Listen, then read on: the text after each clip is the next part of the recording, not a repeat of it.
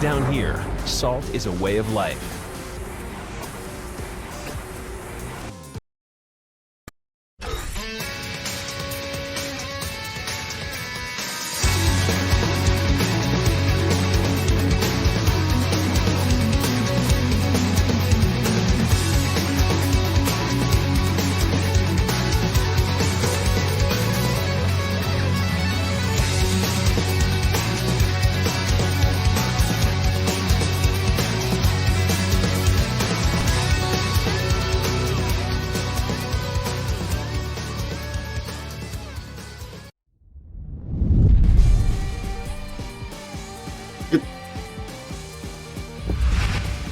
Hey, what's up everybody? This is Saltmine League Season 10, Tournament 10, XX. I am joined by Jocks in the Box, and I am MrMostafles. Today we have another great bracket for you. Now, before we get into it, just want to take a quick moment to talk about the Matcherino. We have two of them going on currently. There is the Matcherino for today's tournament, as well as the Matcherino for the season. So if we take a look, excuse me, the tournament today, that Matcherino is at $20.50, but there is a free promo code. You can use Salt S10T10 to add an extra 50 cents to the prize pool for free. It costs you guys nothing. And if we take a look at the season Matcherino, that one's a little bit bigger. $264.40, but that still has, oh, actually, no, the promo codes are all used, which is great, so good job on that, but there's still ways that you can donate, whether you're buying stuff from the marketplace, whether you are directly contributing yourself. We have opportunities to help out Redis and to help out the players, so please go ahead and do that. Now that I have talked about that stuff, I would like to pass it over to Jocks in the Box and have him take a look at the rankings for the season. What do we got? How are the players stacking up so far before we get into this first match? Well, I love watching this European competition because the rankings, there's so many good players that, it's like every season you find out new names that just keep kicking butt.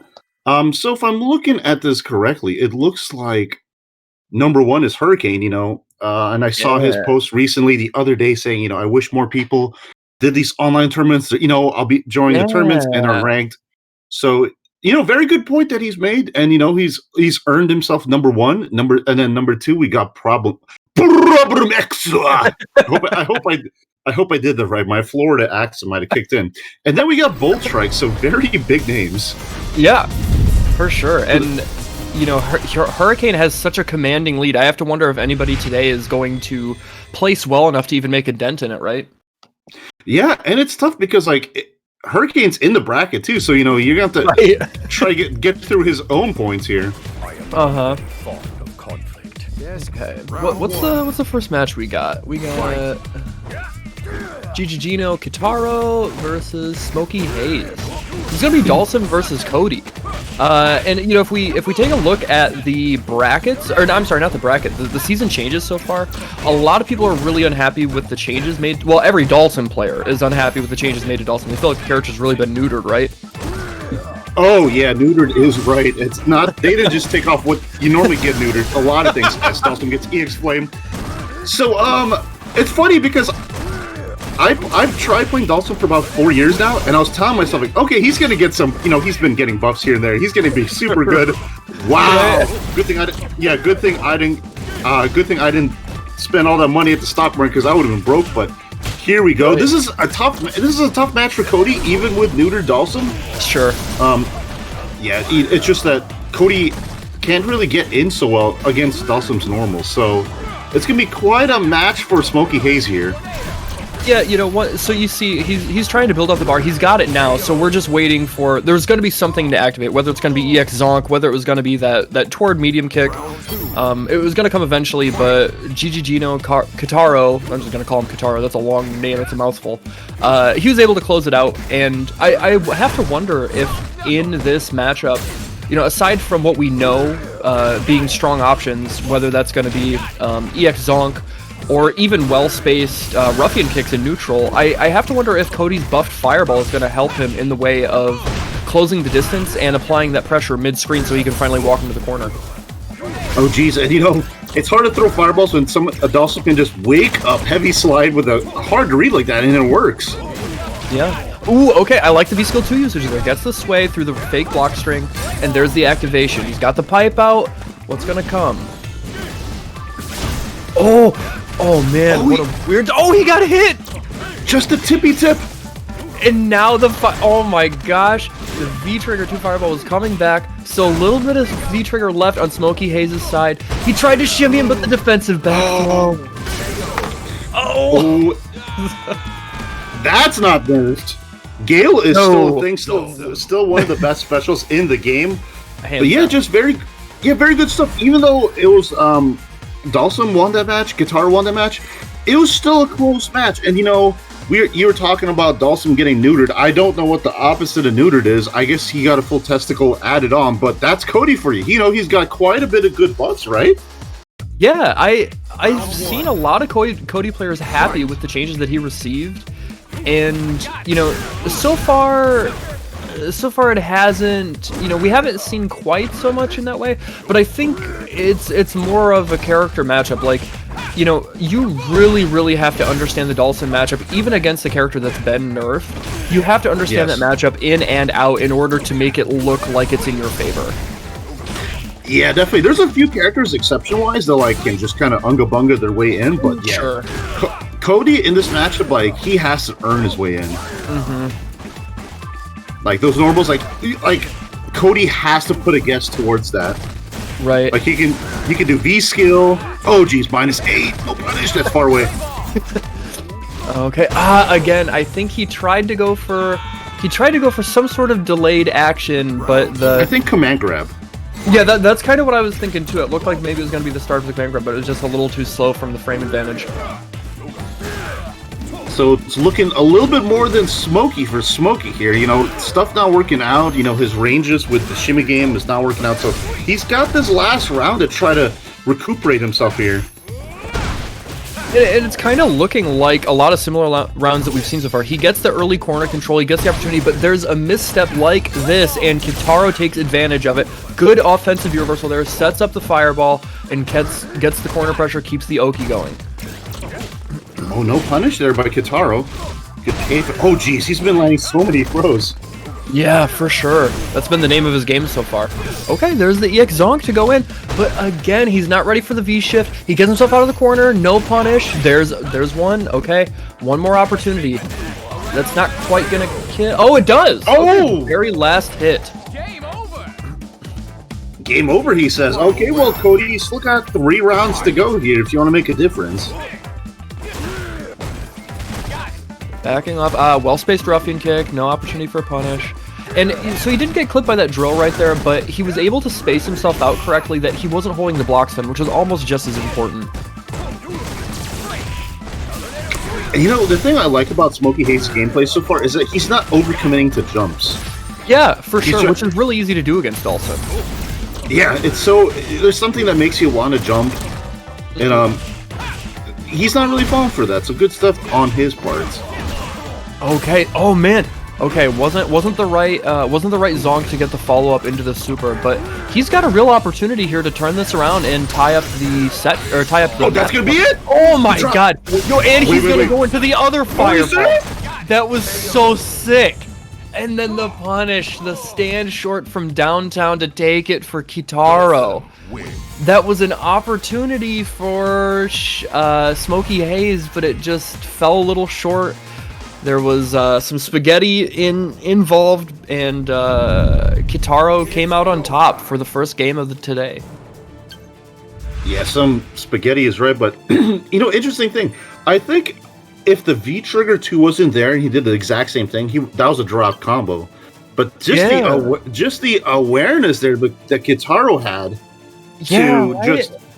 to do crouching fierce and then realize that V Trigger 2 Fireball is going to hit him and then go into the super. Amazing stuff there.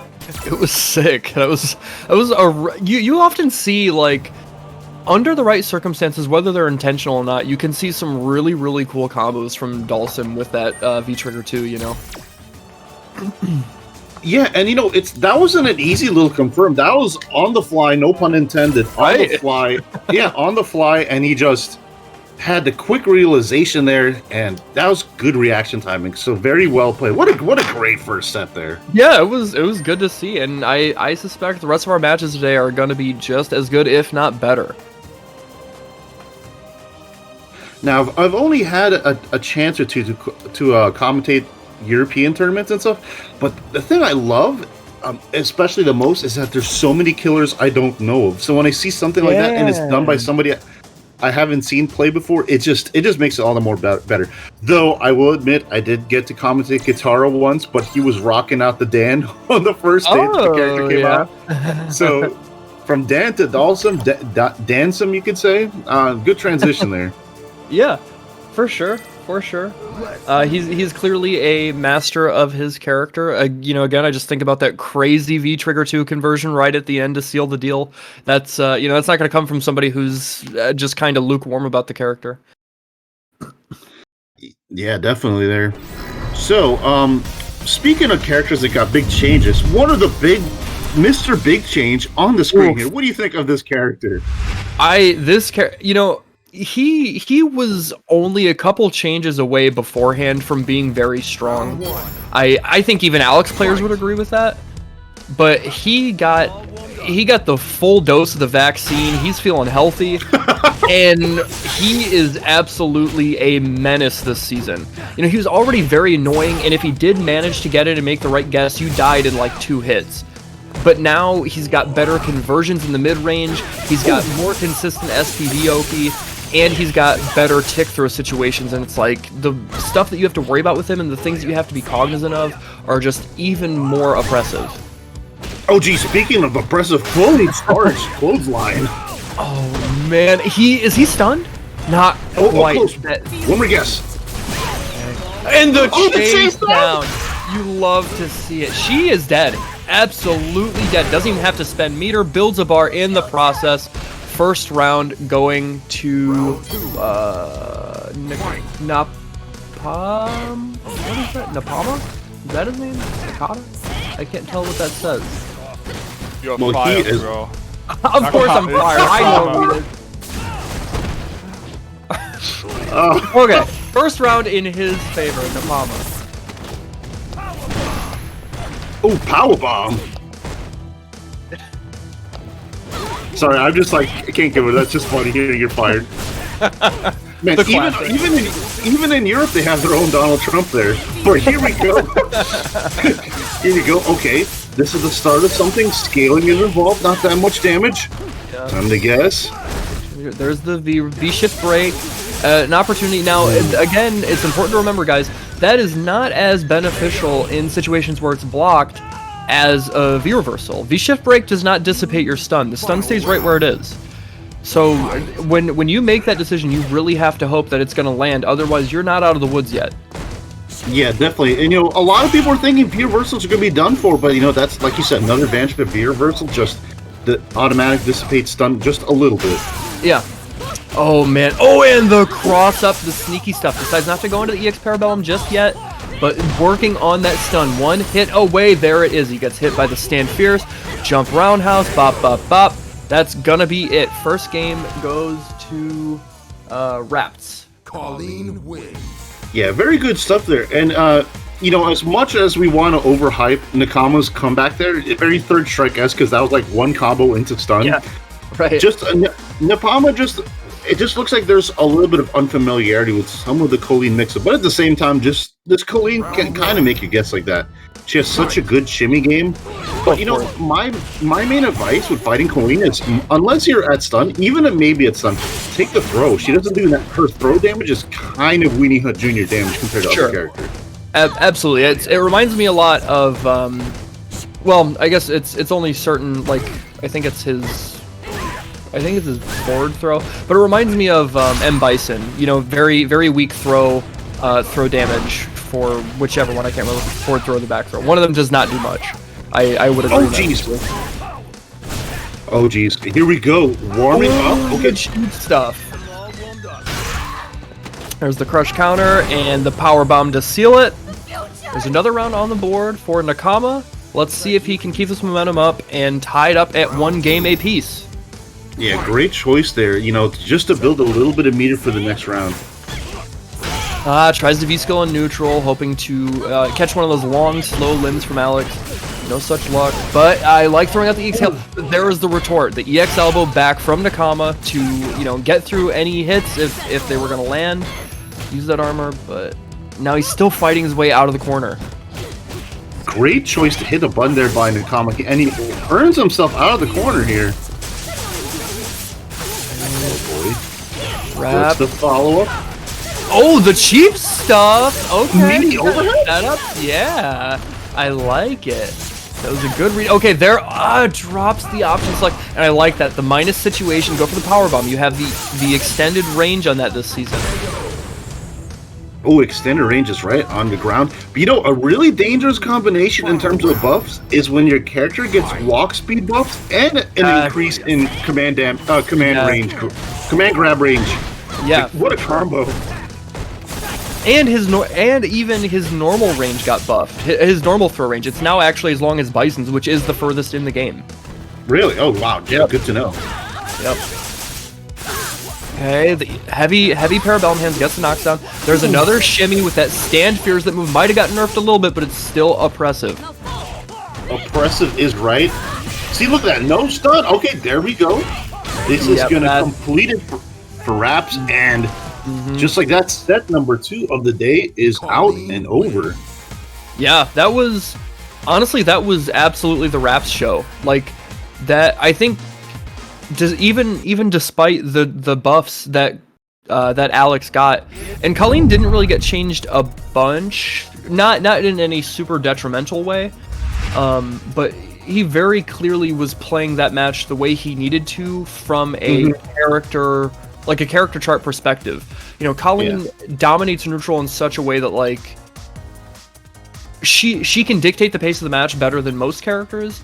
And then when she gets meter or gets V-trigger, she also makes you guess better than a lot of characters, and Alex has a hard time dealing with that. Yeah, and you know, Nakama had a few moments like where, you know, he kind of bulldogged his way in, just did things, and it worked out. But just like you said, it was the rap show, just lots of good stuff. And, you know, just great Colleen play, great ground play. We got setups, hit confirms, just about everything you need to see from a high-level Colleen. Yeah, he moves on in winners.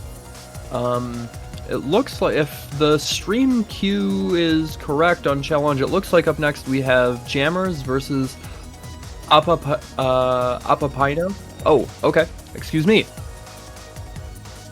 Yes. So just want to take a second to remind you guys again about the Matcherino. If you use !Matcherino in the chat, it'll give you a couple links. One of them is for today's tournament Matcherino, which is just sitting shy of $25, but we've got a bunch of promo codes to use up. If you use promo code SALT10T10, you will provide a free 50 cents to the prize pool. And again, that goes right to the players. Make sure that, you know, they are being rewarded for their hard work and their performances and their time. And we also have another one with the entire season. You'll get another link for that, and that one's sitting at a much healthier $265. That's a lot of money. That is a lot of money. All the promo codes are used there, which is great. You know, hopefully we can do the same for the tournament today. But there are still ways for you to donate. You'll see, you know, there's a marketplace. You can buy the different collector cups. You can buy the bodied novel.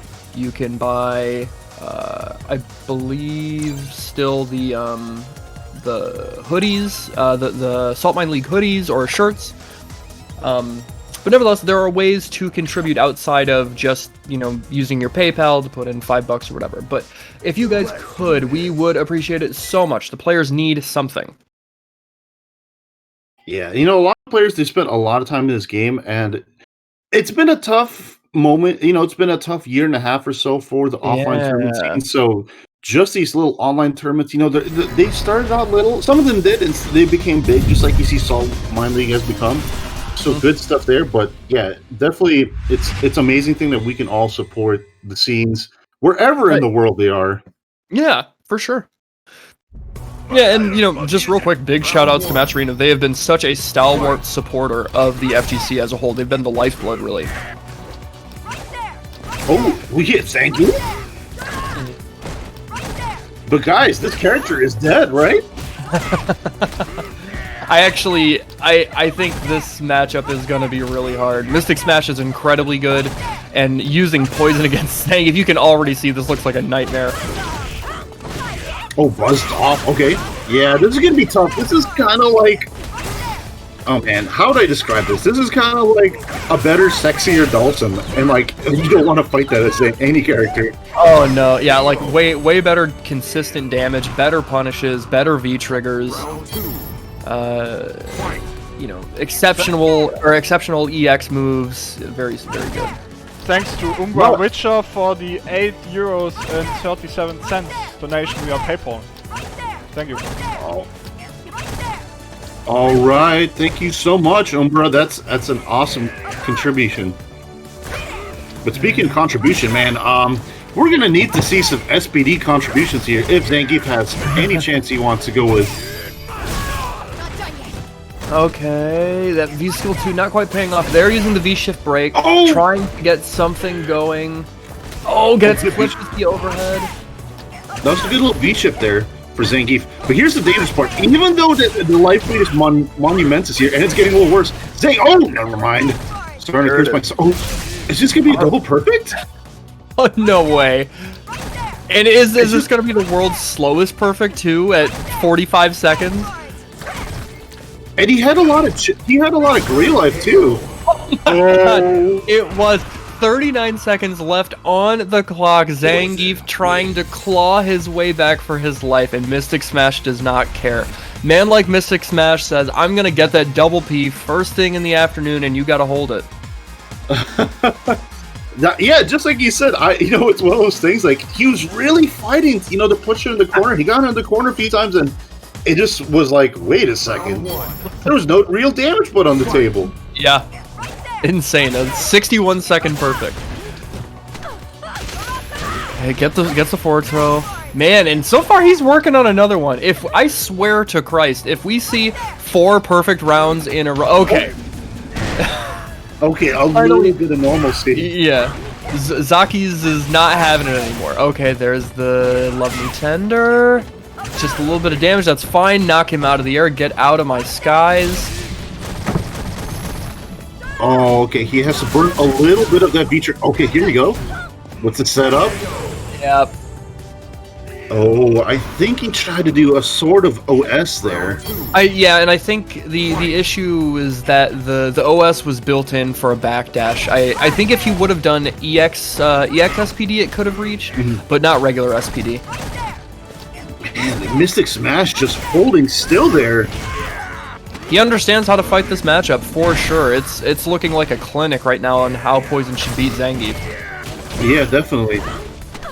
And you can see that Zokix was even trying to bait out the jump back, into a possible air SPD. Oh, we got the full. Oh, dashes. All right, is there some life being breathed into this by Zakis? Okay, at that moment, Zangief is A tier, but not anymore. This character is still highly regarded in Japan. Yeah, for sure, and I think Europe believes in him quite a bit too, but Japan definitely perceives him as the best, as his best version. Wow. I don't know what happened. It's plus.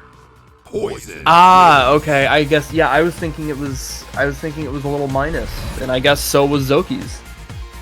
Yeah, so that's it's like either +1 or +2, and he might have reverted to something. He was hoping that he'd pressed a slower button. I like the guess because that would have gave him the victory there, but nevertheless, Mystic Smash moves on. Yeah, that was rough. Zoki's had an idea and a dream right at the end, but it wasn't enough. Mystic Smash, one of the best competitors that Saltmine League sees every week. And on top of that, running a matchup that, could arguably be 7-3. That looked like a nightmare for Zangief. Yeah, definitely. And I'm all about having good dreams. So yeah, nightmares, tough times. I think I love people hate the discussions about tier lists. I think it's a lot of fun. I think it's cool, like how one part of the world thinks a certain character is super strong, but the other world thinks it's super weak. I just think it's pretty interesting. Yeah, that's one of the cooler things about fighting games, right? Like, at their core, they allow for so much expression across the board, even amongst different characters. But I think where you run into trouble are people have a tendency to really get up on their high horse about certain characters, or want to act like their opinion's infallible, and that can be very exhausting. If you're not trying to have that sort of discussion. But I would also agree. I like the perspective of regional tier lists, and like you said, like we see Japan rating certain characters really high, we see the States rating certain characters really high and really low, and same with Europe and Central America or whatever. It is an interesting perspective, absolutely. And it's funny because people, going back to Zangief, a lot of people are saying stuff like, "Oh, Japan is so emotional with their character picks because of people who they face." But of course, I mean, if you guys are getting bodied by the same Zangief players, you would think Zangief is pretty tough. Exactly. If the people at NLBC had to fight Kichipamu or Itazan every week, I'm sure they might think a little differently too. Yeah. Oh yeah, definitely. And on top of that, there was an invitational, I think, last week. I think it was like an 8-man invitational, or it was a 2-day event. I forgot how it worked. But Itabashi Zangief, playing mostly Zangief this time, actually got second place. I'm not surprised. The dude's a monster. Yeah. He's been one of the best players in the world for the better part of 15 years now, maybe even a little bit longer if you go back to his Virtua Fighter days. But it's like he understands that archetype better than just about anybody. So even if a character isn't objectively the strongest, he knows how to run the mind games, right?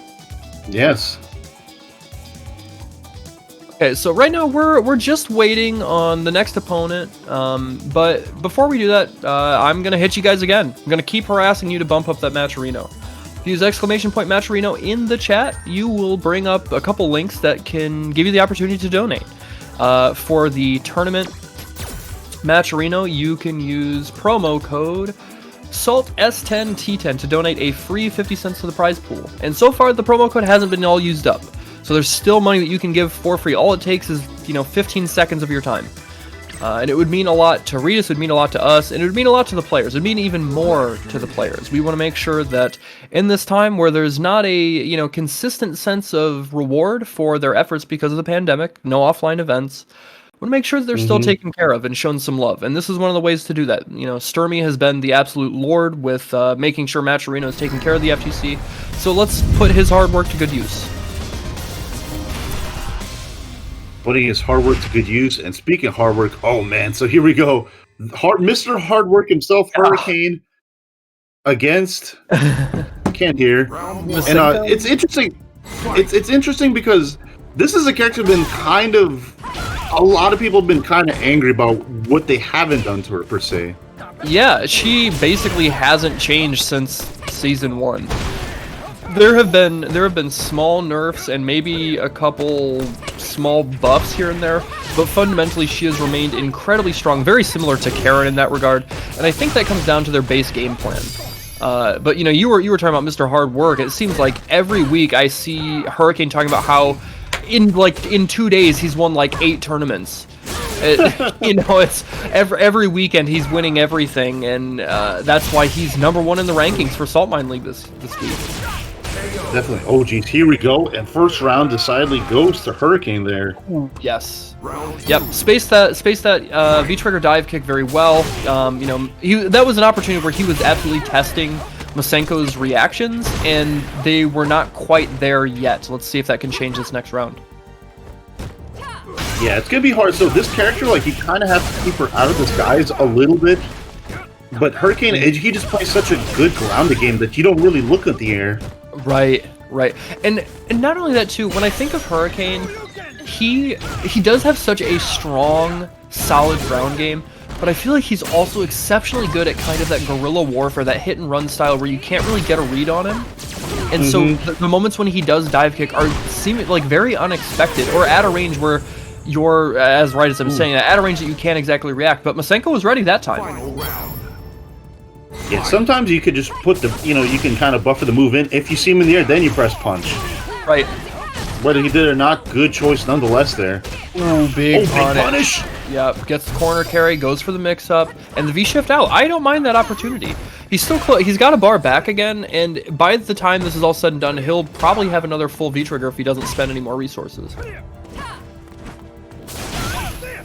But, Hurricane probably trying to see if he can find a way to use the critical art. That's going to be it. You are the soothsayer, my friend. You hit the nail on the head before it even happened, and Hurricane takes that first game. I don't know what you're talking about. All I did was read the script for today. Oh, Regis actually gave you the copy? He must have left it on my other desk.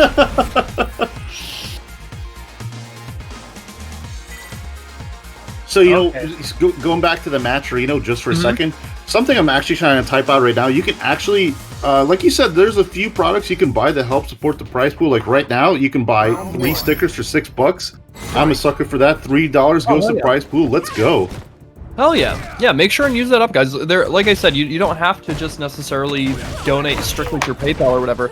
You can buy stuff that, you get something cool out of it, you help out other people in the community, and then, yeah, you're still helping out Matcherino. Big conversion off the down medium punch. Finally, the EXDP comes out on Wake Up. That could have been buffered into medium kick or light kick Tatsu, but no dice. There is the counter hit conversion, going to the first V-trigger drill, and there's the V-shift, but actually, man, I really have to commend him for recognizing that low forward didn't hit. Oh, sure you can. Oh, what a V-shift on Hurricane. Oh, the cheap stuff, and he baits it out.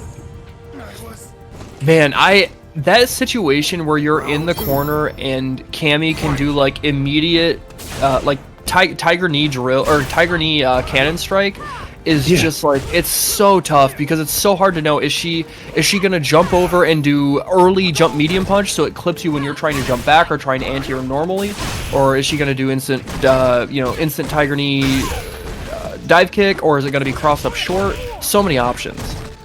Yeah, the guessing game out of a lot of situations makes her so strong. There's the V-trigger activation, and Hurricane just blocks it out. Oh, he does it! Okay! We are absolutely playing Ken, boys. And there's the buff! We are seeing one of the few buffs Cammy got, and she definitely didn't need it, but it adds a little something to her arsenal. She gets a lot of mileage out of her EX drill. Whether it's going to go through fireballs, whether it's going to blow up, a shimmy attempt. Wait a second, did you just said Cammy doesn't need something? No. You're fired. No, mind your business, Regis. You've got a stream to run. We're the ones on the mic, alright? Hurricane takes. Great stuff. Speaking of the Cammy hate, which I totally understand, there's a lot of conversation on Twitter about the character, like Cammy versus Karen, like who's easier to play, the game plan easier. It was like Punk against Hurricane. It was kind of interesting. Yeah, that's right. It's if you guys want to read something to go forth, that's a little interesting thread to read there. But never, yeah. I was just gonna say, I personally think Cammy is a little bit easier, but both of them, part of what makes them strong, it's not even about what's quote unquote easier. It's how strong their game plan is. They're very straightforward characters. They're not somebody like Dalsim, they're not somebody like Urian, they're not somebody like Zangief, where you have all of these really complex situations that you have to figure out. They've got incredible footsies, they've got incredible whiff punishes, and their frame data is very offensively focused. So if you have a base understanding of how to play this game offensively, which is it's been the meta since season 1 in a lot of ways, you can get a lot of mileage out of those characters because, again, you don't have to try and manage 6 different sub situations off of one hit or one neutral interaction, right? Like some of the other characters. But what do we got coming up next? I kind of blinked here. I am just figuring out the stickers, supporting the Matcherino myself. Okay, so yeah, we've got I'm Still the Daddy versus One Step Layered coming up. I'm excited to see I'm Still the Daddy back in the bracket. He's always really fun to watch. Yeah, definitely. You know, very entertaining person. Even on his stream, just very excited to watch them. I'm trying to see. Oh, I saw Dan on screen. Yeah, he's I'm Still the Daddy using Dan. So looks like we got One Step Layered versus I'm Still the Dan. Rocking story mode costume. I love it. Yeah, it's so goofy. Okay, canceling into that V-Skull. And I kind of haven't done my commentator homework. I haven't spent any time with Dan, so there's a lot of stuff that I'm unfamiliar with. Okay, goes into the Dan punches. There's the Dan kicks. Okay, gonna be able to get the follow-up off of this. You know, as Dan is getting his stuff done. Shoutouts to Ritas for actually hosting an all-Dan tournament the week he came out. So, shoutouts to Ritas there. Yeah, absolutely. The only Dans. Okay, I would have liked to have seen him spend the meter to get the side switch, but it might pay out in his favor. Okay, gets the corner carry enemies, goes for the reset. I like it. Safe situation. Oh, great block. Oh, and the overhead. That was far range from downtown. So this is an interesting choice here. You know, Dan V-Trigger 2, V-Skill 1. Good stuff here. A lot of people are, you know, they were all sold on V-Skill 2 as soon as it came out, but a lot of people who've been putting more time into Dan have been using the V-Skill 1. You know, get better Oki, some great follow-ups as pressure continues a little bit. Oh, big damage. That's not... Oh, that is going to stun. Yep. Okay, gets... Oh, jeez. EX motion calculator for the stun. This is not quite going to kill. So yeah, he went for the cheeky reset and was able to take advantage of the situation there right at the end to use the low forward to close it out. Yeah, so let's see. You know, I'm Still Daddy has that one bar. Oh, okay. I was gonna say, how's he gonna use that bar? There he goes. Good damage. And look, see, he follows up because of V-Skill 1. Yeah, you make a really good point. That V-Skill 1 gives him the opportunity to get more consistent Oki and get good corner carry too. Medium Dan kicks, follow up with the Shoryuken into the V-Skill. Yep, there we go. Oh, great EXDP there by one step layered. Okay, that was safe, yeah. That's one of the moments that's plus. So, like, if you look at the frame data of, like, especially light Dan kick, it's negative, right? You're like, oh, that's a punishable move, but that's like if they do it right in your face, but it just has the active frames there. He just floats, and it's hard to tell. You have to go in training mode, and I need to do myself as well because I need to buy the character. But yeah, this character, like, it's hard to tell if it's plus or not. You have to definitely go in the lab with that. Sure. And I was just gonna say too, you know, it reminds me a lot of Street Fighter 4 Dan. You know, that was part of his huge game plan was making the Dan kicks safe. Oh, yo, that combo was sick. Okay, almost done, not quite there, but there is the forward throw. It's gonna be able to close it out without spending meter. Gets a little bit of swag in there, and there's another round on the board for I'm Still the Daddy. He is one round away from taking this whole set. I mean, who would have thought that, you know, with this week 3 of Dan, we'd be seeing Dan on stream, whipping it on a ultimate Grandmaster Karen. That's the world we live in now, and I love it.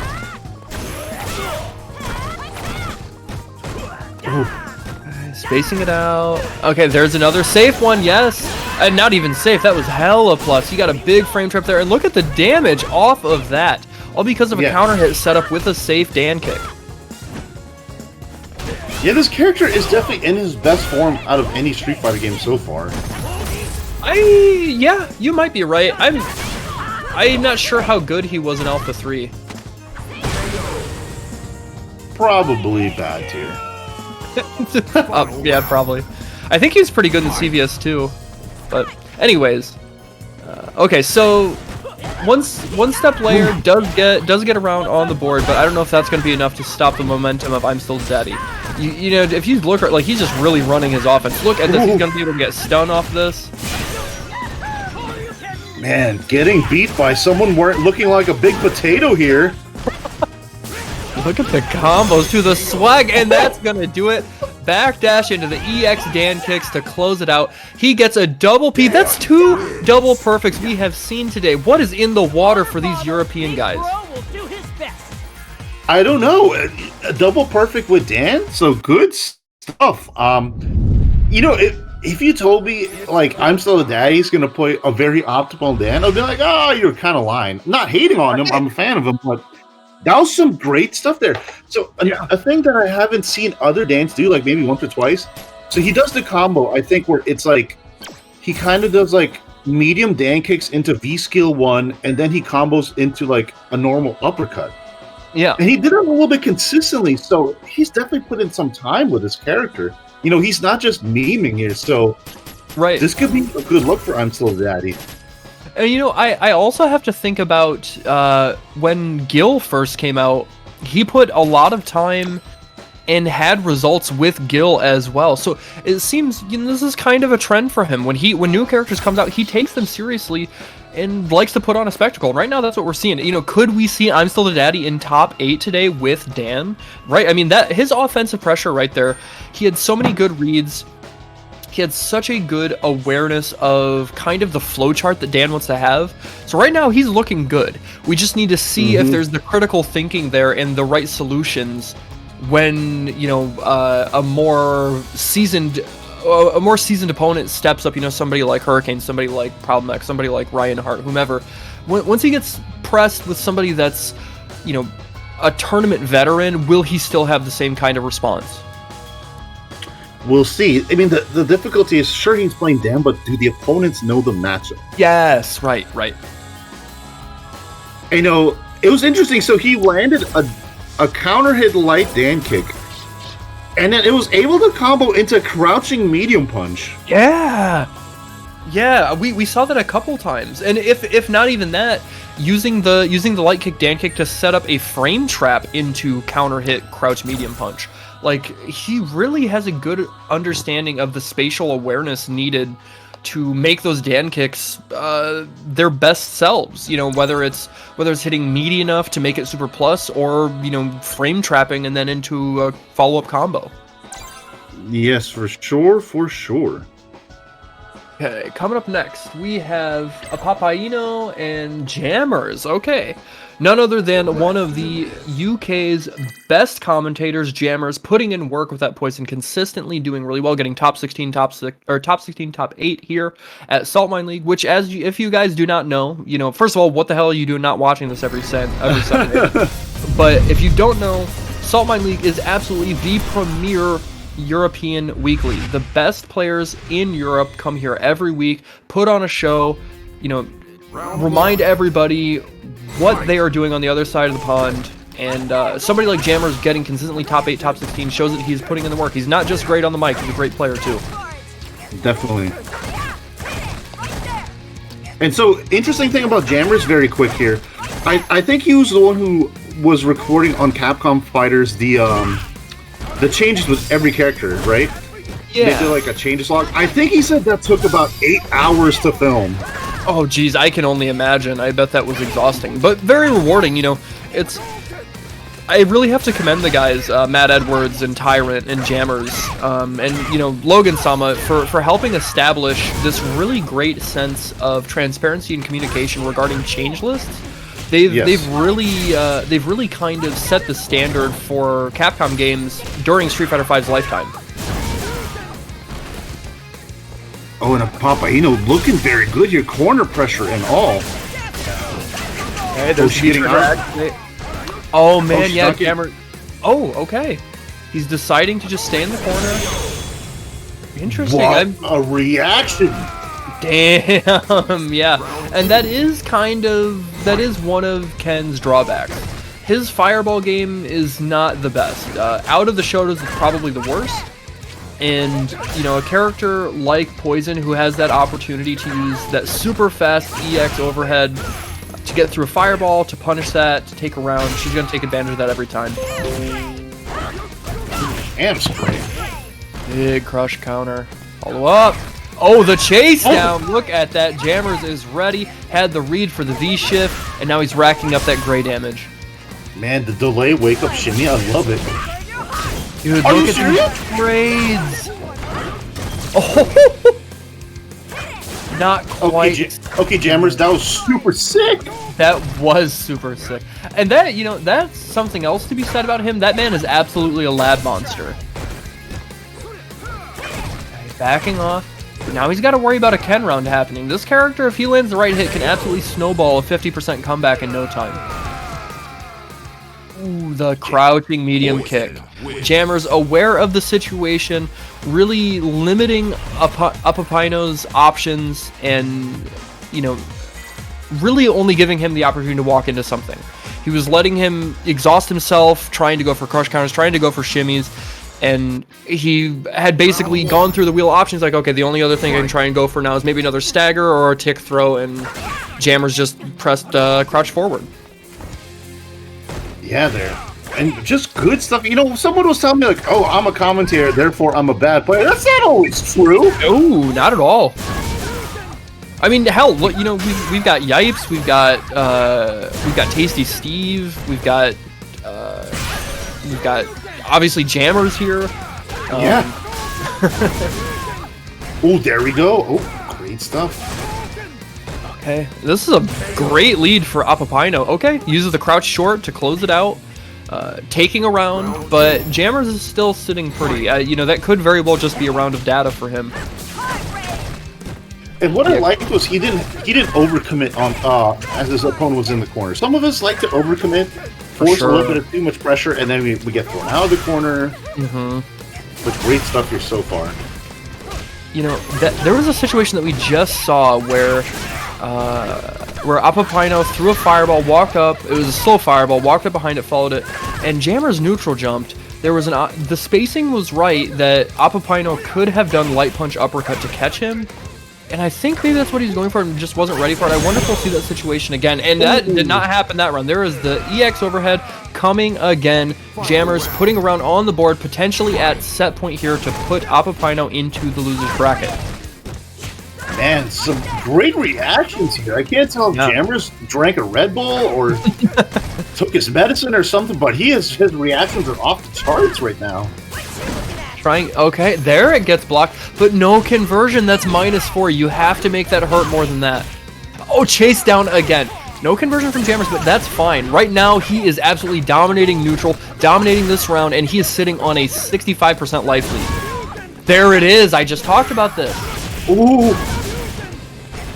Man, getting shimmy by Ken never feels good. No, it hurts.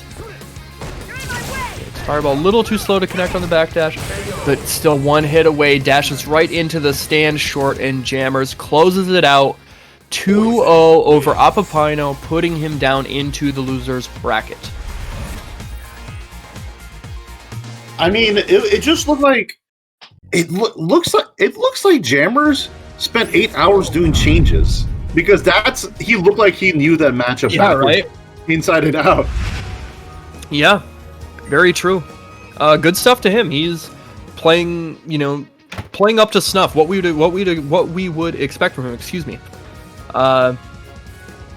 We are gonna have another match coming up. We'll find out who that is in just a second. It is time, guys. We've been doing it all day. We're gonna keep doing it all day until you bump up that tourney prize pool today. If you use !Matcherino in the chat, you will get 2 links. One to the tournament Matcherino and the other one for the season Matcherino. For the tournament Matcherino, right now we're sitting at a little over $30, which isn't terrible. It can be more though. Let's try and get it up to 50. And it's only an extra $20. I know some of you guys, you don't have to get that Uber Eats today. You don't have to get your DoorDash. Let these players eat. They deserve it. They are putting in this hard work. Let them eat. So with promo code SALT10T10, you can give a free 50 cents to the prize pool for today.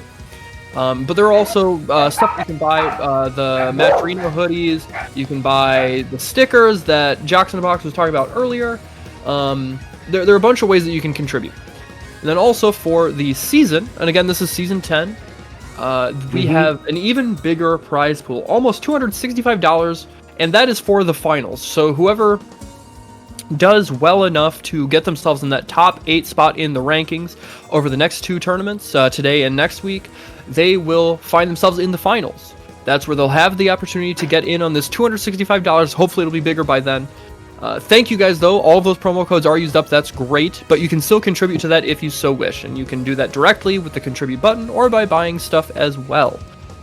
Since we've got a second, let's take a look at the Saltmine League rankings. So, in first place, resoundingly, we have Hurricane with 98 points. Yep. Right behind him, Problem X with 68.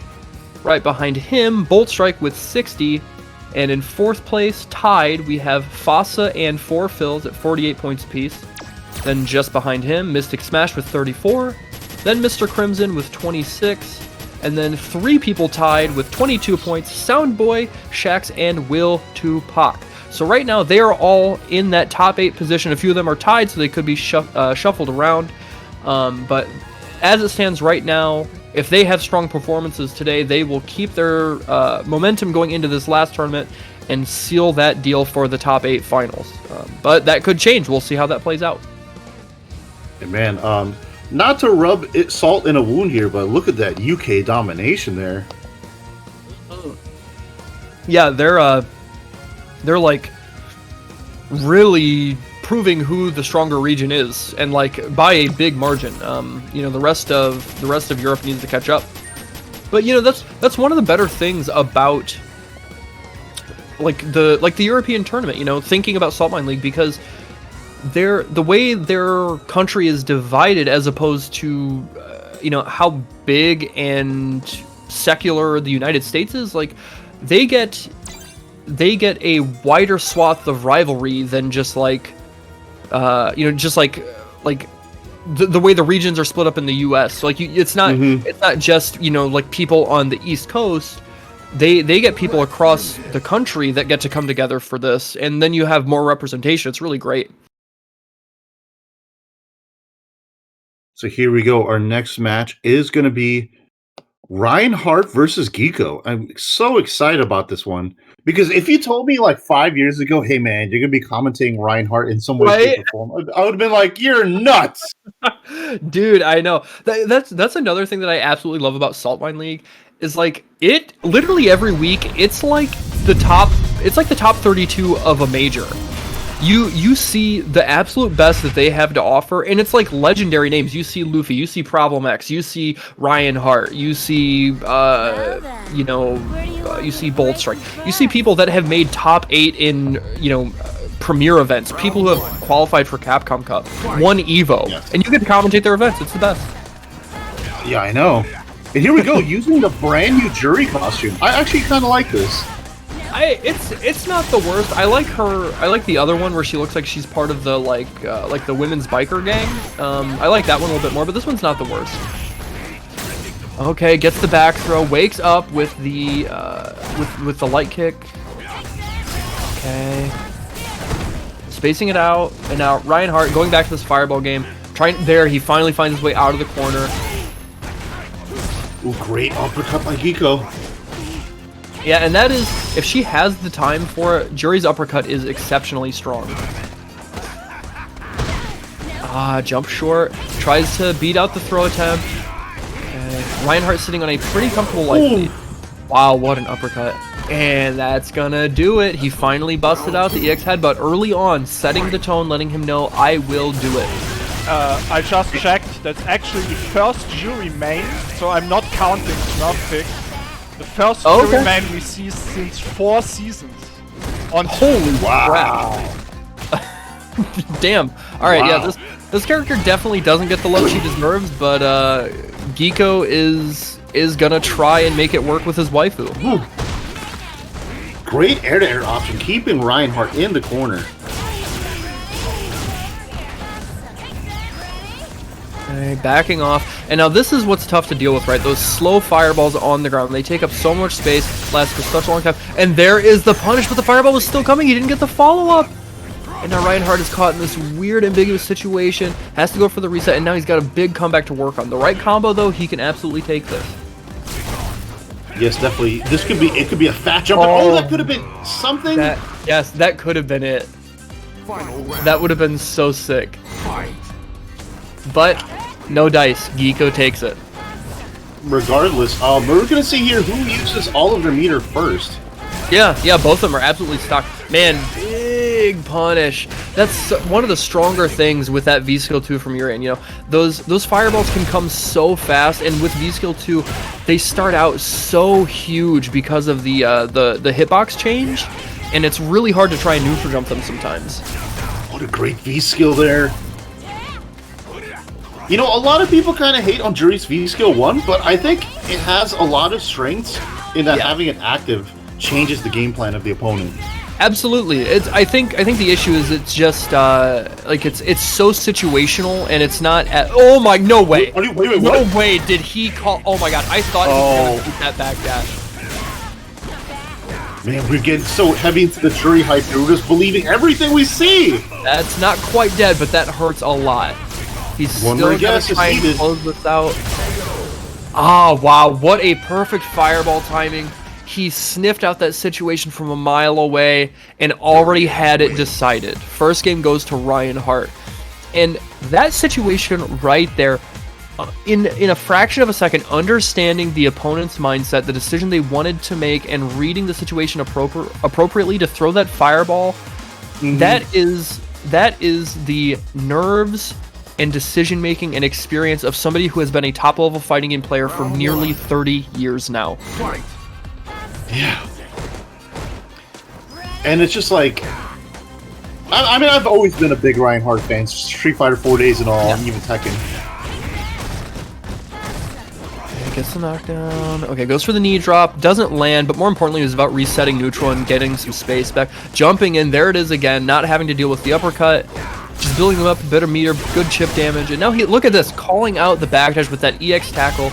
And he hasn't even really gotten a real combo yet, but he's got the life lead because of the way he's poking and the way he's kind of just bobbing in and out of these ranges. Yo, I've never seen that combo. That was sick. Yeah, definitely a lot of time has been put into this character, Juri. Not easy. Oh, great, man. This Geeko has some great uppercuts so far, whether they've been defensive or offensive there. Okay, gets the power bomb. Oh, okay, the preemptive EX uppercut. Calling out the air-to-air and the ambiguous side switch. Okay, Geeko, I see you. And what I like so far about his Juri play is that he's really showing all the strengths that this character has. Yeah, he's pulling out all the stops, which I think is kind of something you have to do with Juri. Like, she's not a character like Akuma, she's not a character like Cammy or Karen. Like, you can't just really, you can't like dominate games with like a few moves. You have to know everything about the character, and right now that is coming out. Man, wait, just great reactions. Dude, and these frame traps, look at this. He's playing so well, not quite stunned. Oh, that was so sick. And that is actually one of the nerfs to... Okay, not quite dead. And there's the overhead. What I was gonna say was that was actually one of the nerfs to Urian this season. If you get clipped during the startup of your Aegis, now it goes away. You don't get a free get out of jail card because you decided to press V-Trigger on your wake up. You have to be a little more mindful of it. And Geeko was aware of that there, and took full advantage to tie it up at one apiece with one of fighting game's best all time. This is Reinhardt. Reinhardt! This is the man. So Geeko can hang his hat on this. Yeah, and it's just like you said, if this was a season ago, like, that would not have ended the same exact way. Right. He would have had a chance, the mirror would have protected him. Yeah. Mirror, who's the greatest one of all, we're gonna see after this set. Okay, man, he is just rushing down. Reinhardt seems like he's almost at a loss for an answer. Man, these reactions so far from Geeko, impressive Juri play. Now he's backing off, though. You can see Reinhardt is trying to shift the tides back in his favor. He recognizes he was getting overwhelmed, and so he's trying to basically do the same back, but the conversion off of those two shorts, showing the strength of this V-Trigger 1 and what it's capable of. Look at this.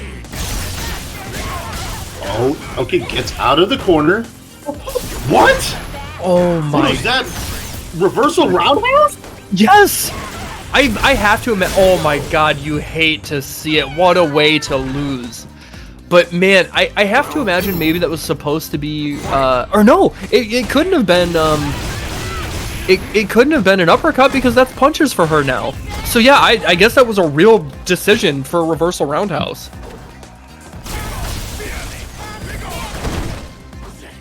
Okay, that's safe. No conversion off of the cross up. Spacing that out. He gets interesting. Yeah. Oh, great anti-air. But interesting thing by Reinhardt, he's going with the knees a lot, even though the Geeko has reacted perfectly a few times. So he's definitely playing with some bravery here. So I think part of the strategy there is Jury, although her uppercut is fairly strong, it's pretty easy to cross up because it's slow. It's like slow startup. So if you space it correctly, or you're like changing up the timing and the arc with different knee options, it can be easy for her to react at the wrong time and then get clipped. Oh no. He's not going to be... Oh, that actually... Okay, I wasn't sure if that would be a real punish, but that was basically game over at that point. I mean, yeah. So Reinhardt takes it, and, that is what you expect from... That's the kind of turnaround you expect from a player of his caliber. There might be a game or a round where they kind of get run over, but... That happens because they can happen because they're thinking about things so critically and at such a different pace that it's easy to make it seem like they've kind of like gotten tunnel vision, but they're just collecting information. And that last round, you really saw him pick Geeko apart and expose Jury's weaknesses, especially against a character such as Jury, and that is so universally and unilaterally strong and top tier. Really showing the, to borrow parlance from Karen, really showing the divide in their class.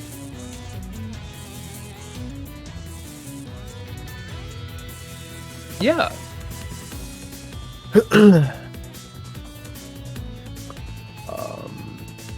So coming up, guys, just keep in mind, not only does Redis run the Saltmine League, the open brackets on Sunday, but he's got a couple other events that he runs throughout the weekend. Again, if you don't know this, what the hell are you doing? Why are you not watching Saltmine League every week? They're providing some of the best entertainment you will see across the board for fighting games.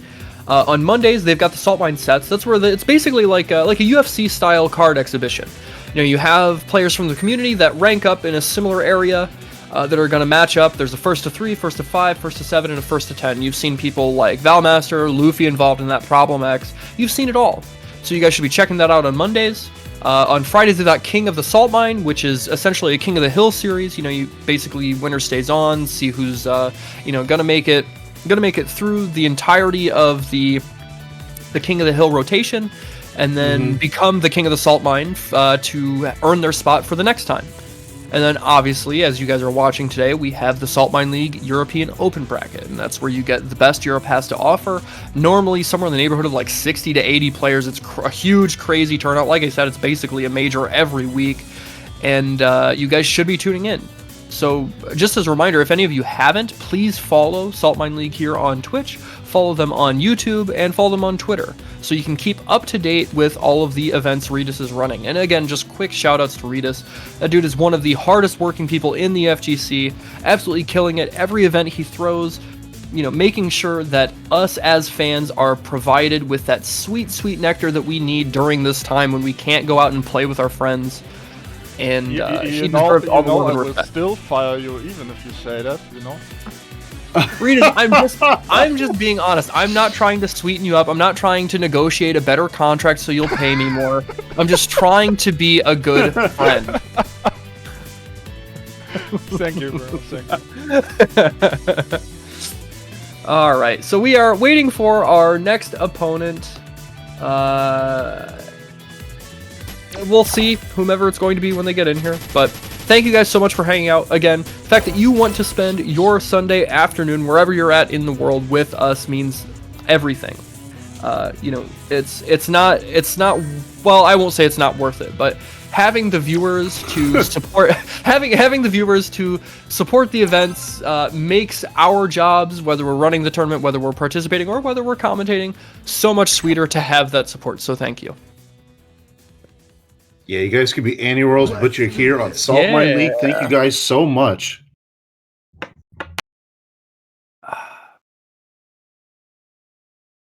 So, man, it's the action is still just young. It feels like it just started, but it feels like a lot of matches went by. But that is just the hype of the gameplay going on. Lots of good stuff here. Ooh. So we have Kimte and Against Shax. Shax. Okay, so I am an Akuma main. In this matchup, I think, oh man, this is a big punish. That could have been a little more damage, and that, you know, last season that would have been a V-skill side switch combo, but that's been nerfed.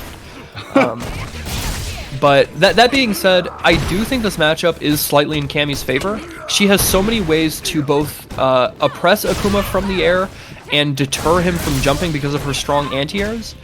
And then on top of that, you know, she does win neutral in most interactions. Oh man, look at this. Shax just going in. And Ooh. Round 2. Fight. oh, okay. So yeah, Rita's just informed us that Shax really has to perform well today if he wants to try and earn his spot in that top 8 finals. So we might suspect that he's really going to be pulling out all the stops. So maybe that's why he's going with Scammy. Maybe you know, he's really trying to play top tier and ensure his victory. Yeah, tied in points with Soundboy and Will Tupac at the moment. Okay, oh, that's so tricky to deal with. That's gonna be stun. Ooh. He's not gonna be able to kill. That hurts. Gets the side switch. That's so cheap. And that's not a mix-up you see very often, but that is something she has in her arsenal. And you know, I honestly, if I were Kimte in that situation, I just go for the teleport. If you get grabbed, you're not quite dead. You get another chance, but if you don't, you have to hold that unseeable 50-50, and the right combo is gonna kill you. See, in America, we got the stimmies to use their money on, but I guess in Europe, man, they use their extra bars on dirty resets. It is worth it to me. Yeah, absolutely. Misses the buffer on that stand medium kick. Now there's the conversion off of the 3 lights, the Cammy special, forward throw, already at about 50% stun, and there again is that nerf coming into play twice now. It is a big difference. I know, even with the nerf, I still think Akuma's top 5. He's still an incredibly strong character, incredibly versatile, beats most of the cast, or at least goes even with them. But those nerfs do hurt, and we're seeing Shax take advantage of that. Look at the damage. Okay, this hurts. A back throw will kill here. Oh! Okay, yep. And good stuff from Shax there right at the end. You know, it wasn't worth him spending the meter to get the win. So he did a little bit defensively to make Kimte expend their offensive resources, like to mentally expend their offensive resources, rotate through the options. But still, this is absolutely Shaq's game. He's playing exceptionally well. You know, to use some European vocabulary, that was some good Rago DP right there. Absolutely. Okay, that could have been a stand medium kick on that. Okay, blocks it out, and this is how the offense gets started. You know, even just blocking that dive kick from Kemi, it's +8 on block, super hard to deal with, and you have to get. Okay. Respect the plus frames, bro. Man, and we are not seeing Kimte uppercut any of these jump ins. I know it's hard against Cammy, but some of these, it seems like even if they were going to be a dive kick and they're that's going to close it out. Akuma doesn't have the life to deal with that. Good expenditure of resources there. So this is the second Cammy we've had on stream. We've had Hurricane early, but to me, I can already tell there's some differences. Shaq's just playing a little bit more aggressively here. Oh, for sure. It doesn't matter what character Shax plays. He is all gas, no brakes, absolutely in 8th gear. And with a character like Cammy, that is a deadly combination. Again, you know, she has this very simple, effective game plan. So you get to go through these 2 or 3 offensive options that just snowball into themselves. And it's like a boulder rolling downhill, where your opponent has to cycle through 4, 5, 6 defensive options just to try and have the right choice. And that mental stack is just getting overloaded time and time and time again. Oh man, here we go. Kimte trying to get something started, just walking forward, trying to clip something. Yeah, Shax is just showcasing his spatial awareness and the range that Cammy just dominates in. And she threatens from. You know, she doesn't even really have to be hitting you, but she's causing so much stress and anxiety that then she gets to jump in for free like that, like she has been doing time and time again over the course of this set. There has not been a single anti-air, and he is just sniffing that out like a bloodhound. Yeah. You're right, Shax's spatial awareness is so good. Expect him to get recruited by Space Force after this match. That's how good it is. Okay, we just saw a fireball from the mid-range. I wonder if next time that's going to be an EX drill right through it. Yeah, you know, as Shax, you're going to take the throw in that situation all the time. Of course. That's gonna be it. Look at that. Yep. And that does it for Shax. A quick 2 over Kimte.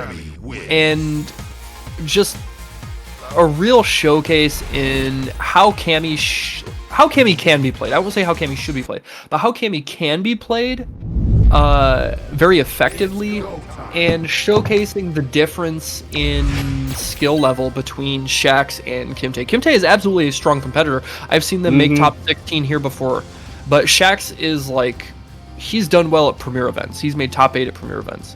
And, yes. You know, well, yes, Regis.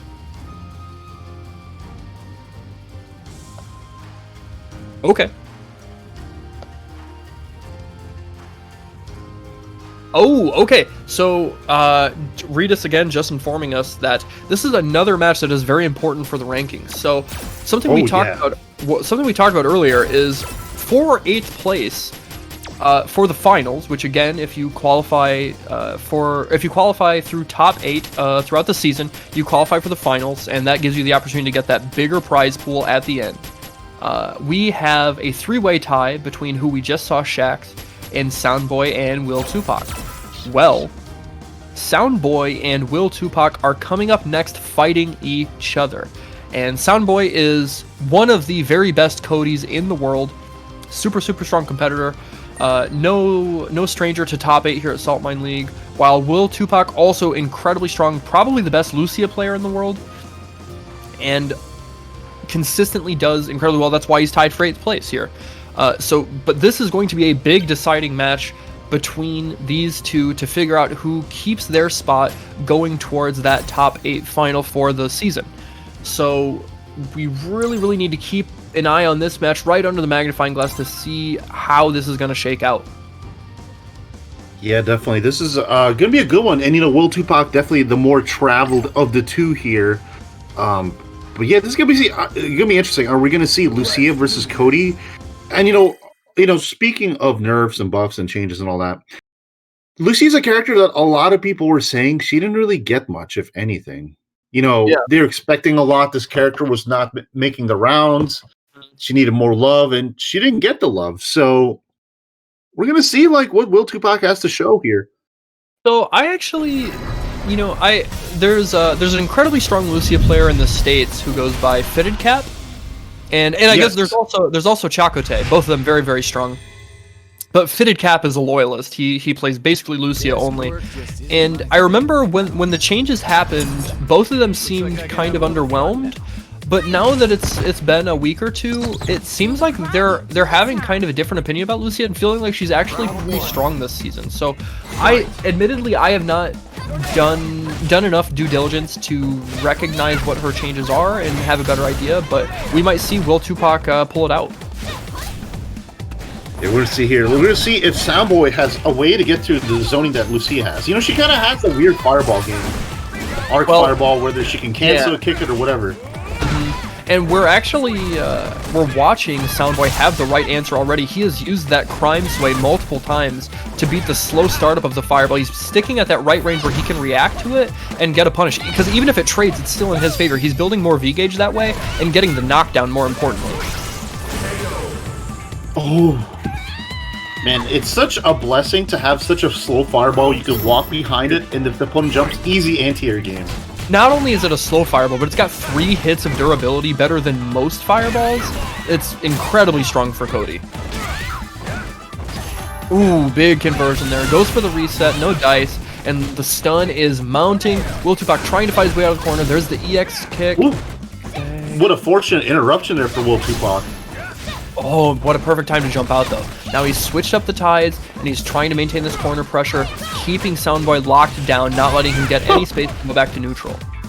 Man, the run fakes, we got him. I love that, yeah. And that's so cheap. The double stand short, leaving you in true tick throw range. That's a buff! Yes. Okay, yeah. There is that heavy priority off of the sand. Yeah, and just like Pokemon, ground types beat fire types, and Soundboy takes game 1. Cody. Okay. Man, he is really showing off Cody's stuff. And I've always been a believer that Cody is a strong character. He's not top tier, but he is a strong, solid character. And Soundboy, you know, really had the right strategy against a character like Lucio. He was playing at the right ranges. He had the right reads on wake up, you know, against her pressure, and he didn't overcommit in situations where she could get a big punish. He just stuck to his game plan, and it paid off. Yeah, you know, even outside the neutral, Cody, one of the things you always have to remember, even though Soundboy did a really good job of not really relying on it, definitely one of the best comeback characters, V-Trigger characters in the game. Absolutely. That V-Trigger 2 is something else. And you know, they say sticks and stones may break your bones. You damn right they can break your bones here. Okay, there, yeah, building a little bit more V-Gauge, trying to get it, and finally spending it on a V-Reversal. That EX Zonk to hit you from downtown. Then the 1-2 step, walking back in after the fake shimmy to get the forward throw. Another round on the board. Soundboy looking good as he's about to close this out. Yeah, not to quote someone in the chat, but it is the forbidden pipe of Exodia. Oh my god, big this is gonna be damage. done. Not quite. Okay, now Will Tupac is fighting for his life. Perfectly spaced and gets the frame trap. Just delayed it enough, and that's gonna do it. Ending with the crime sway into the punch. Cody takes it. The mayor of Metro City. And you know, another buff there was actually in action. So I think he gets like 2 hits on his Stand Fierce, right? Grounded. Yes. So he can actually combo on that second hit now. So that's just a little bit more power hit confirmed. Great stuff there, Soundboy. Yeah, and yeah, just like I said, he absolutely one of the strongest Codys on the planet. Super good, and earning his point differential here in the Saltmine League rankings. He now breaks that. Or no, I'm sorry, that's not true. He's not breaking the tie, but he's putting himself in a better position to secure the point lead over Shax and Will Tupac. It'll depend if he makes top 8 today and how far he goes as opposed to the other players, but he is in the best position right now. Yeah, great position. And you know, Will Tupac still has a chance. You know, he's got to go through the Shark Tank of losers, so a little bit tougher of a journey there, but a journey nonetheless that he can still make. Yeah, absolutely. I'm actually just going to take a quick second to give some love to one of my good friends, Shaolin Pretzels in the chat. He is a content creator, Street Fighter V player, and TO in Ohio. He does a ton of work hosting our Ohio weeklies in Dragon Punch Online, makes some really great videos, hosts good streams. He's a variety streamer as well as Street Fighter streamer. But if you guys could, please give him some love. I would really appreciate it to help showcase the Ohio FGC. He's a great dude. We do great stuff, and it would really mean a lot to me. But thank you for checking out the chat today, my dude. I really appreciate the support. Excuse me. You know, speaking of Ohio love, when Rob TV moved to Florida for a little bit, I was definitely trying to claim Rob TV as Florida whenever he wants dude, something. I get it. That dude's hella strong. And I think he's back in Ohio. Yeah. Yeah, he's been back in Ohio, I think, since the start of the year.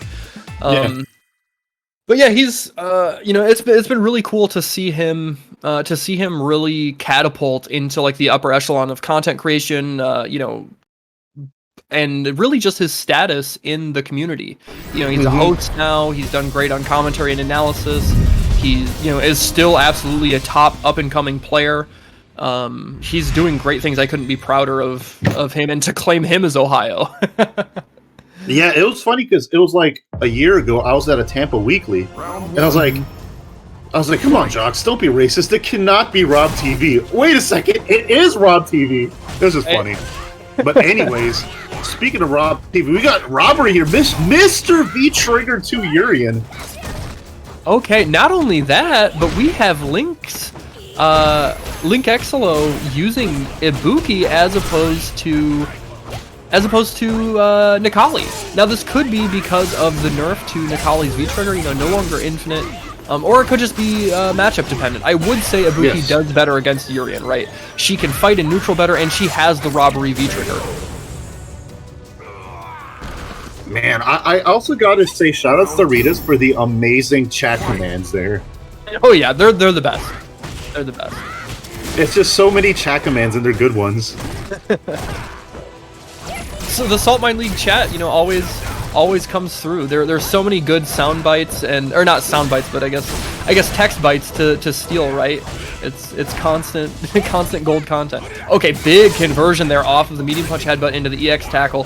Corner carry, Fasa looking good, but Lynx is fighting back, pushing back to the other corner. Oh, what a great headbutt on the overhead! Are you serious? Okay, this is a pretty... Oh, okay. Off of the block, has to dash in, try and make something happen. There's a little bit, but this is still a big hill to climb for Link Exolo. He couldn't kill. Oh, he couldn't kill anyways. Oh, jeez. Man. Another situation, what I call anime girl power. You know, very small girl, very big damage. That's Ibuki for you. Right. Absolutely.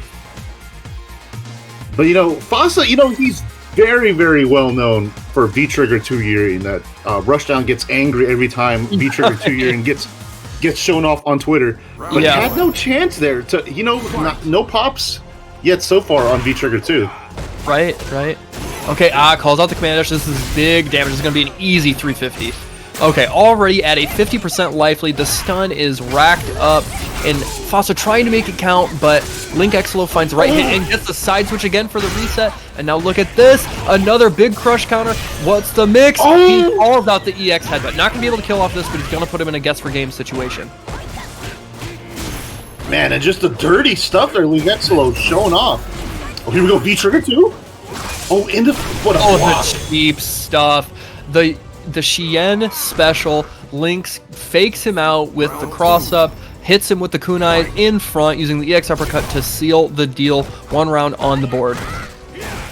A little bit of Singapore flavor, eh? Yeah. Southeast Asian spice. Oh, big crush counter. Already at 1 stock of V-gauge, and now just applying this pressure in the corner. There's the EX kunai. There's the conversion off of the counter hit stand medium punch. Baits it out. This is gonna do it. More than enough meter. That seals the deal. Link Exolo taking it quick 2-0 over Fasa. I would not have expected that to be so free.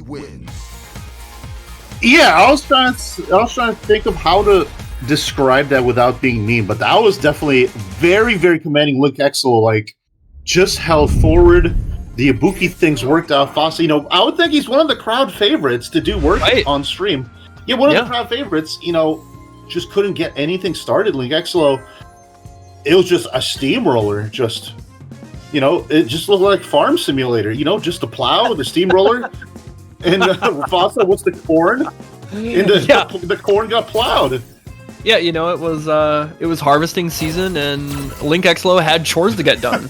You know, he wanted to eat dinner. He wanted to go home to his wife. I get it. You know, he's got to get that shit done. You know, quick off-topic story. So there, you know how PlayStation has like free games per month, like 2 or 3 games per month. Farming Simulator 20 or 19 was free one time. I was like, dude, that's so sick. Farming Simulator has such amazing reviews. I gave it a try. Really? Yeah, it has really good reviews. I'm dead serious, and that's the reason why I tried it. It has such good reviews. I think it's 19 has really good reviews. But the thing that made me stop the game was it was too realistic. I was like, why am I putting so much mental energy into corn? Yeah, you're working while trying to relax. It's not even having fun playing a video game. You're just managing an actual farm just virtually. You know what the people really should put mental energy into? Using the Matcherino code. You know what? Yeah. That's a fair point, Redis. You know, why, if I take a look here at the tournament Matcherino for today, we still have promo codes available. You guys need to change that. It is literally free money you can give the players here. If you use !Matcherino in the chat, it's going to give you a couple links. One to the Matcherino for the season, and the other one for the tournament today. For the tournament today, we still have promo codes. That's free 50 cents that go into the prize pool. All you need to do is take 15, 20 seconds of your time, put that in, and you will add free money for the players. Use promo code SALT10T10, and you will give them some free cash to help make sure that their hard work and time and energy put into performing during these events is rewarded. And isn't that what we want? We need to make sure that we are supporting our brothers and sisters in the FGC, making sure everybody eats. If I eat, you eat. That should be our motto. So if you guys have the opportunity, please, please, please support the Match Reno. Make use of it. If you guys are still interested in the stickers, it's 3 stickers. You get to choose your character. So wink, wink, wink. There you go. Absolutely. Here we go. Have, oh, so yeah. This is Reinhardt a hell of a versus match. the Chills. Yes, Ooh. I am excited for this one. Four Fills is one of my favorite players to watch. Incredibly strong, without a doubt, the best Falk in the world. Reinhardt, one of the best fighting players of all time. This is a top shelf match. You know, from Korean backdashes to Aegis Reflector, here we go. Yeah, he has the gamut covered for sure. Spacing out using that back roundhouse. Oh geez, look at this color. You're doing work. And we got the new color on Falk, so good stuff. Yeah, showing off the CPT bundle. Okay, there's the here we go. What? Trigger 2. Oh, big jump and good punish and awareness from Reinhardt there. Oh, but the ambiguous cross-up. Is this... It's not going to kill, but that hurts. Oh my god. Look at that conversion! Yeah. Dude, Four Fills just has it all the answers. But Reinhardt still has a huge chance at V-Trigger and critical art bars. Oh, he tried. I respect it. He's still going to close out. Gets to save the meter, too. The Aegis saves the day. Gets him the conversion, and that's a round for Reinhardt, the prodigal son. Oh, the awareness. Reinhardt is so sick. Yeah, I know. He has like answers that he does sometimes nobody else does, but great stuff using V-Skill 1. Yeah. You know, I used to think that V-Skill was kind of dead. I mean, the V-Skills, it's still one of the better V-Skills in the game, but V-Skill 2 is, like, so... super good. Yeah, it's so strong. It's one of the best V-Skills in the game. Gives him the best fireball in the game, but it's like, you know, he is a privileged character that both of his V-Skills are very universal. Yes. Oh, I like the reflect there from Phil's, trying to get some position back, keep Reinhardt at bay, and just really making this fireball game tough for Reinhardt to try and establish. Oh yeah, definitely. And you know, it's just kind of hard. It kind of comes out faster than Urian's. Oh man, that was an opportunity, but Phil sniffed it out. He was able to block in time, and now go back to neutral and just chip away slowly at Urian from across the screen. Man, this character definitely on the receiving end of good buffs here, but Four Fills was, even before the buffs, was doing a lot of damage with this character. Oh yeah, he made people believe in this character. Nobody cared at all, and that's going to do it. That's absolutely a win for him. There's not going to be a ton of scaling before this super, and he puts a round on the board, tying it up. I suspected this was going to be a back and forth match. It was not going to be free for anybody. Yeah, anytime you get to end the round in Whack-A-Mole is always a good time to me. Right.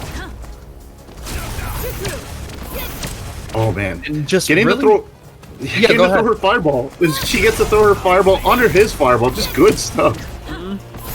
Like, look how fast it is. Yeah, super quick. Gets the low profile under his, so he still has to wait for his fireball to get off the screen before he can try and throw another one.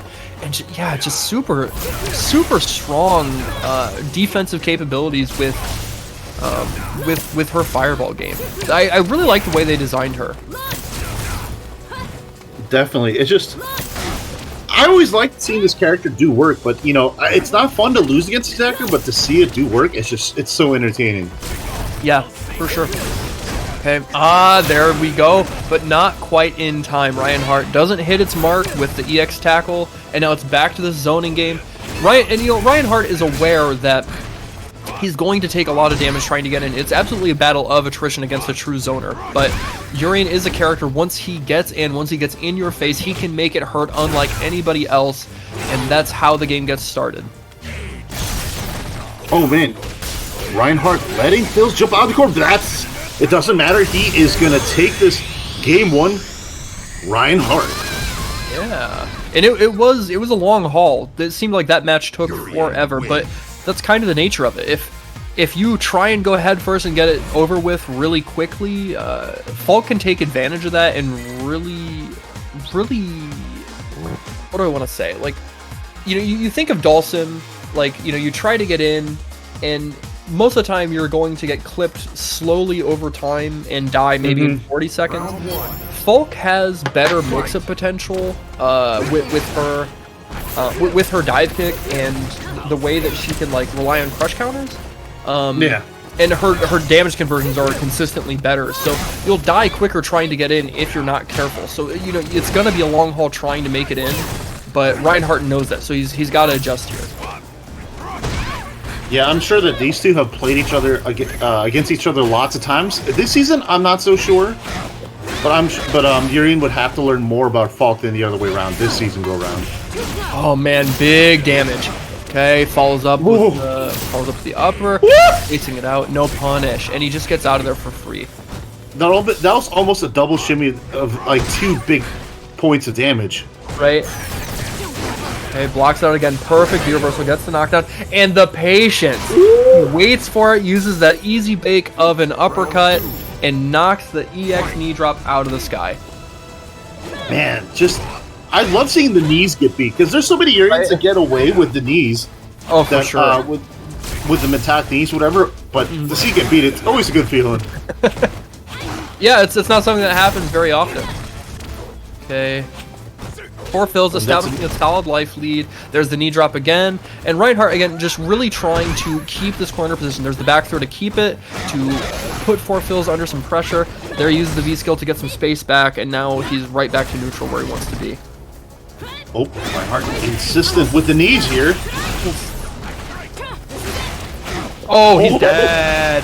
The cheap stuff. He definitely used that to beat the throw tech attempt. He knew 4 fills has done that time and time again, making everybody look silly, getting those Twitter clips. And that is going to tie it up 1 game apiece going into the last match. Man, I think with that game of Whack-A-Mole, Phil's probably got about 40 tokens there. Yeah. That's enough for like a sticker and a pencil. Which, if you guys are interested, you could buy some sets of 3 stickers and donate half it to the prize pool, just like I did. Come on, guys, don't let me be number 2 in the Matcherino.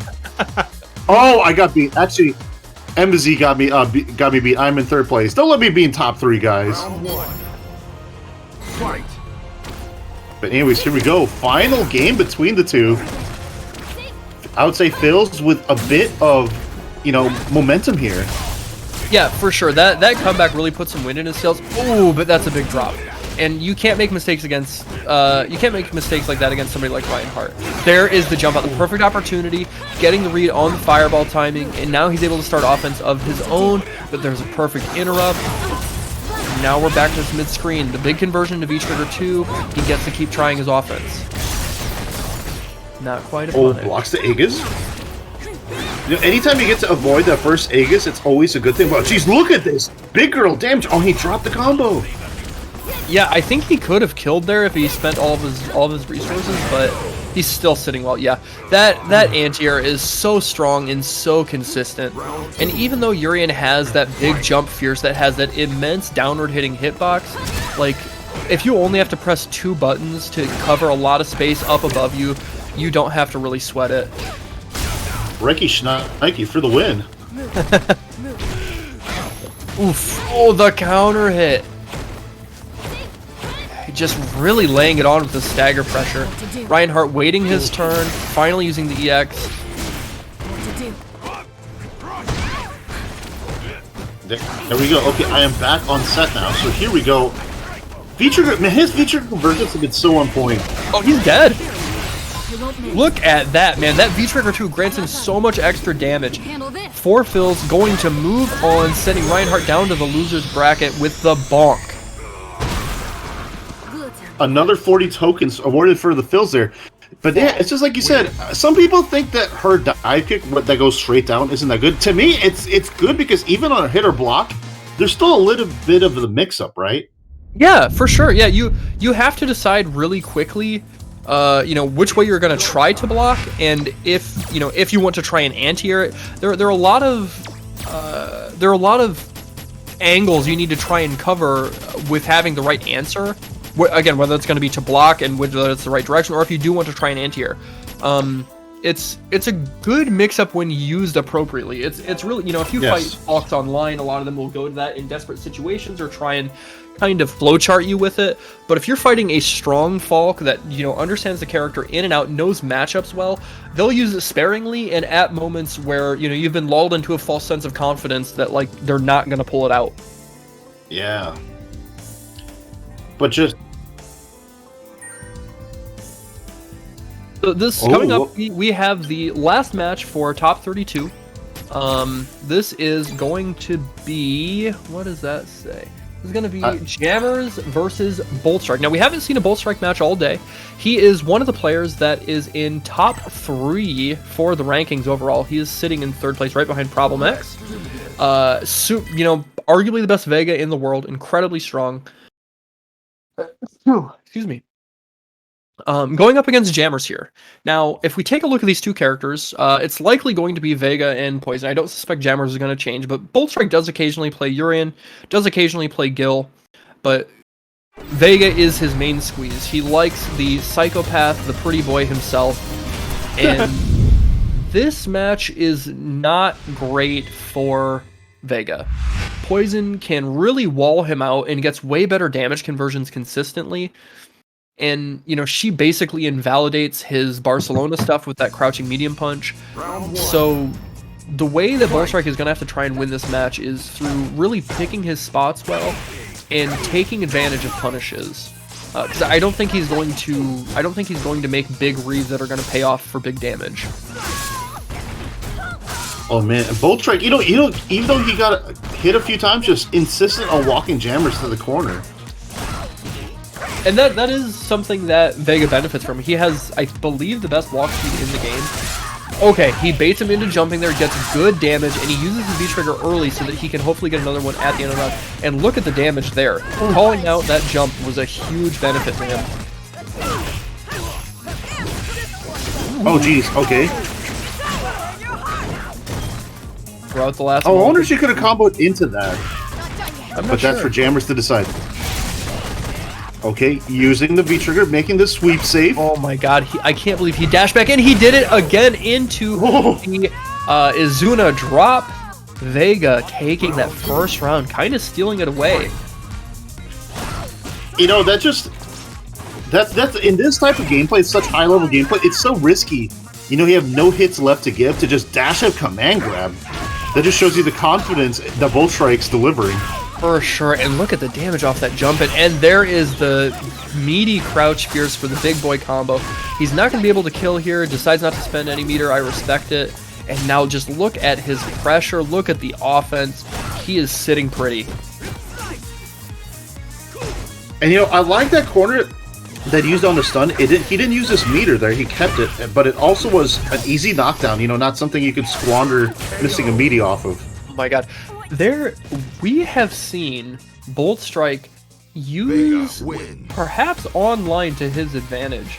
There have been a few times where there have been really risky off-the-wall dashes from him that are giving him the opportunities to just steal turn back, or just steal rounds. And that's kind of what gave him this first game. I counted 3 opportunities where the dash didn't really seem like it was coming, but he took advantage of that hesitancy and made it count.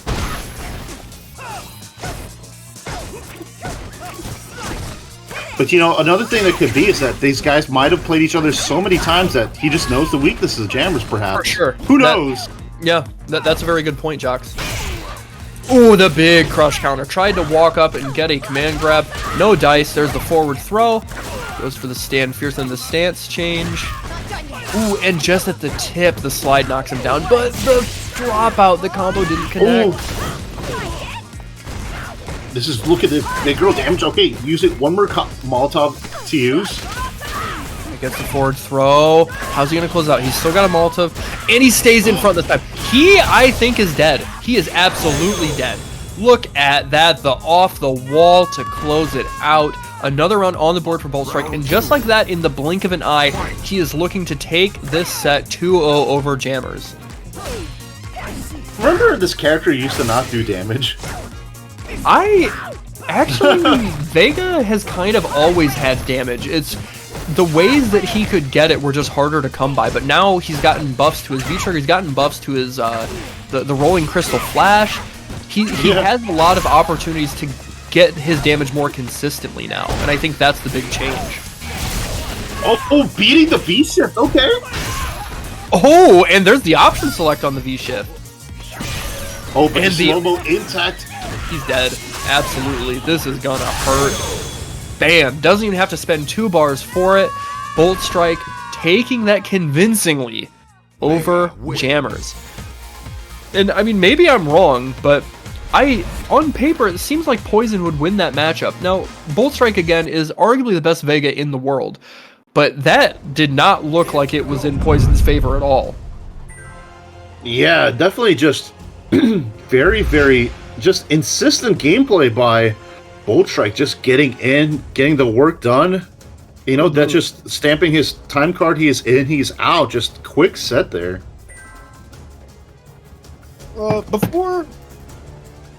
Before we get into the next match here, I would like to thank everybody for hanging out. We've got almost 500 people in here. That's dope.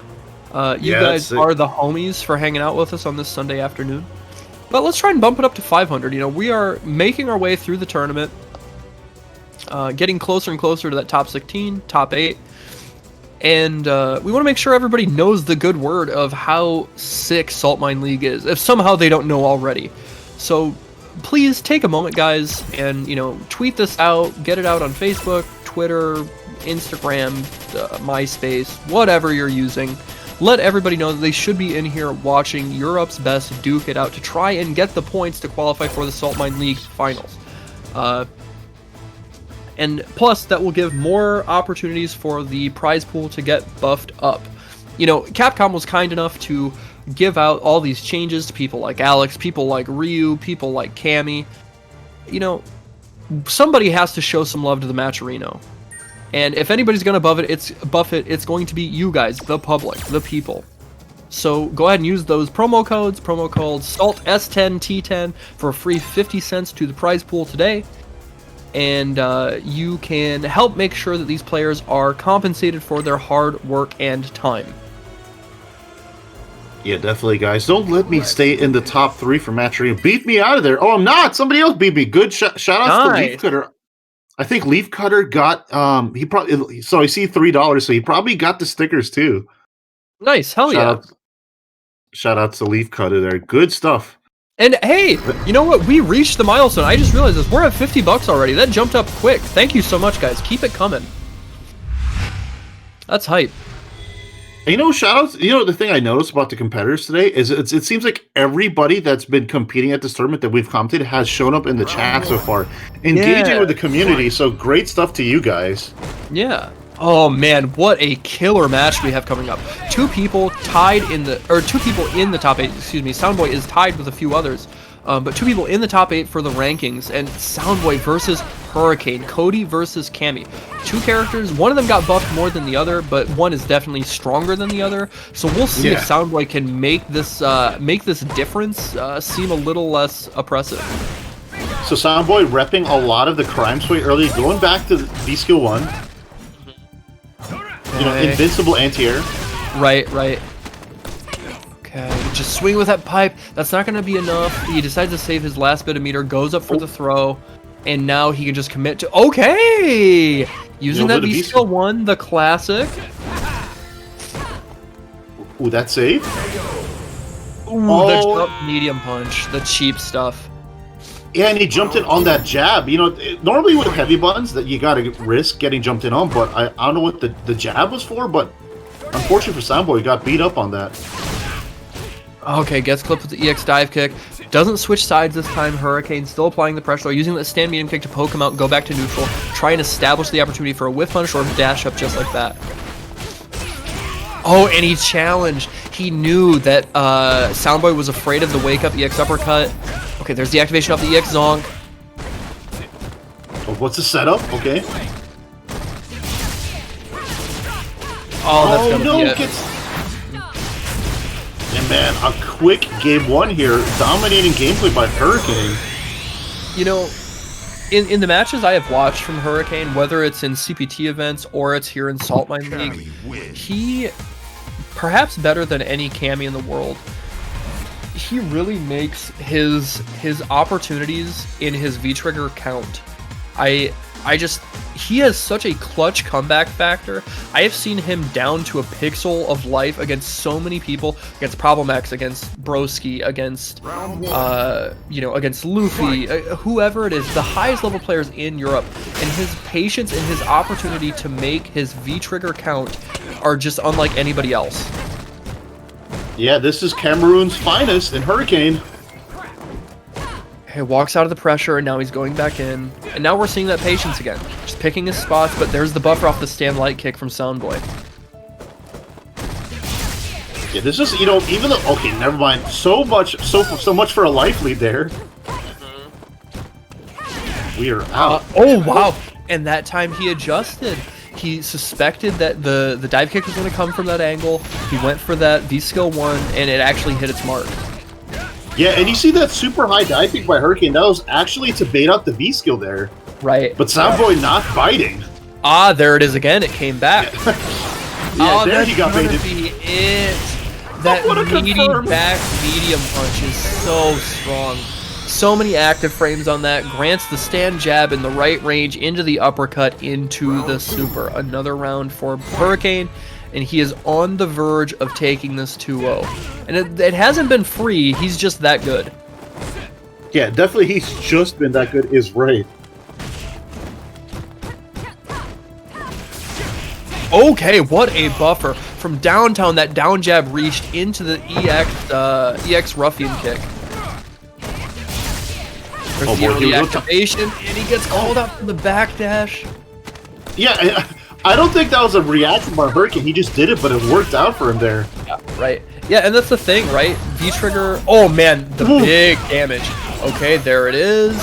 Gonna get that's the what's setup. scaling, too. Yeah, right. He's dead. He was afraid of the command grab. Frames. Final round. Okay. Respect the geology. Rocks are real. Right. Oh yeah, there's the EX uppercut. Get your hands off me. There is the whiff punish. Oh, and the call out, that knee. I like how, as I say, respect the plus frames in the rock, he doesn't respect it on the EX Zonk, right. And it still worked out. Right, okay.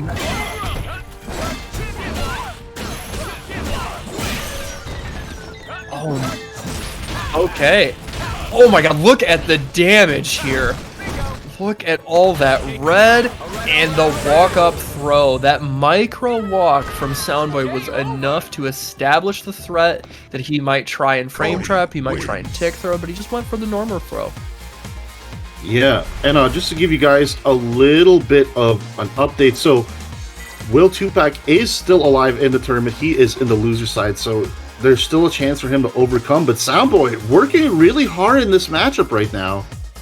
Yeah, there are some Cammy apologists in the chat, but Soundboy definitely putting in the work just to win that one game. Yeah, for sure. And I do think this is a matchup that Cammy wins pretty handedly. One of Cody's weaknesses is in the mid-range. His normals aren't the best for whiff punishing and aren't the best for establishing dominance in neutral. And that's absolutely Cammy's game plan. That is the name of what makes her so strong. But he is making his opportunities count. He's making good use of this V-Skill now. He's not getting it beaten out. He's not getting it baited out. And look at this. He has really shifted this around, going to that low committal option right at the end with the stand light kick, beating the dash in from Hurricane. And now the tides have turned. He is looking at set point if he wins this next round. Soundboy with the good trades. Dogecoin, please. Oh, man, and the whiff punish. The K-Bread special. Cammies have been trying to do that just as well for years now, and Hurricane is landing his mark. The late dive kick. Wake up like it's working out. There's the activation, and there's the dash up. Look at all this damage and all the stun. Oh my god. And he's... Oh my god. Okay, there's the invincibility. Okay, he's got a chance. And I love the jump back short. Don't even give her the opportunity to make you guess. Look at that. He's so good. And that's gonna be it! Soundboy takes it. There was a mistake from Will Tupac, and he's able to get the easy punish. Soundboy making the turnaround and sending Hurricane, the #1 seed, the #1 player in Europe right now, down to losers bracket. Good stuff to Soundboy. Man, you know definitely what's also good upset stuff? of the day. I can fire you because you called Hurricane Will Tupac. Oh! Wait, who did? MrMostafles did. Wait, when did I call Will Tupac? When? Just check Oh, the chat, no. you did. Did I? Yeah. Oh my god, no. No! Man, you are fired! Man, I'm just trying to do my job. Whatever. That was hype. A mistake by Will Tupac. That's what I said? God damn it. Alright, I'll hold that L. Whatever, either way, that was a sick show from Soundboy. And of course, Played Jocks in the incredibly well. Box is also fired for letting it slide.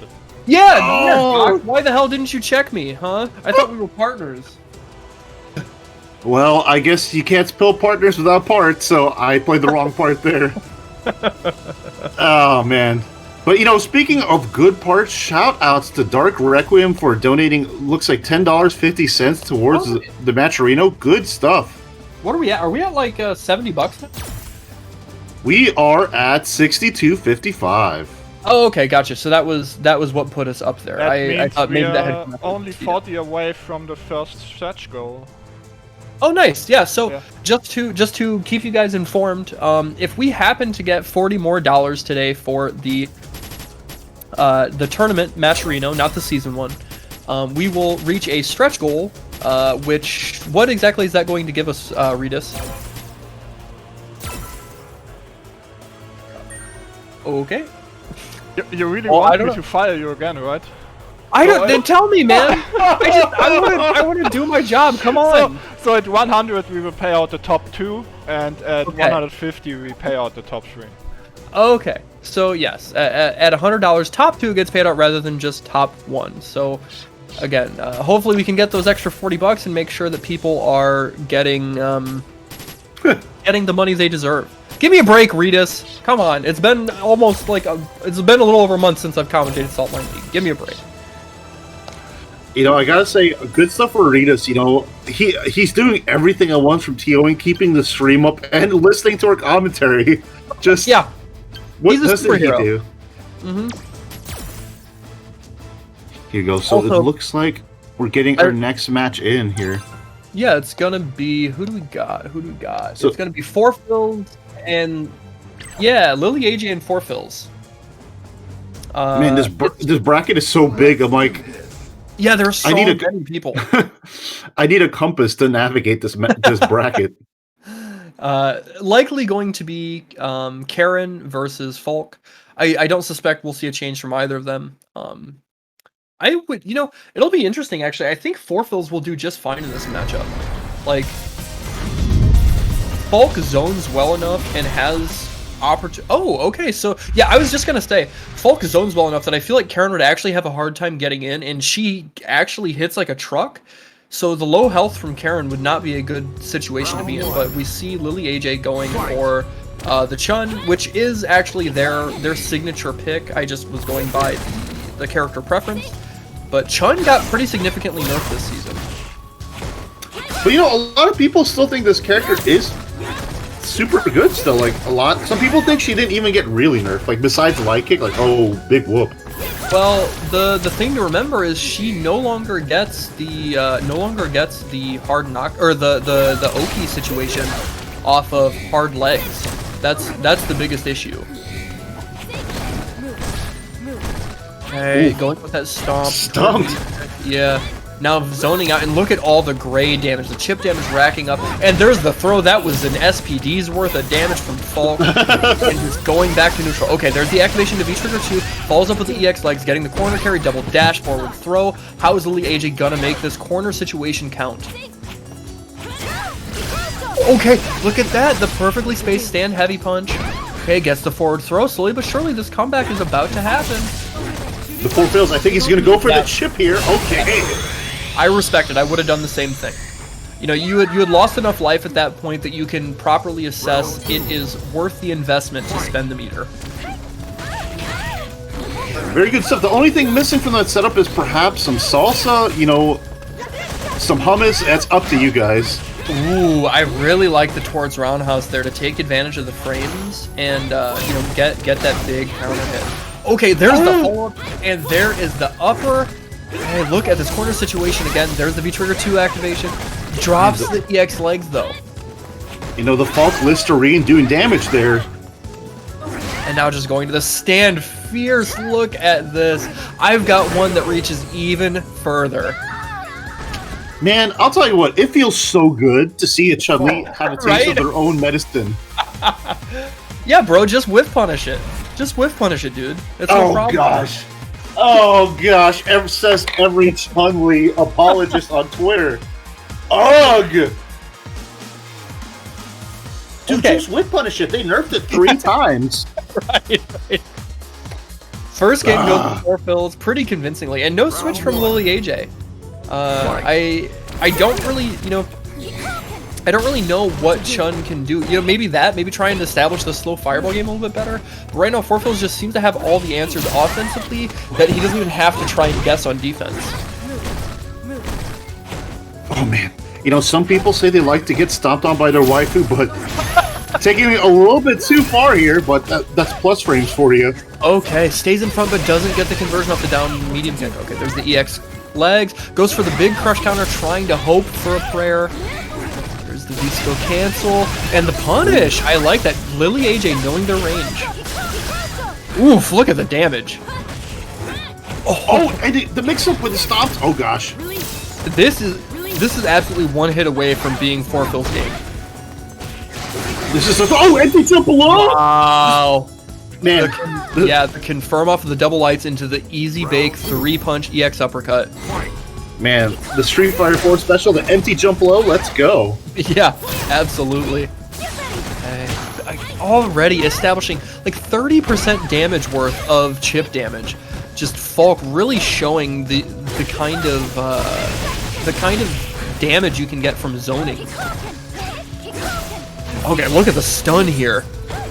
Oh jeez, just anything will do it here. Okay, this is perhaps gonna give some momentum. It's gonna kill.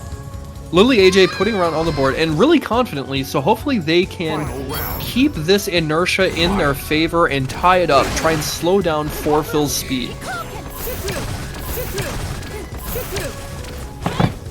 Shoot through, she says, but man, here we go. Phil's getting a good start. Oh no! Just the down short into the EX legs, double dash into forward throw, towards medium punch just to get a little bit of damage poke, and baits it out. I really respect the patience there. And there we actually saw, or well, I guess it was not one of the buffs, excuse me. I was thinking that they'd recovered. This is gonna be it, yep.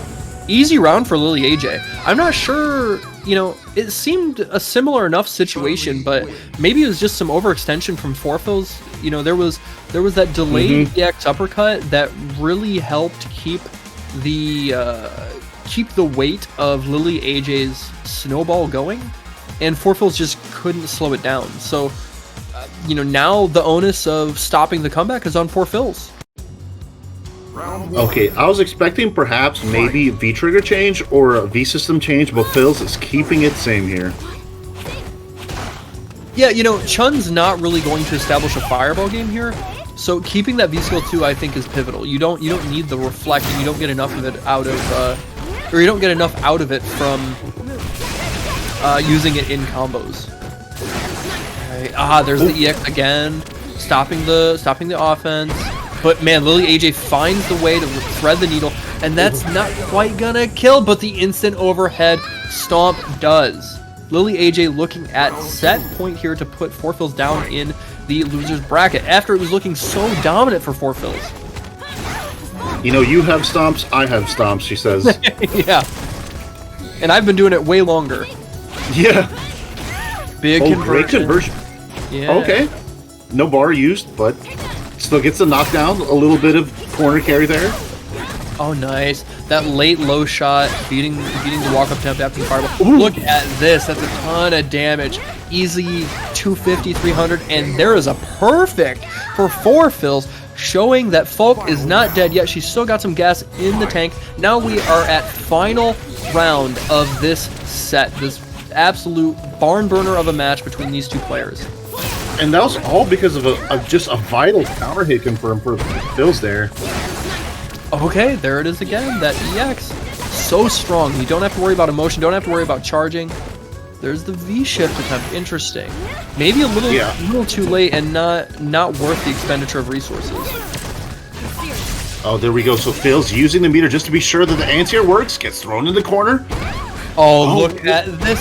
Oh my. One more guess. One more guess. Oh, and the instant air stomps, making me think of Season 2 MOV. Lily AJ taking it. What a comeback. It was looking like 4Fills was going to run away with it after that first game. Definitely, another upset of the day here at Saltmine League. Great stuff. I was expecting perhaps an EX Reiki Schneike just to beat out the opposed pressure, but that is winner's side. So if you guys are Falk fans, Phil still has a chance just in the loser side of things. Of course. Man, what great matches here we got. Yeah, dude, the sets all day have been super exciting. We're gonna have another match coming up here in just a second. We'll let you guys know who that's going to be. Excuse me, but we're gonna keep pushing this match, Reno, man. We still have codes to use up. We are getting closer to $70. We're at $66.10. That's pretty good. But the important thing is we still have promo codes to use. I'm gonna remind you guys again. It's like a broken record until you use them up. So if you guys want me to shut the hell up, put in the match Reno codes. Salt S10 T10 for a free 50 cents to the prize pool. And as Rita said, and as I got fired for, this is my livelihood. I'm losing the house because I forgot to mention this. But if we get up to that $100 mark, we're going to reach our first stretch goal, and we'll be able to pay out the top 2 players rather than just the number 1. And now, I know you guys like the drama of winner takes all. If you lose, you get nothing. I know you guys like that drama. But don't you want to make sure that we're taking care of our own? FGC sticks together. We're family.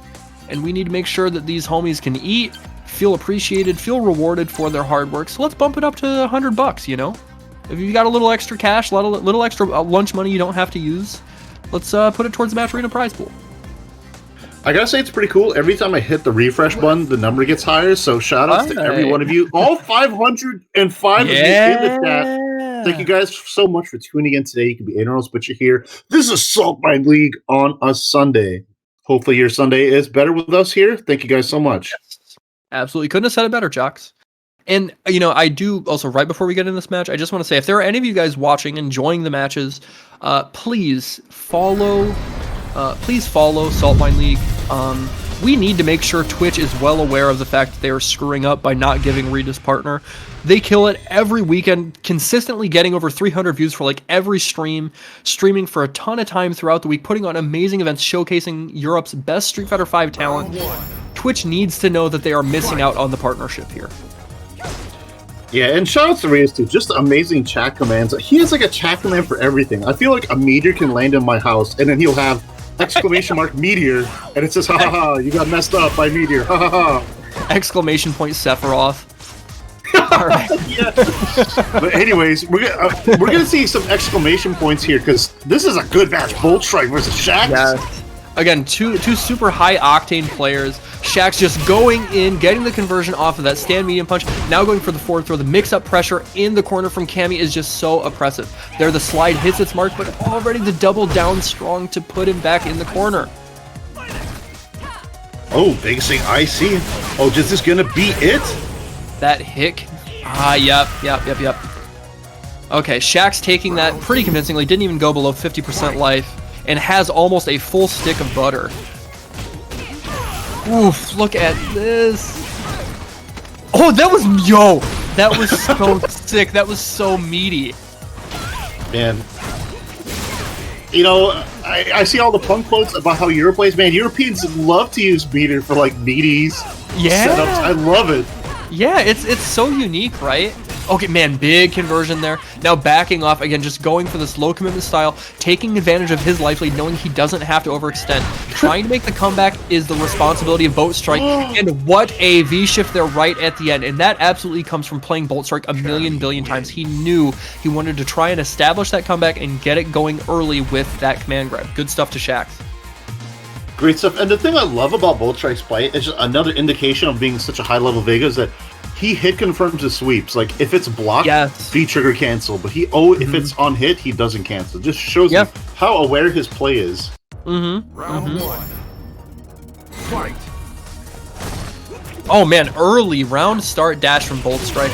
And getting this corner position, but they're that low forward. That devastating move, the cursed button. Easy hit confirm. Gets so much momentum in offense going for Cammy. That is for bread and butter. There it is again.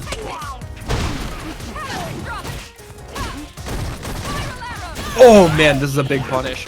Gets the side switch, perfect. Gets the Oki after the command grab.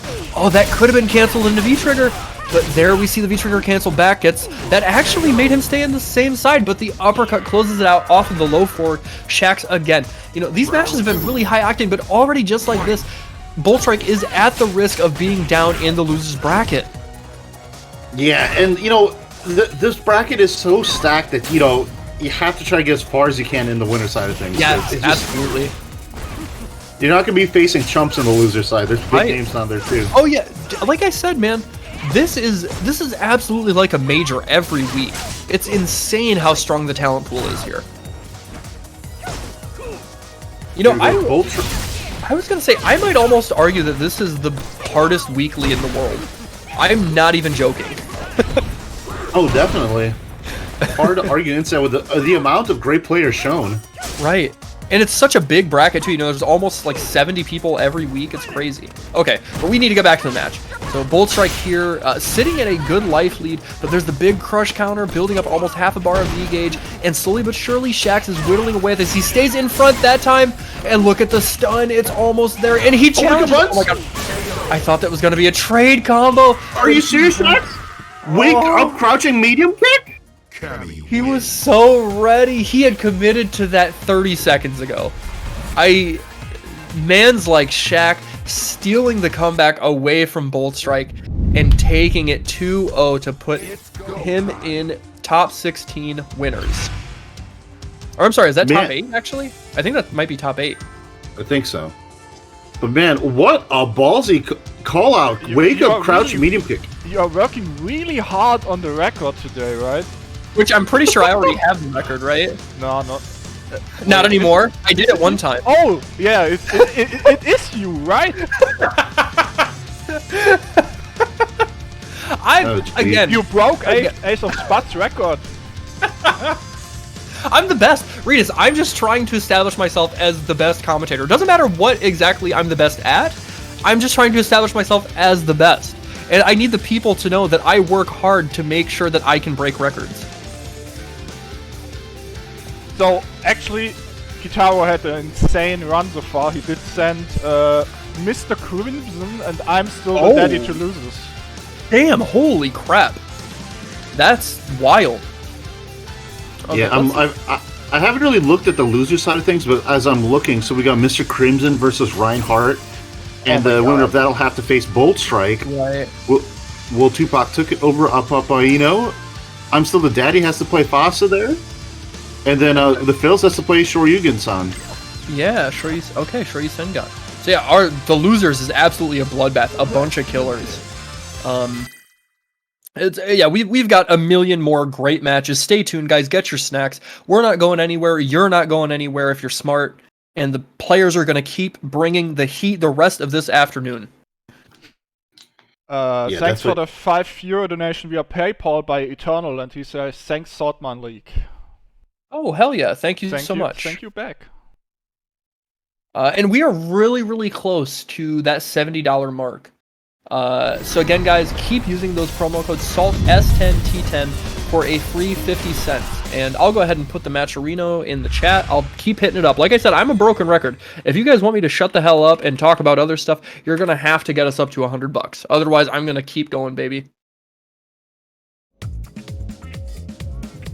Okay, so we've got Kitaro versus Link Exilo. So Link is actually going back to his tried and true Necalli. That's what we're used to seeing from him.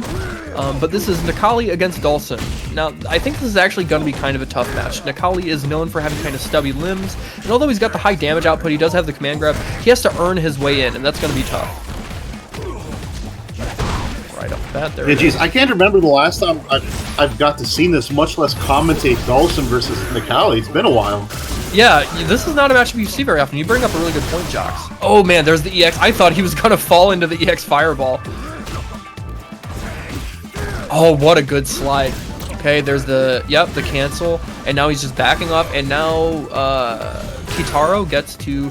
Oh man, he's got to hold it. It's still coming. Look at this. Is he going to teleport to the other side? I really, really like the V-Trigger cancel there to make him hold that pressure so he can't teleport to the other side and try and get that V-Trigger 2 Fireball to come back. It was really good awareness and control there from Link Exilo. Oh, great stuff there. Oh, geez, wake up slide? You know, we've seen that from Kitaro early, and it's just he's been on point with that. So I don't know what the reasoning for wake up slide is, but it's working. Yeah. Okay, Wake there's up the heavy cancel, slide. and he falls into it. It's still there. That Fireball hasn't gone anywhere. And look at this. It's already tied up. And now that Fireball is coming again, and it's off the screen now. It's out of play. Oh, geez. Okay, great. V-Trigger activation here. Kitaro has to hold his mix-up. And it's going to be Meaties in the corner. And that's the truth of the situation. You know, Dhalsim is a character, if you can get him in the corner and have confident offensive sequences against him, he melts in about 2 hits. But it's all about landing that hit, earning your opportunity in, and making sure that you stick on him like a magnet. But so far, Link has really been capitalizing on the Oki situations that Necalli gets, making him guess, and that's why he's up a game. Yeah, and you know, as Dhalsim, you kind of have to hold that defense there by Necalli. There's so many things that he can make you guess on. Right, exactly. Okay, there's that there's baby a little slide. Yeah. That's a Dhalsim nerf right there. You know, the throw in the corner, the Oki has gone a little bit worse. Okay, there's the EX Flame, gets the reset with the float jab. Okay, backing off, not when you get clipped by that ground pound, but that was a miss-space drill. You know, Link takes his opportunity back to try and get some frame advantage, but wasn't able to combo, and now that Fireball's coming. There it is. Oh, he wasn't able to get it in his favor. There's a big damage. Oh, he doesn't get the follow-up. That could have been an uppercut, but that's enough to do it anyways. The counter hit. Man, that looked like day with Necalli pressure, and it's still strong, still works for a good reason. For sure. You know, he's a character that hasn't changed a whole... Well, with the exception of his V-Trigger now not being infinite, he hasn't changed a whole lot since Season 1. Yeah. Which is maybe to his detriment in some regards, but I still think he's not a bad character. Oh no, he's still pretty good. It's just like, the only criticism people say that he's boring, but hey, if you get great victories like Exilo here, I'll take boring any day. Yeah, right? Yeah, a win is a win, my friend. So you can enjoy your fun, flashy character that gets to do all this cool stuff in the loser side of bracket. See, I knew there was going to be a chat comment about Necalli being boring. Good stuff to read us. Even better stuff to Link Exilo moving into top 8 winner side. Yeah, absolutely. You know, really putting on a show here. And we saw him earlier switch out to Ibuki, and I hadn't seen him use Ibuki before, so I didn't know how it was going to go. But he had that character strategy on lock too. Finally, he goes back to Necalli, and it pays off. He is making his mark in that top 8 and trying to rack up some more points in the Saltmine League rankings. Yeah, good stuff here. So looking at the bracket, top 8 figured out. At least on the winner side, we got Soundboy versus Lily AJ. Okay. And then the other side is going to be Shax versus Link Exilo. Okay. Yeah. And we're setting up to be a solid top 8.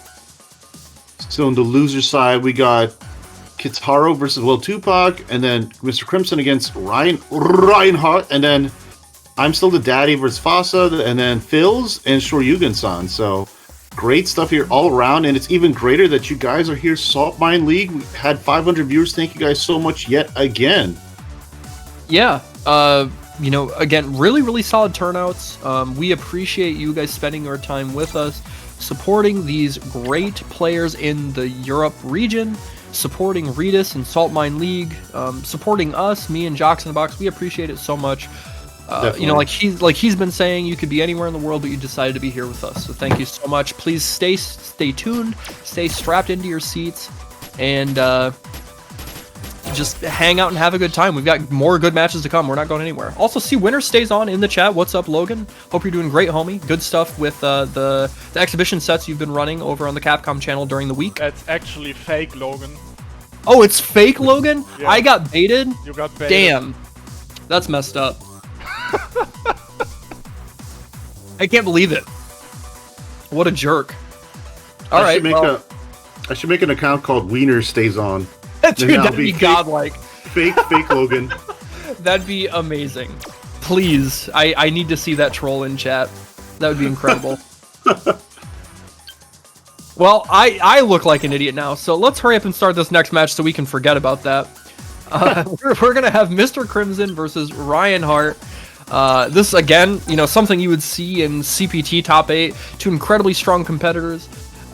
For a while there last year, it looked like Mr. Crimson was like convincingly the best player who would enter Saltmine League. He won like 3 or 4 of them in a row. He's winning King of Saltmine League constantly. So let's see how he's doing now. I actually haven't had the chance to really watch him lately since the update.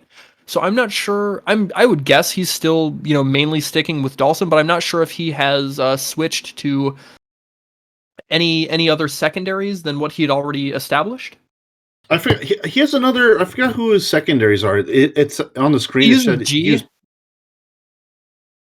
Yeah, I've seen him use G. It said he's playing Rashid, but I'm trying to remember who else I've seen him use because he's pulled it out in CPT. I mean, so he did start off with Laura. That was his very first character. Yes. But Laura. it is going to be Rashid. And Rashid. Okay. Rashid is an incredibly strong character. He did receive some nerfs, but also some buffs. And again, another one of those characters that just the way he's designed from the ground up is so strong that I don't think he'll ever really be bad without completely neutering him as a character. As long as they keep his identity intact, I think he's always going to be strong. So yeah, you know, it's so funny, you know, one of the things that Rashid got is they kind of changed this wall jump, right? And everyone's like, oh man, what a nerf, it's so much shallower, but you know, the Rashid player's like, well, it's actually making our combos bigger. Right? It's making the mix-up more insane. Right. Okay, big damage here. That could have been a jump combo. He does miss the follow-up there with the tackle, but he gets the shimmy anyways, gets the stun, able to build maximum meter, and that's going to be the first round for Reinhardt. Now, Mr. Crimson could just be using this as data. You know, he is an incredibly high-level player, world-class player, so I suspect we will see some adaptations from him. Oh, man. Oh, jeez. Accidentally pressed 2 buttons there. Yeah. There's that knee drop. Okay, spacing out after those 2 jabs to see how Mr. Crimson is going to react. And I love the knee drop there to get out of the corner. Yeah, and Mr. Crimson trying to react, but no, just a little too far. Well, time to guess. And honestly, that's a win for him, right? He's making Reinhardt use his V gauge early so that the likelihood of him establishing Aegis early on with a big life lead is less. Here we go. Reinhardt just needs one more hit into something. Not Mr. Crimson has anything to say about it. Yeah, that stand medium kick. And now, perfect. Oh, he V-shifted! Oh my god! Oh, he dropped the combo! Another dropped combo. That was such an opportunity, but he gets it anyways. He dashes in. There was absolutely some spaghetti there. But man, what a tense moment. That V-shift was the right call. Reinhardt not being aware of it, but just not the right dialed up situation for Mr. Crimson, but he takes it anyways. Man, what a crazy situation. I thought he was going to EX Mixer out of there, but he did the even better thing. Yeah. Right, and that's, you know, that is one of the situations to use V-Shift is in those raw chip kill situations off of Super. You don't have to hold that anymore. Oh, and he gets hit out of it, but, you know, still a trade. We're back to neutral here. Haha, what's neutral? I play Rashid, but anyways. Not only do you play Rashid, but the other person is playing Urian. Neither of those characters respect neutral. Yeah. Oh, just barely missed the air tornado. Gets the V-skill kick, follows up. There's Aegis, the punish on the startup of the stand fierce. Now, Reinhardt has an opportunity to activate another one. There it is off the EX tackle, makes it safe, and that's gonna do it. The down medium punch to reset in the air takes it. 1 game on the board for Reinhardt. Durian wins. So I wonder if we're going to see a character change on Mr. Crimson, but so wait, there's a way to make EX tackle into the second mirror save? It is by default.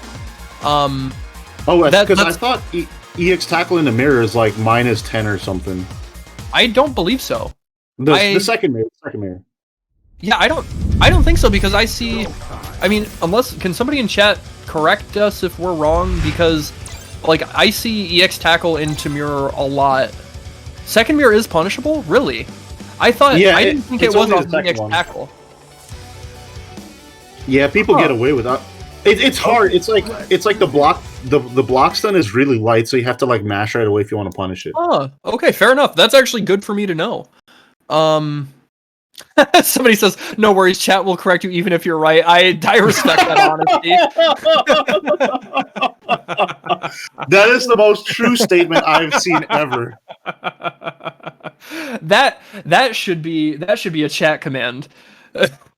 That's a good quote. But yes, thank you for letting us know.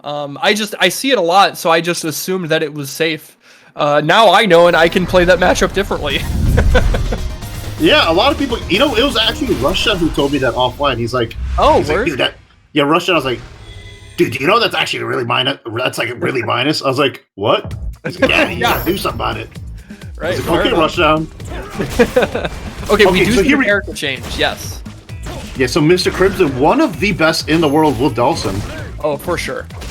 Yeah, he is top notch with this character, and you know this is going to make dealing with Aegis even easier. You know, we've seen a lot of situations where you can use the disjointed hitbox of Stand Roundhouse to deal with Aegis from long range. Yeah. So I suspect that will come into play at some point. Oh, great block there. Oh, the V-shift break, but look at all the damage he was cooking in the fire. Oh, and the patience, and yes, that trade is absolutely in Mr. Crimson's favor. There's another round for him. So here we go, Mr. Crimson looking like a totally different character, which he is, Dulcim. Yes. Ah, that drill, perfectly spaced, not having to deal with the knee drop. And there's another one, keeping him plus enough to get the throw mix up. Put himself in the corner, but that's okay. He's moving around the he's moving around the screen really, like slippery. Oh, what there we go. Look at all this jumping around. Are we playing Smash 64? Okay, the goofy animation on the V-shift break from Dalton. I know. Every character has a goofy V-shift animation. Some of them, like, I really like Abigail's. I think his looks actually really cool. But some of them just look weird and out of place. It makes me think of the Cammy air throw animation. Yeah, another one, actually, if you pay attention here, is Urian's is kind of whack looking. Yeah, like the kick looks really weird.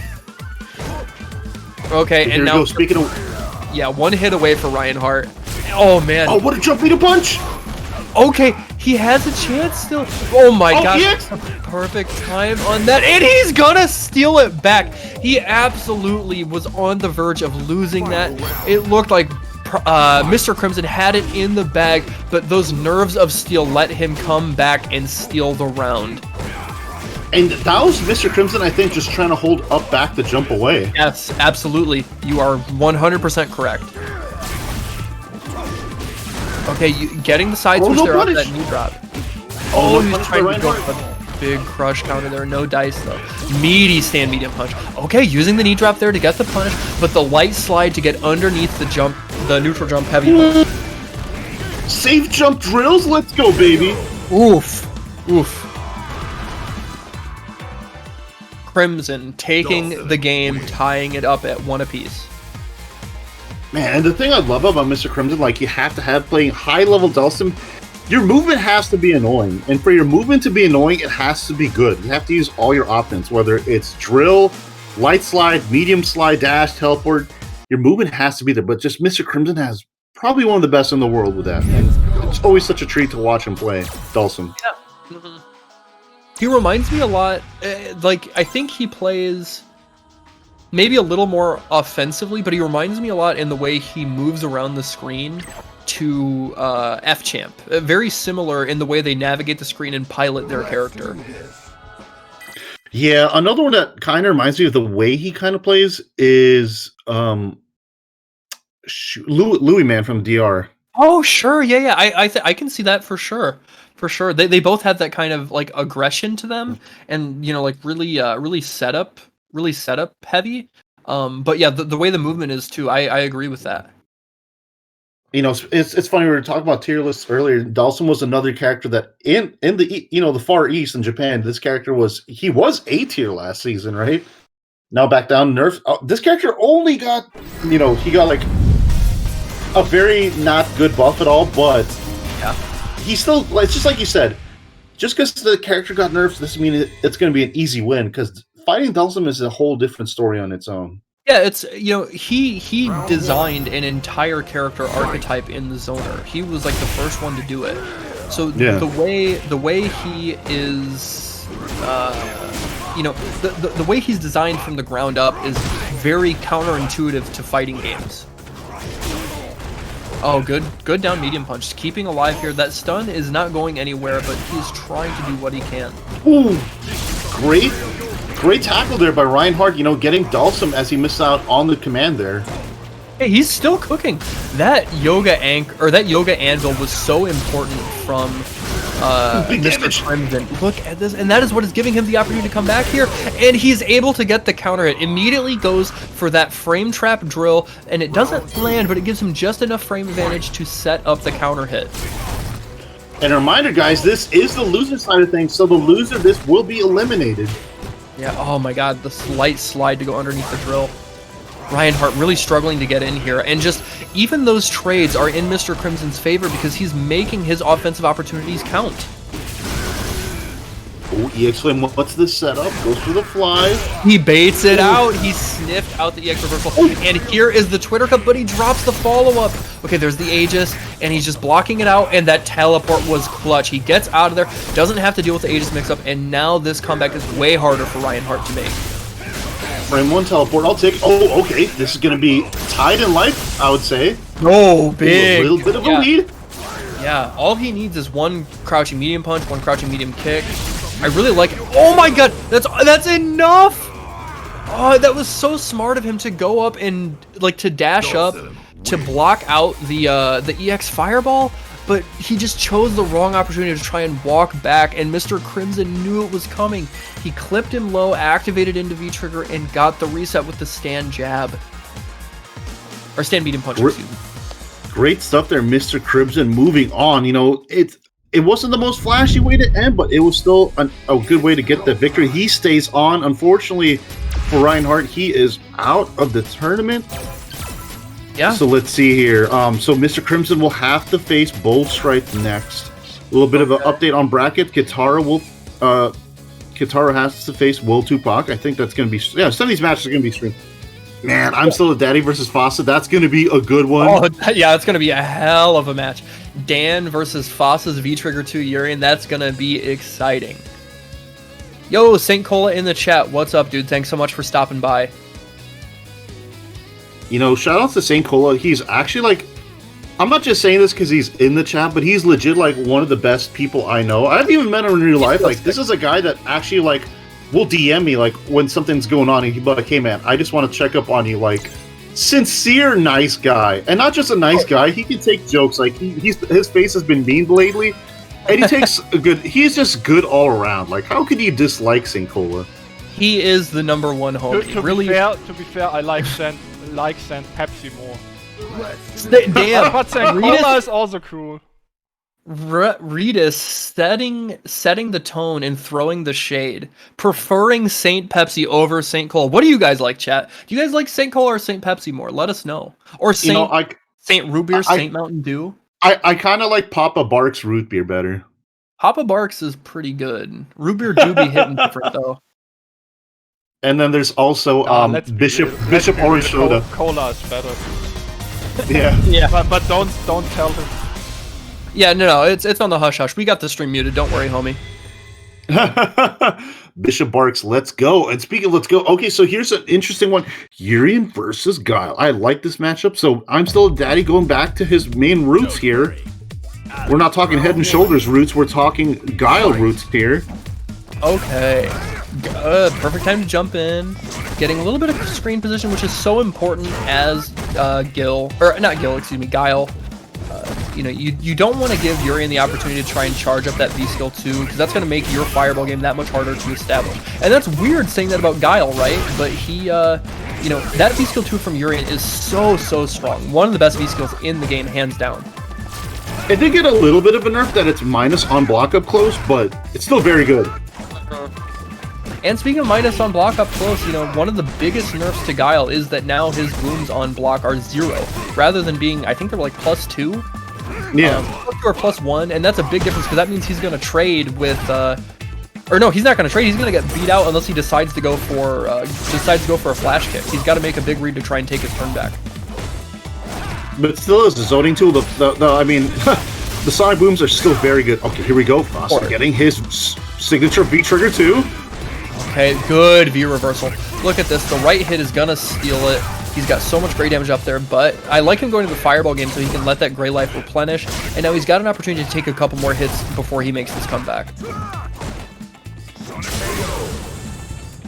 Oh, and there we go. Sometimes just an easy sonic boom is just enough. Just Guile is just super strong. That back fish, trying to get the crush counter there, and baiting him into the flash kick. Easy mode. Kyle's been doing it for 25 years, my friend. Well, Spade. There's a big crush counter. He's been a family man for even longer. Yeah, true. Okay, that EX headbutt was super important. You know, it didn't get him a bunch of damage, but it got him some space out of the corner, let his stun go down. But man, Untitled Chapter is just choosing the right times and the right booms to throw to really control this range and let Fossa know that my fireball game is better. Oh, here we go. Fossa special. Is he going to find a way to get into V-Trigger? No, he's not. Oh, he clipped it. Oh, that's going to be more than enough. I'm still the daddy going up a game using that V-Trigger 2 buffed up flash kick to get all the damage in the world. And guys, you know, this character, you know, a lot of people say, oh man, Guile got nerfed, his normals got nerfed, fireballs got nerfed, he's so bad, but still look at those. I mean, it's just tier list, whatever, but still top 5 in some people's regards. Yeah. I like, again, Guile is another one of those characters, you know, he's been designed as a zoner with really strong defense for so long that, like, just his archetype as a character, it's hard to make him bad, right? Yeah. Big flash kick combo. That's a good trade for I'm Still the Daddy, but now he gets back thrown, and Fossa has his opportunity to keep him caged in the corner. There is a big conversion off that medium punch headbutt. The stun is right there. Is he going to get it? There it is. He's going to be able to close this out.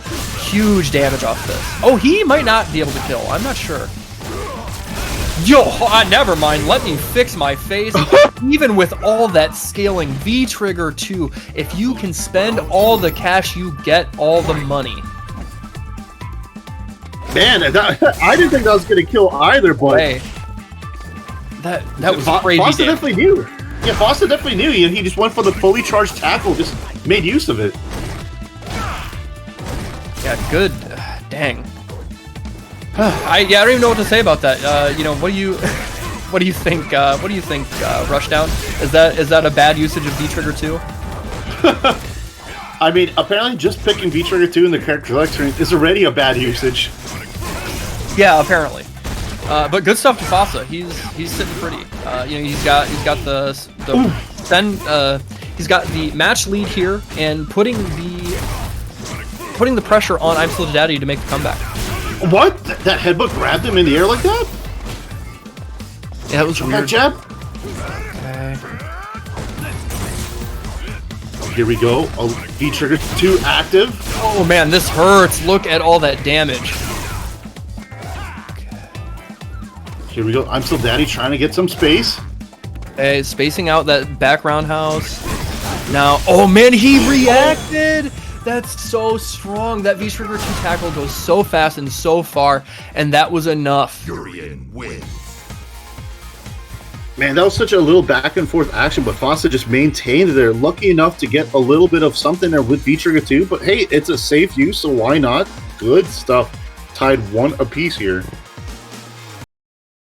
I'm still a daddy. I wonder, you know, he's going back to character select. I wonder if we're going to see a change in character, maybe a change in V skill. I'm not sure what he's going to want to do. It could just be that he wants a moment to breathe. You know, he doesn't want to give up this spot in loser's side. He wants to move on to top 8, you know, try and rack up some points to get closer for the money, get closer to maybe putting himself in, maybe putting himself in that top 8 spot for the finals. But we'll see what's going to come out of this minor break here. And just real quick, guys, go to the Matcherino, !Matcherino in the chat, and you can bump up this prize pool for the players. There is an opportunity with the Matcherino codes. If you use promo code SALT10T10, we still have codes to give out. That's free money. All you need to do is take 15-20 seconds of your time, and you can help support the tournament, help support Regis, help support the players. We need every bit of help we can get right now, guys. We are at $70, and I'd love to see us get up to that $100 mark. Round 1. Okay, so let's see. I'm still the daddy. Looks like he's still rocking the same V system break here. V trigger 2, V skill 1. Big jump in, and that jump in with the heavy punch there from Urian is so much damage. It gets him that crouch fierce combo into the fireball, into the tackle, and there it is again. Look at the damage. That's over 300 damage, meterless. Not many characters in this game have a launcher in their system. Yeah. Right. And now he can just chill, charge up that V-Skill 2 from this range for free, get a little bit of chip damage, win the Fireball War. He is doing great. And I like this idea about I'm Still Daddy. Even though he doesn't have the likely, he's just going back, you know, trying to get some zoning pressure. All this chip damage. Oh, man, that jump short was so key. It let him get out of the corner, let him not have to worry about getting... That's going to be it! Yes. Whew. And what I like about that V-Trigger 2 usage right there is that he doesn't really have to have charge to have that punish there. Right. Now, okay, gets the flash kick. Now going to this boom harassment, this boom assault. Now he's got to try and find the right opportunity. Oh man, big stand fierce punish. Gets the right range to whiff punish. Easy buffer. Yeah, easy buffer is right, and just the plus frames too. And look at this harassment, just keeping him caged. And there it is again. He is so strong at using that headbutt as an anti-air. Yeah, light headbutt, and it also allows him to just juggle some extra damage too, keeping Guile in the corner as well. Down, Jeff. Oh, I think he's given. Don't tell me he's given up. Oh, I think he gave up. Oh, I wonder if maybe it was a little laggy or something. That's unfortunate. Yeah. But, you know, we take those. A win is a win is a win is a win, no matter which way you color it. And Fossa is not going to turn that down. He is going to move on and loser side, getting closer to that top 8 spot. And I see in the chat, W saying that we used up all the promo codes. Thank you guys so much. That is what we wanted. Now we are, let's see what we are at. We're sitting at $70.50. Yeah, oh, wait. Hold on. It says there's still a promo code available. You can also do the sponsor quest. Wink, wink, wink. Wink. Yeah, there's also sponsor quests done. If you guys want to donate to the prize pool some more, I mean, that's asking a lot out of you guys, but very, very appreciated from us. Thank you very much. But yeah, you know, just a quick thing while they're figuring some out. So never mind. Fossa is actually 4th place in the Saltmine League ranking. He's at 4th place, you know. He's behind Bolt Strike by about 12 points, but, you know, looking good here. So let's see. Let's take a look at the bracket here. So top 8 hasn't been played out yet. Is Bolt Strike? Yes, Bolt Strike is still in. Okay. So they're technically tied at the moment. So important things to realize. So Bolt Strike versus Mr. Crimson will be a match next after that. I mean, not on stream, but that's gonna be one next. So, and again, just to let you guys know, what we already have established for top 8 is Soundboy versus Lily AJ, and then we've got Shax versus Lynx, and that is what is already established in winner's side of top 8. And in losers, we've got Bolt Strike versus Mr. Crimson, Kitaro versus Will Tupac, Hurricane versus Fasa, and lastly 4 fills versus Shoryu Sengon. So that is going to be the loser side, but we've still got a ton of matches to play. Hope you guys are having a great time on this Sunday afternoon. It's been a long weekend. We're almost at 550 viewers. Thank you guys so much. That is so sick. Absolutely having a great turnout. The love is so appreciated. Get your snacks, get your drinks, strap into the lazy boy, and kick your feet up and enjoy some matches with us. Yes, thank you guys. Could be interested what you hear. Let me go. I'm just curious. Where are you in the world? Are you from? Are you residing? Let me hear where you guys are. Yeah. I see a lot of European representation in the chat. I see some Americans. Yes. About ISDD, he said in Discord that his pad broke during the last round. Oh no! My God. Super, super heartbreaking stuff. Really sorry to hear that, ISDD. That's very unfortunate. Hopefully you can get that sorted out and come back next week, but that is a tough draw. So if you guys didn't hear that, they said his pad broke in the last round. Unfortunate. And I think he uses the I haven't seen him play in a while, but I think he uses the Fight Commander pad, which I actually prefer for pads, but unfortunate there for him. Ooh, okay. Orlando in the chat, I see you. Yeah, let's get into this top 12 losers match. We've got Boltstrike versus Mr. Crimson. This is a match you actually see up a lot. These two fight each other all the time. It seems to be very back and forth. I think this is absolutely a hard matchup for Vega. Dalsim zones him out really well, and the way that he can apply pressure in Oki situations with those slides with the TK Yoga Gales, it's really difficult for him to feel like he has an opportunity. But Boltstrike is built different. He is absolutely a Vega of world-class caliber, and he makes his opportunities count better than most. Oh, great activation. V-Trigger 2. Oh, drops the combo. Mr. Crimson, good setup. Oh, and there it is. Closing it out with the EX Yoga Fire. First round goes to Mr. Crimson.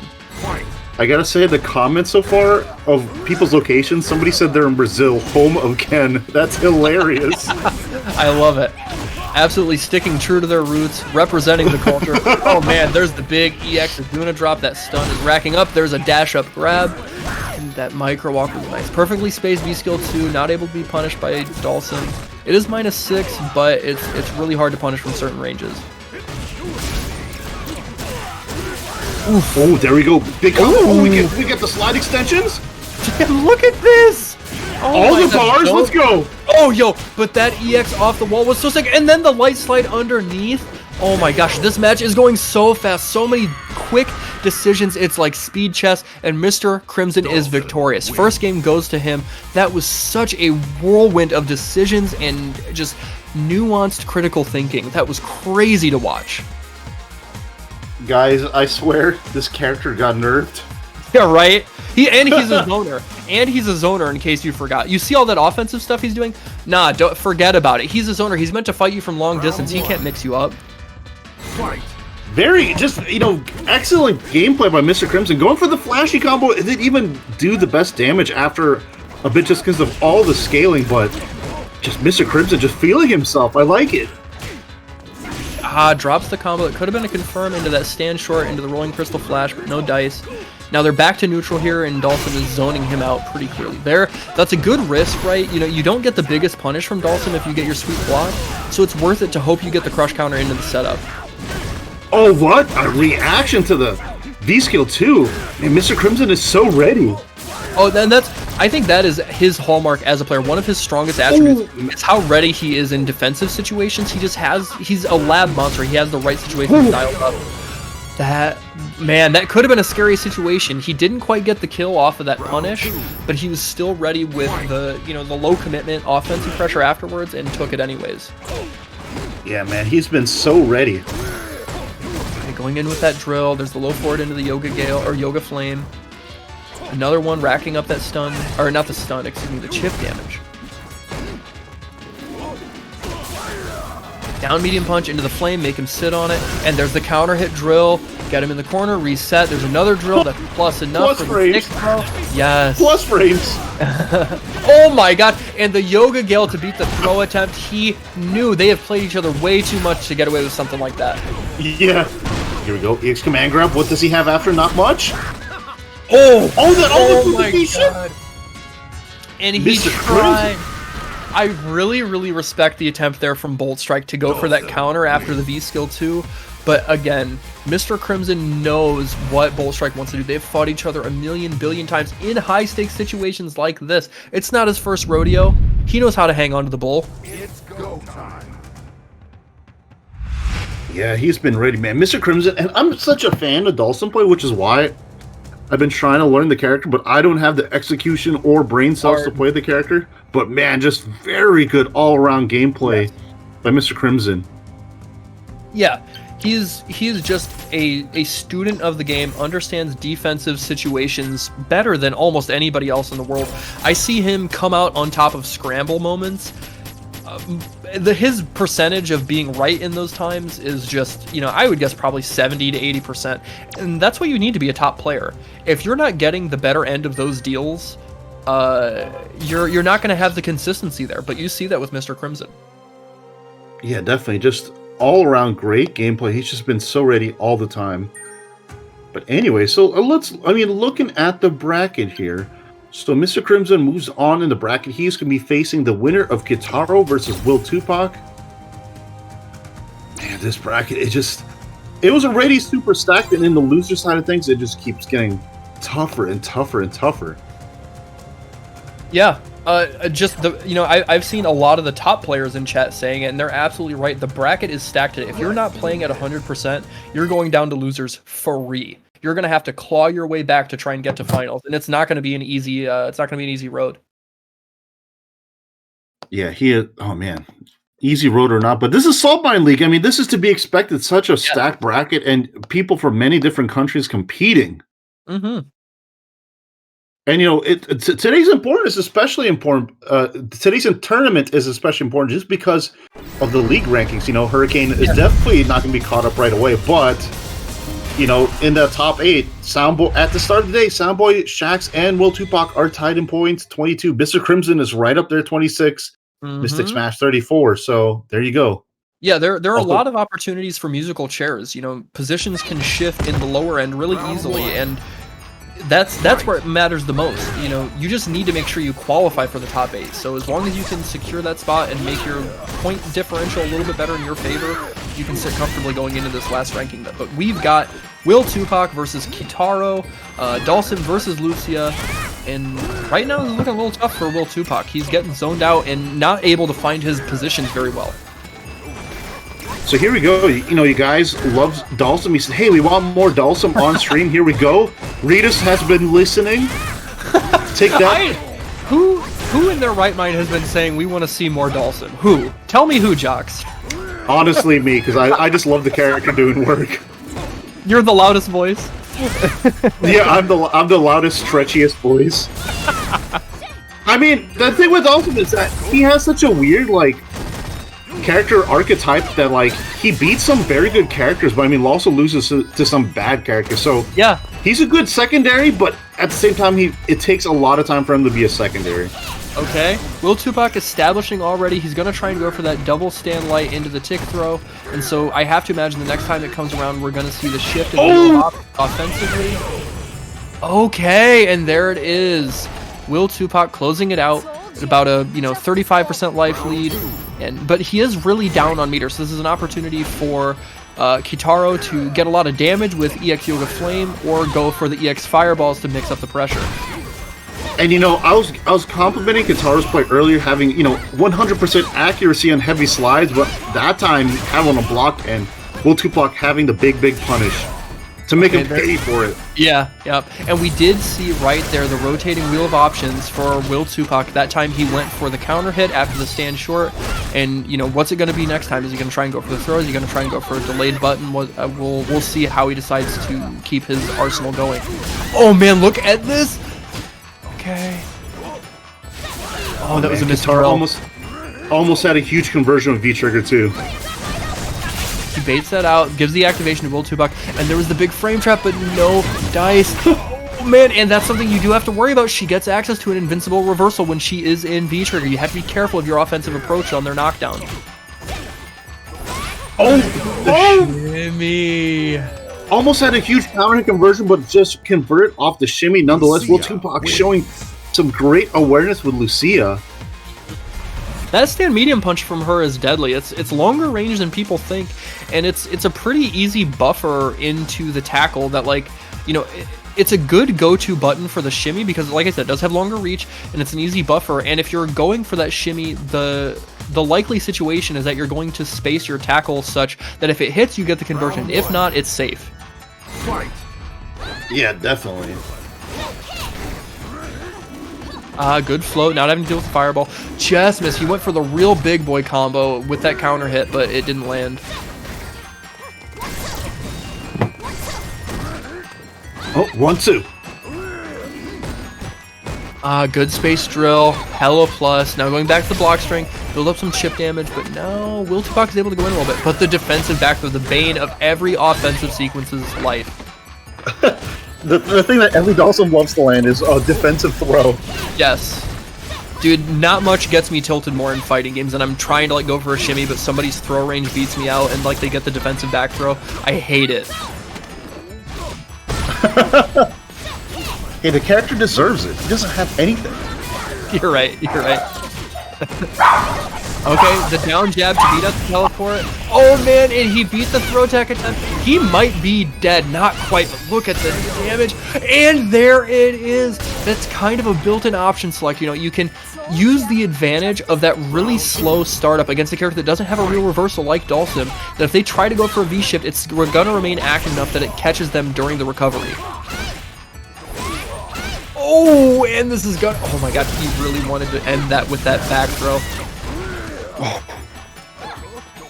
Oh, trying to beat Oh my god. Oh, double whip throw. Let's go. Okay. It wasn't spaced right to get that drill. There it is. That one landed really meaty, but the stand light kick, honestly, a really strong anti-air against those drills. Has such a great hitbox-hurtbox ratio.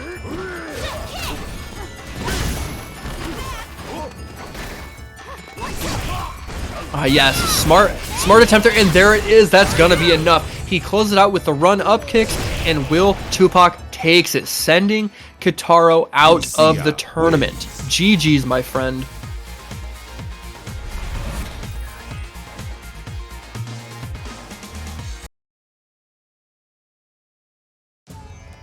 So Will Tupac moves on, keeping his hopes alive, trying to really secure his spot in those top 8 finals, hoping he can edge out the lead over players like Soundboy and Shax, but he's still got a ways to go. Yeah, you know, you were complimenting his gameplay earlier, but just very good stuff. Just, you know, I guess this is that last balance change might be the last time we get a balance change. I think we're gonna get another like fix of changes soon, but I think so too. Will Tupac still putting in a lot of work with this character. Mm-hmm.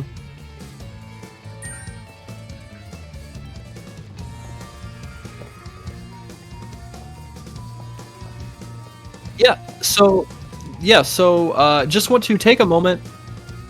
I just want to take a moment to talk about the other events that Saltmine League runs. You'll see right here on the graphic, we've got Monday Saltmine set. That's basically an UFC style exhibition card. You've got different ranking level players match up against each other. They're like similar levels, ranking up, you know, all the way up to like pro level players from down to beginners. And we do a 1st to 3, 1st to 5, 1st to 7, and 1st to 10. And then on Fridays we do King of the Saltmine, which is basically a King of the Hill set that Regis runs.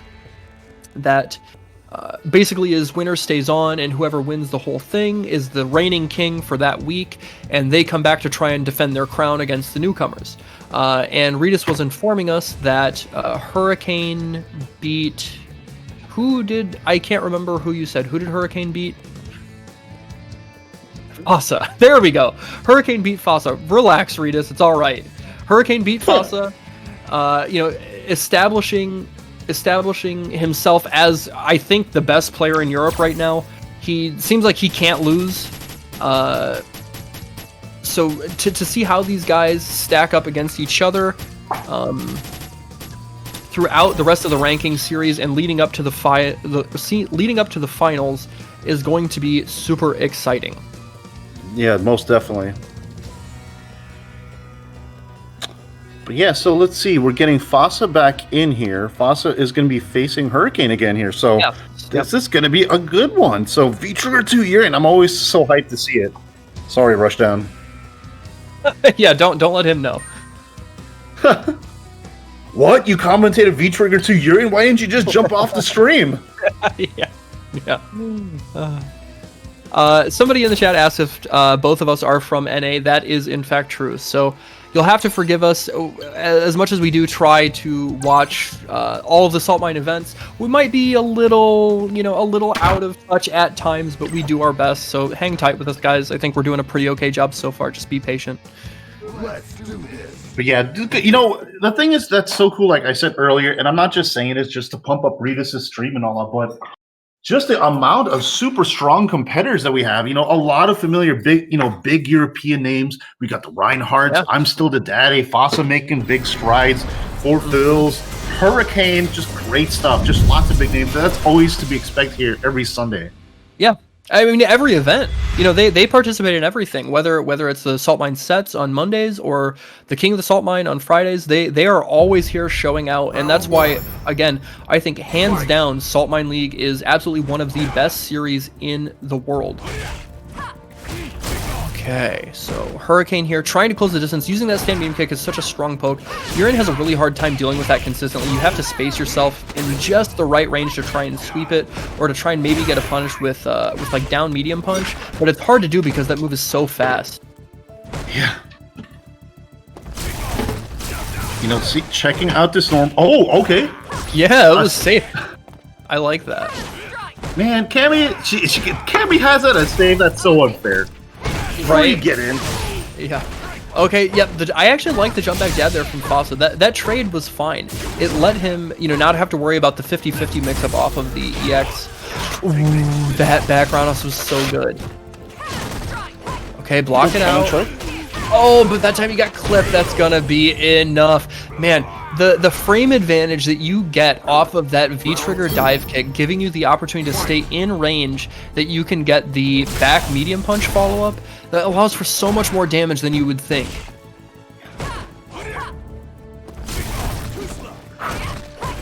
Oh, there we go. Hurricane is already in. A jump in that's blocked. Cammy's in. Okay, never mind. Yes. Okay, there's the conversion. Now spacing it out, going for the fireball, and then it's back to neutral. Make her earn her way in. You don't want to give her an opportunity to really rush you down with those medium punches. The crouch medium kick hit confirms. Okay, they're using the EX drill to get through. Gets the back throw, keep him in the corner, but the counter hit wasn't enough. The frame advantage wasn't there. Ooh, gets okay. Oh, what an interruption. Yeah, what an interruption there. And just Hurricane's still in here. Okay. Oh man, just really going in. Double EX dive kick, I like it. Now you'll see Fossa here is really trying to make. Oh, that's gonna be it. Yeah, in the corner you get so much. And it was gonna be either he was gonna find the right hit to close it out, or Will Tupac was gonna get impatient and try and use a dive kick that he was gonna react to with the V-trigger tackle. One of those two things was gonna happen, but eventually, the hit found its mark and he got the conversion. Oh man! Oh, just grab him out of the moves. Okay, I like it. This is such. Oh, never mind. There we go. This is gonna be such a good life lead for Fossa. Yeah. Big combo. Oh, and he's dead. Absolutely. That's easy money. First game goes to Fossa. Hurricane bit the bullet. He tried to gain the momentum back with that EX cannon spike, and no dice. No dice is right, but man, Fossa looking good. And there's a lot of times where Hurricane was dominating the set play, right? He was dominating the game, dominating the neutral, but just Fossa was able to just scrap it out here. That's just game one. Yep. Now, again, Hurricane, top level player, arguably the best Cammy in the world, and he can come back from this. We've seen him come back from this. We've seen him come back from worse. I have seen him come back Mr. Crimson 6-0 in grand finals.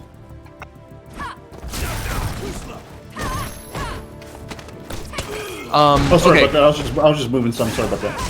Okay. Oh, he baits out the EX uppercut. Okay, and there's the back throw, putting him back in the corner. Now, the momentum is really shifted in Hurricane's favor. He's really upping his offense and putting Fossa in these moments where he feels really anxious, really stressed, and he has to try and make a comeback and make desperate moves. Okay, making the EX tackle a little more safe. Or it's already safe. Yeah. Oh, you know, one hit can do from either character. I mean, Fossa can get a really good combo here. Right, but there's so much meter, and that's gonna do it. He didn't even have to spend super. Hurricane gets the dive kick at just the right time. He can follow up with the uppercut, and that's enough. Unfortunate for Fossa there. I think he was trying to do jump back jab, but just was unfortunate. Maybe a frame off, and it was just enough for Hurricane to take it there. Ooh, okay. Oh, he had to spend meter, but, you know, he didn't get clipped, so it's not the worst situation. Out of range to get the conversion off that stand medium punch. Now we're back to neutral, jockeying for position. You see you see Hurricane really wiggling back and forth there in neutral. He's just trying to find, you know, the right space to either uppercut or try and jump in with a dive kick. There it is, missed the mark, but the jump back roundhouse into the sweep, that long range sweep from Urian is such a good conversion tool. Yeah, definitely. And, you know, it wasn't the biggest amount of damage, but it was just enough of a knockdown to give him a little bit of a breather in space. That back throw is so good, so deadly from Cammy. Oh, are you serious? That's gonna work. That's gonna work, I think. Yeah, look at the damage. Holy crap, that hurts. Man, what a reaction. Oh, Fossa there. Oh my gosh. One more guess. And the patience. Oh my gosh, this is so tense. And he just walks into the long dancer's legs of Cammy. They reach so far. That poke is so low committal, such a good round ender, and Hurricane knows that. You know, I guess it is confirmed now Cammy is a dancer.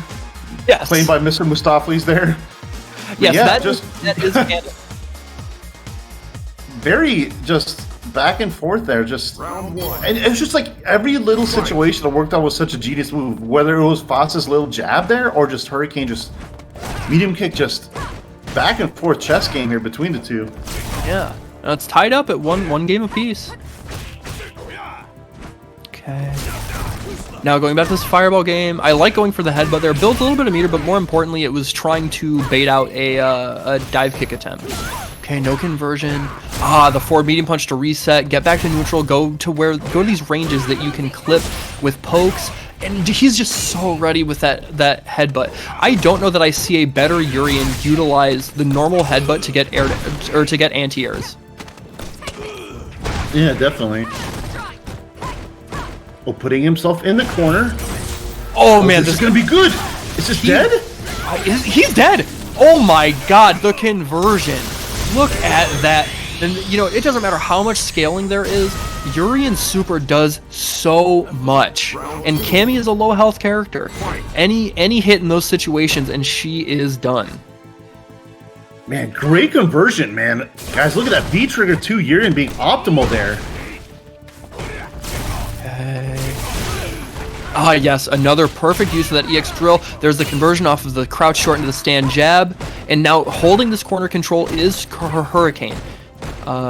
You know, making Fossa feel a little bit of pressure here, but he's remained calm thus far. There's the EX uppercut to bust out of pressure, but now he's got the side switch, and there it is again. Look at the pace that Hurricane is playing at. Here we go, V-trigger 2 activation. How's he gonna get something going? He needs a hit to convert. The stand medium kick is too strong. Oh, that's gonna be good damage.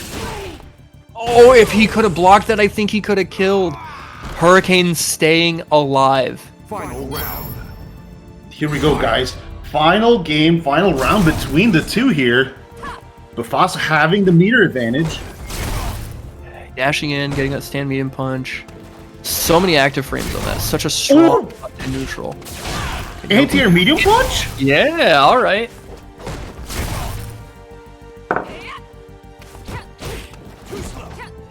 Hurricane, again, just trying to set up that opportunity to jump in the air, you know, mix up his approach, and there it is again, but he is ready every time. Fossa has those normal headbutts on deck to do their job.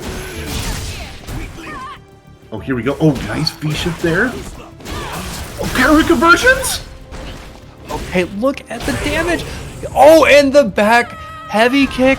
that's such a good preemptive tool. You know, you put your opponent in these situations where they feel nervous. They feel the pressure to try and make this comeback.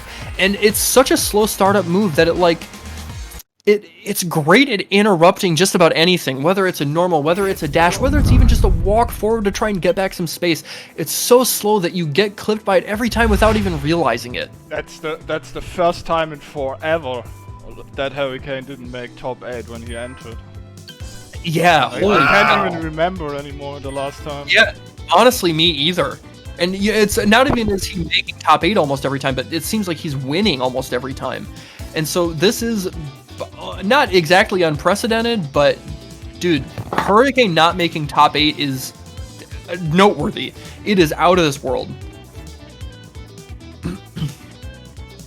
Yeah, I was just about to say, man, was that an upset or what? You know, here we go, starting the day of Hurricane in number 1, and he gets not even, what's that, not in top 8, just shows you how stacked the competition is here, guys. Now, before we get into this next match, we have to mention, you know, we have been talking about these rankings, you know, in our top 8. We've got Hurricane number 1, Problem X number 2, Bolt Strike 3rd, Fossa 4th, 4Fills 5th, Mystic Smash 6th, Mr. Crimson 7th, and then for 3rd place, we have a 3-way tie between Soundboy, Shax, and Will Tupac. Now, Fossa is just out of top 3 with that 4th place. He's got 48 points. Hurricane didn't make top 8. That means he is not getting any points today. With Fossa having such a strong performance, and he's still in losers, but such a strong performance and getting into that top 8 spot, this means that he has a chance to really shake up the rankings here, and whether it's going to be Bolt Strike or himself, to really move up in points and try and establish themselves in that top 3 contention. Oh, very valid, good observation there. And again, before we do get this next match started, I do want to take a moment to talk about the Match Reno. Exclamation point Match Reno in the chat is going to give you guys a couple of links. One for the season-long Match Reno and the tournament Match Reno for the day. I believe both sets of codes are used all up, which is great. Thank you guys so much for that. But we still have opportunities for you to donate. Whether you want to donate directly with your own pocket, or if you want to buy some of the merch that they have in the stores, you can have your opportunities to support the tournament, support the players, support Rita, support us. And it means the world. You know, we don't have offline events to look forward to, guys. We don't have the bigger prize pools from sponsors. We don't have, we don't have the support from Capcom right now because of the lack of offline events. So the community needs to take care of their own. Right now, we have 550 of you guys in chat. That is a great turnout on a Sunday afternoon. There's no place else I would rather be. I'm sure Jocks in the Box feels the same, but I know Rita's feels the same way. Definitely, so man. If you guys want to keep being generous, please donate to the prize pool to make sure these players get their due diligence. Yeah, thank you very much for your support. Also, there's for people who don't want to use Matcherino, there's also a PayPal link below the stream. Or I just posted it in the chat. You can also use that one. So. Yeah, go ahead and check that out, you guys. Thank you very much. Yeah, if you guys didn't hear that, there is a PayPal below in case you don't feel comfortable matching, but there you go. Round 1. Okay. This next match we've got is Shoryu Sengun and 4Fills. This is still on loser's side, so loser is out of the tournament before top 8. Shoryu Sengun, we haven't seen him on stream yet. 4Fills has been tearing his way through the loser's bracket, making this Falk look busted in OD. But let's see if he has what it takes to beat an absolutely juiced to the gills Balrog. This character got hella buffs this season for some reason, and he is looking like a monster. The Dirty Bull indeed.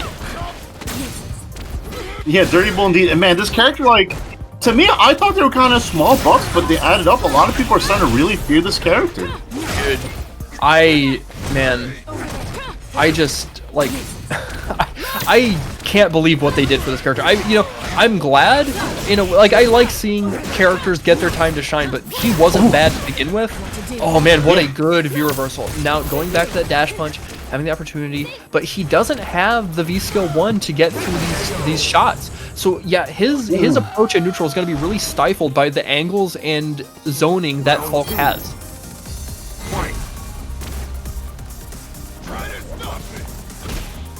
Okay.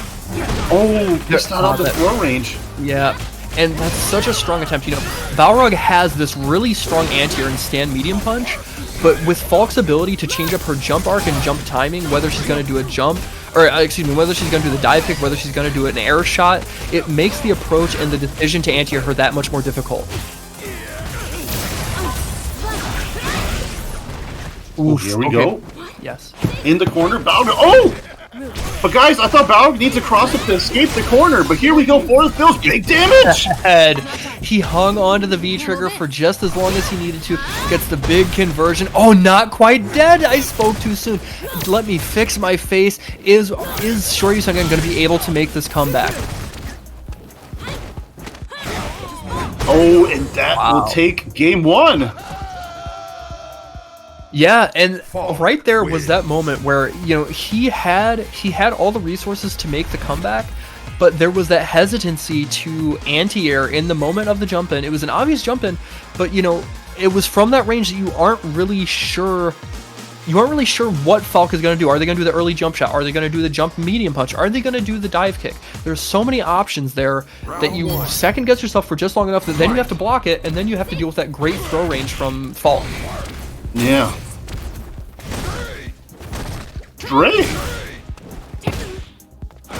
What do you think Sengun has to do, Jox? How can he make this adjustment to try and take this back?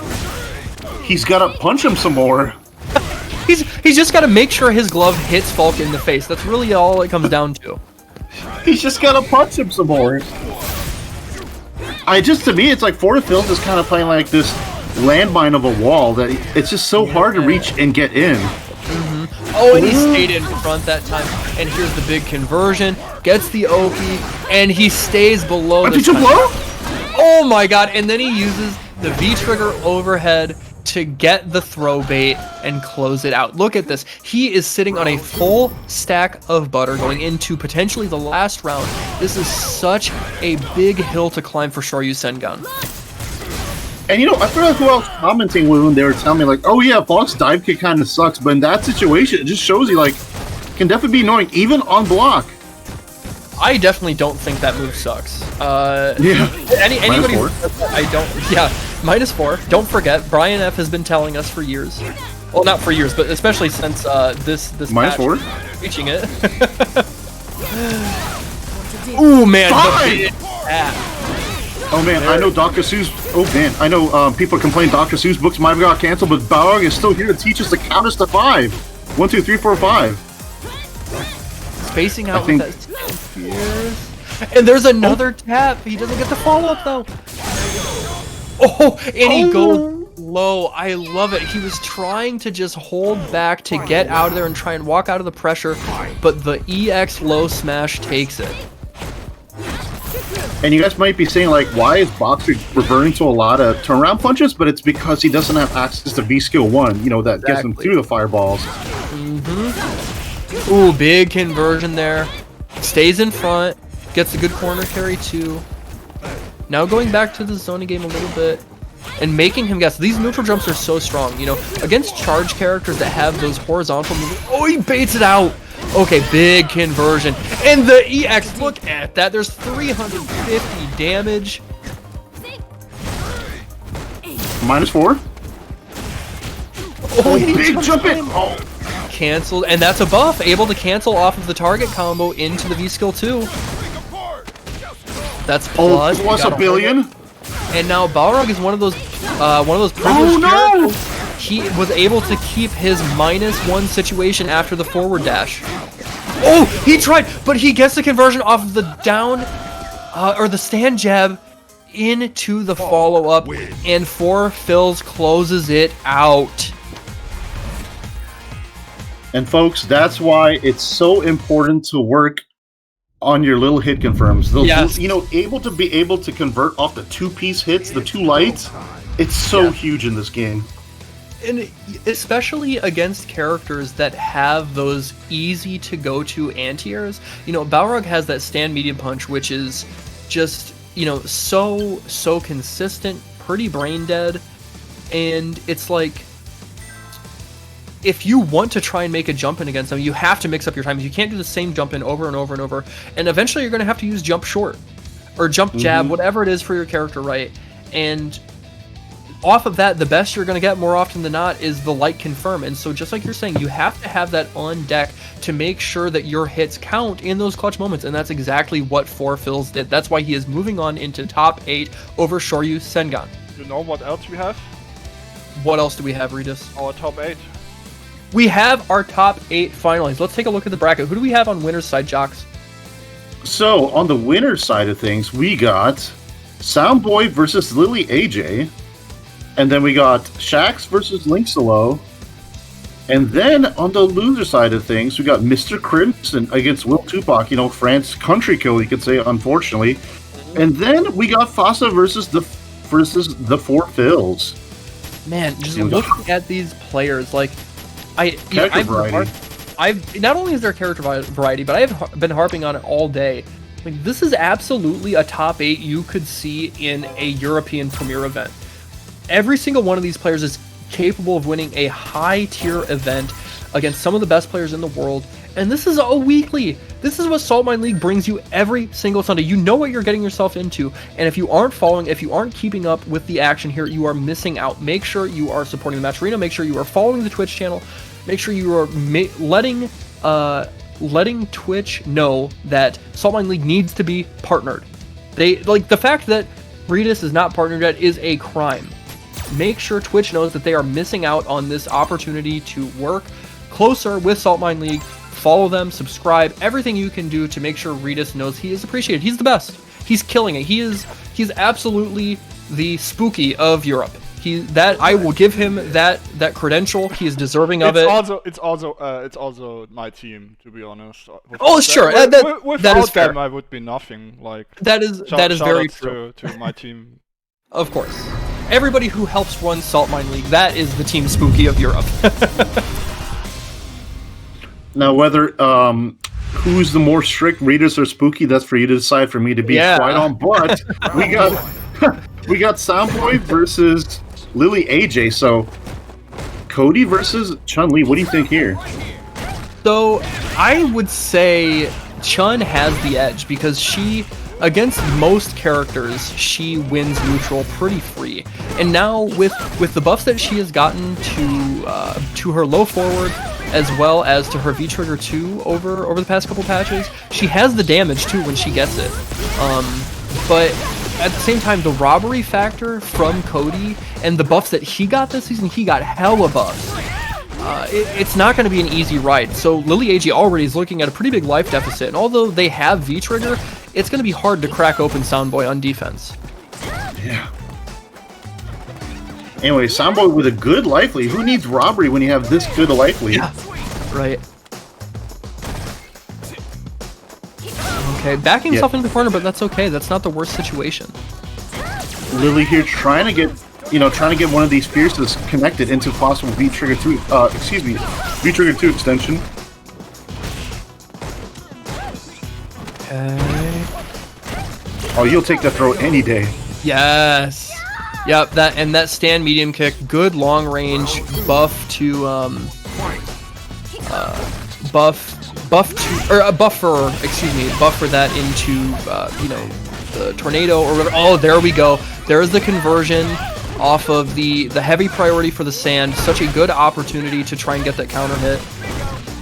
Yeah, and a little bit of V-meter gauge there too for Soundboy on that combo.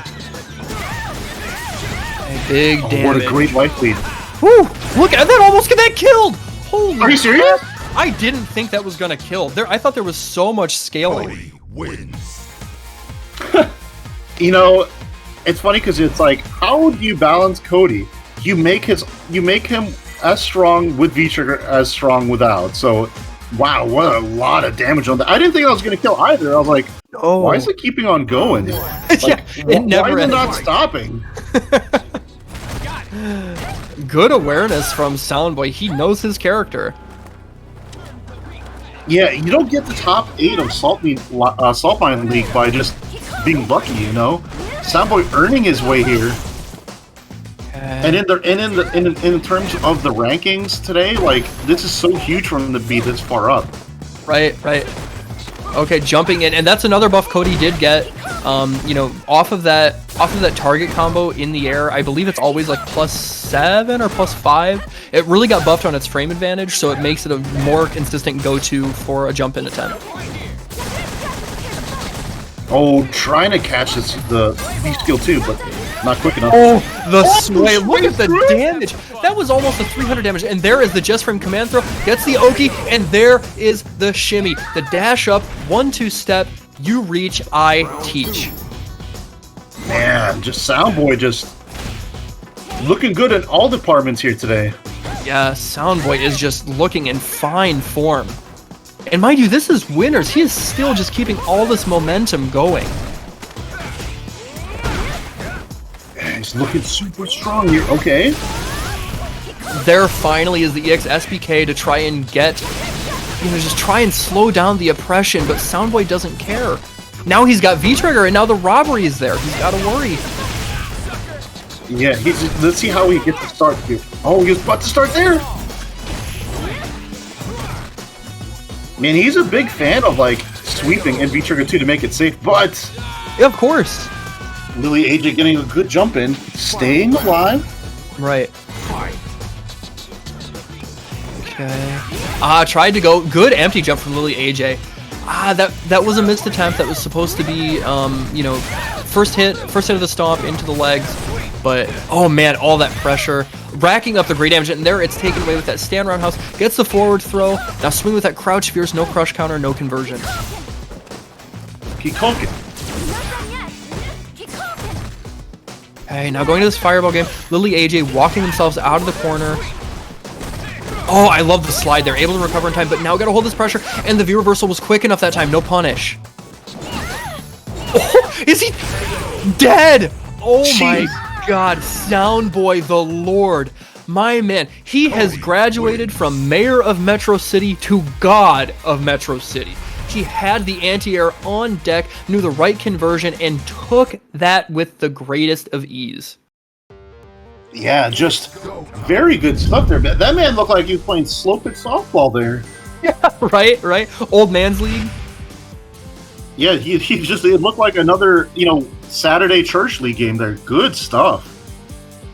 Man, I'm trying to be as unbiased as possible, but I kind of want to see Soundboy win this whole thing. I love watching Cody and just the way Soundboy is showing mastery of this character and mastery of these situations. It's hard not to root for him, right? Very, very hard. It's just, you know, yeah, I was just thinking about this. So, you know, you have the character Cody. He's been wearing the jail stripes for a long time, and what they do in the lore here is they make him the mayor, right? They take him away from crime. But they take him away from crime, but they make his robbery even better. So, like, Capcom, pick a side, please. Right. Man, yeah, this character got good buffs this season, and we're seeing them displayed. So coming up next, we have Link Exolo and Shax. So far we have seen Shax play mostly, actually I think only Cammy, what we've seen on stream. But he is a master of many characters. I have seen him play Laura, I have seen him play Urian, I have seen him play Cammy, I've seen him play, I think, Karen. He is a high-level player with just about the entire cast. I've heard that as a meme in Europe, so maybe we'll see a character switch. I don't know. But Cammy is not a character you really need a secondary for. She's strong enough to run on her own. There it is. Even Cammy players will tell you that. Yeah, for sure. This is going to be hard, I think, for Nikali. That long range of Cammy and the oppression is hard for him to deal with. Yeah, I would think so too. I mean, Nikali is still a very strong character in his own right, but the question is, we're going to see how Link-Solo can keep the oppression off him. Okay, no anti-air. That's going to be information. Oh man, and that big conversion, such a strong option with that V skill too. You know, getting the counter hit, because you block the low medium kick, and you think it's your turn to try and counter poke to try and put them in block stun, but they cancel into that late V skill too, and you get crush countered into the drill. Yeah, and not only that, it gives her quite a bit of V gauge to use the V-trigger faster. Right. Ooh, there's the big conversion. Follow up with the immediate drill. Keep the last bit of it for the dive kick. And there it is. Used quickly. Finally, Link Exilo busting out with the EX uppercut to try and even up the life lead and keep his V-trigger going. Ooh, Rago DP, yeah, working out for the agency. Ooh. Oh, what a shimmy. And you know, what's crazy about that too is it was even a delay tech. Link Exilo had it in his head that he was going to try and go for the shimmy, so he waited, but Shaxx waited just a fraction of a frame longer, and that stand heavy punch reaches so far. And it's so fast. Mm-hmm. Yeah, 6 frames! 6 frames, dog. Okay, so let's see what something Linkzilla can do to get something started here. It's tough. How do you slow down Cammy? You know, like... Oh, when the Cammy player makes a mistake like that. Yeah, you have to capitalize, and he did. You know, he's sitting with a life lead right now, but Shaxx has all the meter in the world. Oh, just out of range. That could have closed it out. But now one low forward confirm is going to do it. Oh, man. Linkzilla trying to fight with a low forward of his own here. And he's just playing so safe, so cautious. And now finally there's the activation, and he gets to take a little more risk, and he can chip out now. Yeah, he's got to keep his range. The backdash. Just that little minute detail from Link Exilo there. He knew that there was a little bit of pressure on Shaxx's side to try and close it out. He really wanted to get that chip damage situation. He backdashed at just the right time and was able to capitalize. But still, Shaxx is doing pretty okay. He's able to keep this offense, make it count, really put the pressure on Link Exilo. But, you know, who are we going to see come out on this first game here? Yeah, and you know, it just, the end of that last round, it just shows you the awareness that Link Exilo had. Right. Tries to go for the crush counter, no dice. And there it is again. Oh, he went for the big combo to try and close it out, but the back medium punch wasn't in range. Oh, geez, good. Or hit confirmed. Don't need charge for that. Chip damage is racking up. Tried to go for the confirm on the crouch fierce, didn't land. Blocks it out. There's the EX stomp to get the pushback, to get the frame advantage. And that actually might not do it. This does scale a lot. I'm not sure. No, it's gonna be enough. Yep. There weren't a lot of hits before that. And Shaxx takes the first game, finally landing his mark with that critical art. Man, really good stuff there.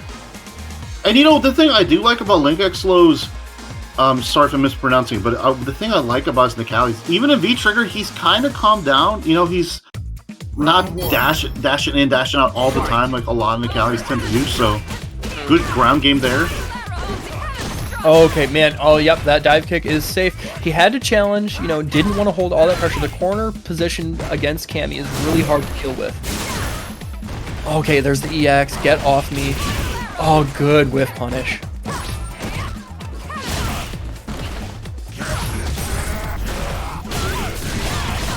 Ooh, nice. Good corner carry. That's so important. The stun, and immediately. That was actually a really confusing situation. He, like, that was very weird for Shaxx to deal with. You know, there was low hit stun on the stand short. And so him canceling immediately into the command grab, like, it just caught him off guard.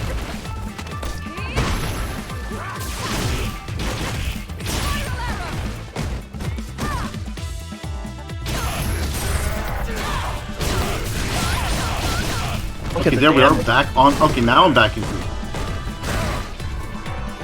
Here we go, Necalli getting something. Big jump in with that stand first.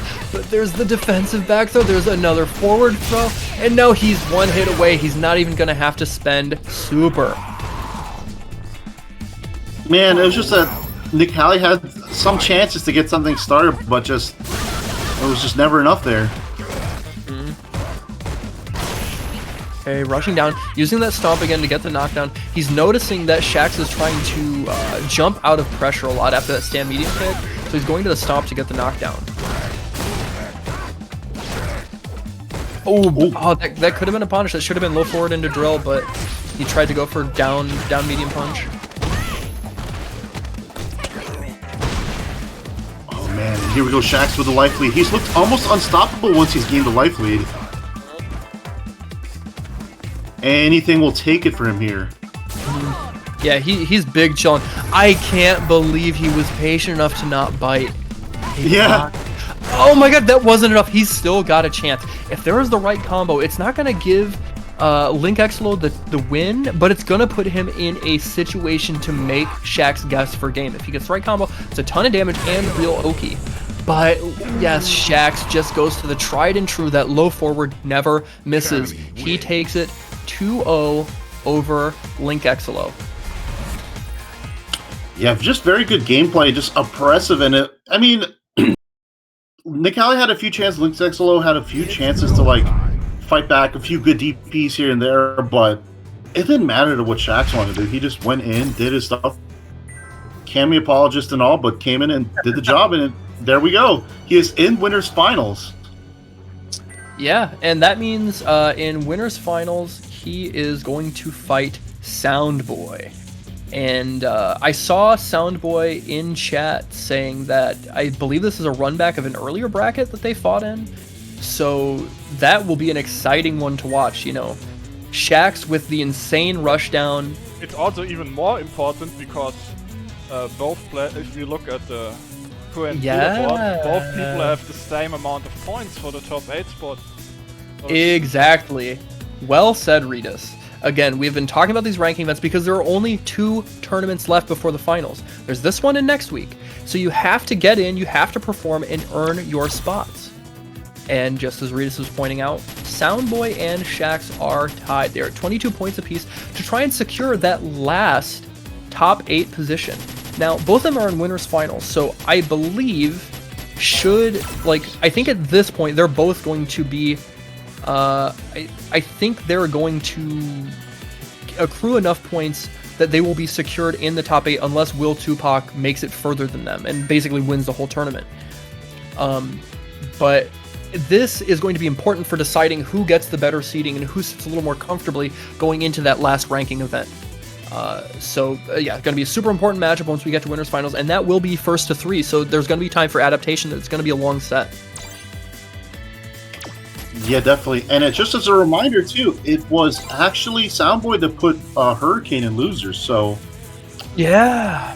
Yeah, so definitely he's got to be 2 very good cammies just off the bat like that. Right. But anyway, speaking of scammies and stuff, so we got Mr. Crimson versus Will Tupac.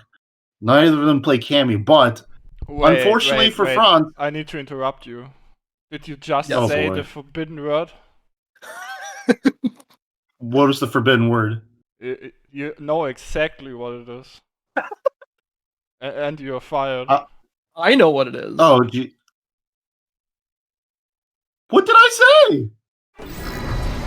Take a look at the chat. Oh, I said scammy?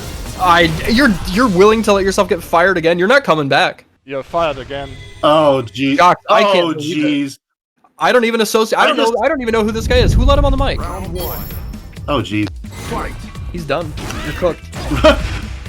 Regis just needed support. He needed representation from a homeless caster, so that's why he invited me. Oh, okay. Okay, gotcha. He didn't read the onboarding materials. You're right, Brad. Yeah. Okay, we've got Mr. Crimson versus Will Tupac. Again, this is loser's side. So they are fighting for their tournament life, trying to make their points count in this ranking event, make sure they secure their spot for the top 8. And right now, Mr. Mr. Crimson, I can't even talk, I'm too hyped, is going in. He gets the back throw, not quite stunned. Will Tupac has a chance to try and make this comeback. He's got full V-trigger loaded, he's got a bar a meter. How's he going to make it count? Not enough. How anticlimactic. Light slide to take the first round. But, you know, I'm not really sure how this matchup goes, but I'm sure these two have played each other a lot. That's just a safe assumption, I would say. Ooh, what a whip punish. I think this is a tough match for Lucia because, like, Dhalsim has a lot of ways to deal with her. Oh, wow. He tried to bait it out, but luckily that EX DP from Lucia hits on both sides. Hey, there's the activation off the EX run. Yeah.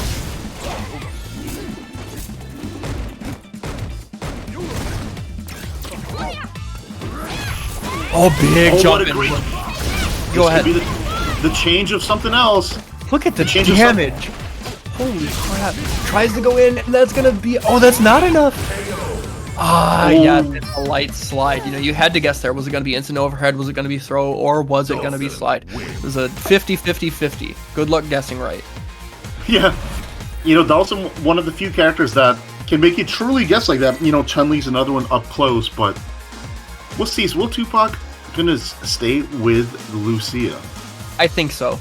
I cannot remember the last time I've seen him pick another character. I know he really likes this character, and he believes in her enough. I do think this is a tough matchup for Lucia. Dawson has ways to deal with her, the way she wants to move around the screen, and the way she wants to try and throw fireballs. He has ways to deal with that better than a lot of characters. And then on top of that, once he knocks you down, it's tough.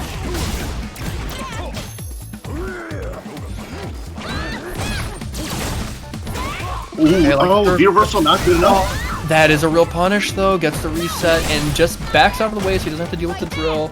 Blocks that. Will Tupac trying to find an answer. He's got a ton of gray life on his side, and he has to let that recover. Oh my god, what a buffer off of that crouch medium kick. It's not every day that you get to see Dawson light kick get whiff punish, basically. Right? Oh, and then the follow-up, the easy confirm in the corner. Doesn't have to spend any bar. There's a round for Will Tupac. He's got an opportunity here to tie it up at 1 game apiece on loser's side of top 8.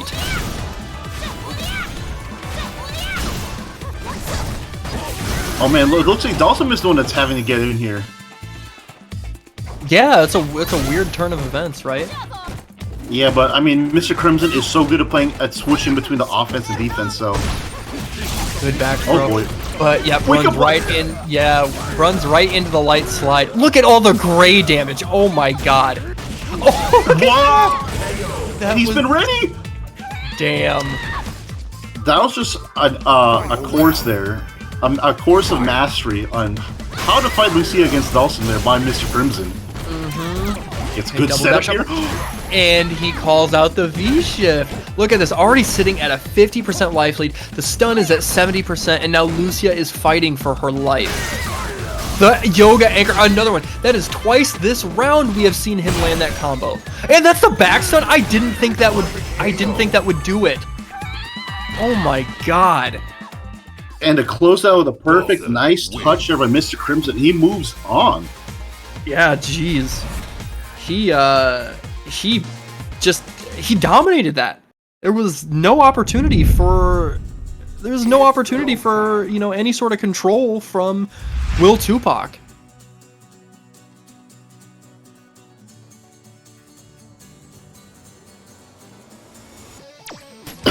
Yeah, definitely. Sorry, I accidentally clicked on the wrong thing there. But, and you know, just to go back to the rankings here, so Mr. Crimson is tied for, you know, he's in 7th place, so it's very important for him to take that. And then Will Tupac, he was tied, you know, tied. Yeah, he's tied for that 8th place. So unfortunately, he's gonna be out of the top 8 after today. So he's gonna have to do very well the next time. But so yeah, the rankings changed just overnight there. So good stuff to them both. But especially Mr. Crimson, he is still alive. Let's look at the bracket really quick. Who is Mr. Crimson be facing next? Oh, Lily AJ. Okay. Okay. So yeah, Lily AJ was able to close it out over they lost in winners. That's what it was. They lost in winners to Soundboy. Soundboy took it convincingly. You know, Soundboy has been an absolute terror today.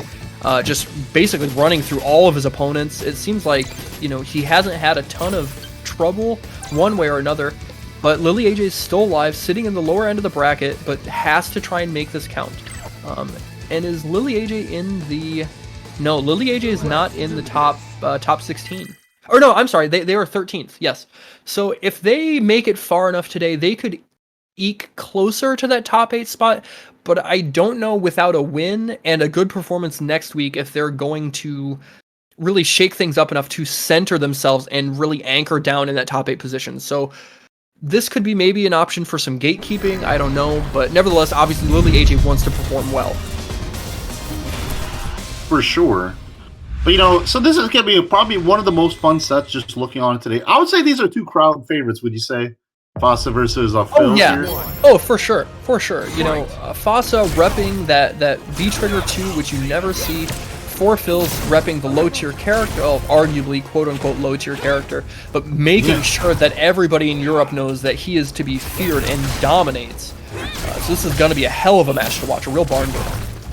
You know, it was kind of interesting. About a few Sundays ago, there was Phil's actually got second place. He almost beat Hurricane at the Saltmine League, and then Arturo actually won the Category 5 tournament. Yeah. So we almost had two folks winning two big online tournaments in one day. Right. Yeah, and this character got some good buffs this season, specifically to her air shot. You know, really getting good frame advantage from that, allowing for better combos. And then I believe also got, I think there was something else I can't quite remember, but I know that was one of the big ones. Yeah, her crouch medium punch is actually like an amazing poke now.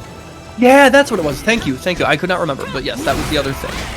Oh, that's gonna do it. That's a ton of damage. Follow up with the EX. Oh, didn't even have to. There was enough scaling left that they could close it out with the regular upper. Oh, just going under the fireball. Yeah, there you go. Crouching medium punch. I really like the obstacle course though, and the awareness to get around it from Fossa, using the headbutt to jump over the shot while still, you know, advancing forward. Oh jeez, the aggro Urian gameplay working right now for Fossa. Man, I don't know that I've ever seen a Urian use Quarrel Kick as well as him. His usage and chasing of it gets him so much mileage. I swear I see him get more crush counters from it, more stuns from it. He just really understands that move. Yeah, just great. Just it's just like you said. If it works, it works. Yeah. And look at that, he's still harassing with it. And, you know, against a character like Falk, that's a smart move, right? Because a lot of her normals, they are so far reaching, but when you have her cornered, you can take advantage of their slow startup. Yeah. Oh, big punish. Oh, and he knows the optimal stuff. Oh my god, look at the damage. Use that knee drop, she can't do anything. The jump back jab, I love it. There's a little bit of damage from Forfills, but he's still got a hill to climb. Yeah, full bars here. And as a reminder, this character, you know, she's kind of slow in regards to some other female characters, but she does a lot of damage if given the right choice. But damage or not, EX shoulder tackle from full screen is going to take game one for Fossa here. I swear Fossa had already decided that was going to be how he was going to win the round 25 seconds ago. The way he was playing, going back to that zoning game, going back to the fireball game, which Falk wins, he was just giving Forfills the rope to hang himself, so when he finally jumped, he could activate V-Trigger and get the charge for that EX tackle to close it out. Easy peasy lemon squeezy. Took the words out of my mouth, lemons and all. So let's see here. How can Phils get this next game? This is the loser side of things, so Right. you know you want to get the most points you can. Yeah, and he obviously wants to win the tournament, but he's gonna have to make some adjustments. So far, Fossa has just, I think the biggest thing for him is his spacing. He's really got the right range to harass Falk and not give her the opportunity for a retort. I think Phils has to maybe get a little more in the way of rushdown and not rely so much on the fireball game because it's not netting him anything. Oh, here we go. V-Trigger 2. No cancel on the Quarrel Kick. Oh yes, take that opportunity. Oh, look at that! That was a real punish. Is he dead? Okay, not. I don't know what combo he could have done. I don't know V-Trigger too well enough. Okay, look at this damage. Oh, that's gonna be it. A crush counter. The blessed button. They have tried to nerf it for 2-3 seasons now, but it's too damn good. The chop. The boy. Now, interesting stuff there. I wonder if Falk can actually combo from the V-Trigger 2. If she could combo V-Trigger 2 into the critical art, that's what I thought, but I guess not there in that situation. Okay, there's the Psycho Schneider. Now just backing out, going to this range where Falk just hasn't really been able to get anything going against Urian. You know, there hasn't been an answer. weirdly enough, and I think Folk wins the zoning game, but just the way Fossa is playing, and I think this V-Trigger 2 used especially, is just putting everything in his favor. I'm throwing a million fireballs. Right time. Yeah, he's been so good with landing EX headbutts there.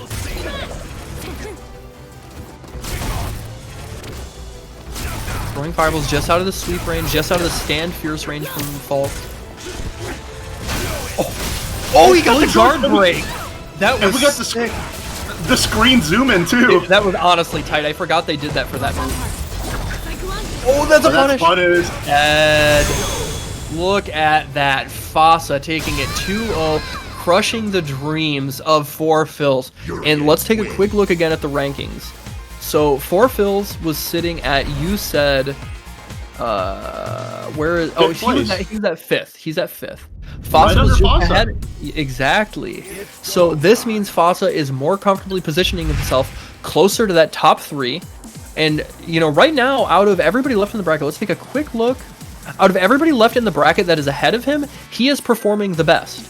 So he has a real opportunity here, if he goes far enough in the bracket, to secure a spot in that top 3 and make somebody like Bolt Strike, make somebody like Hurricane, make somebody like Problem X sweat a little bit going into the finals.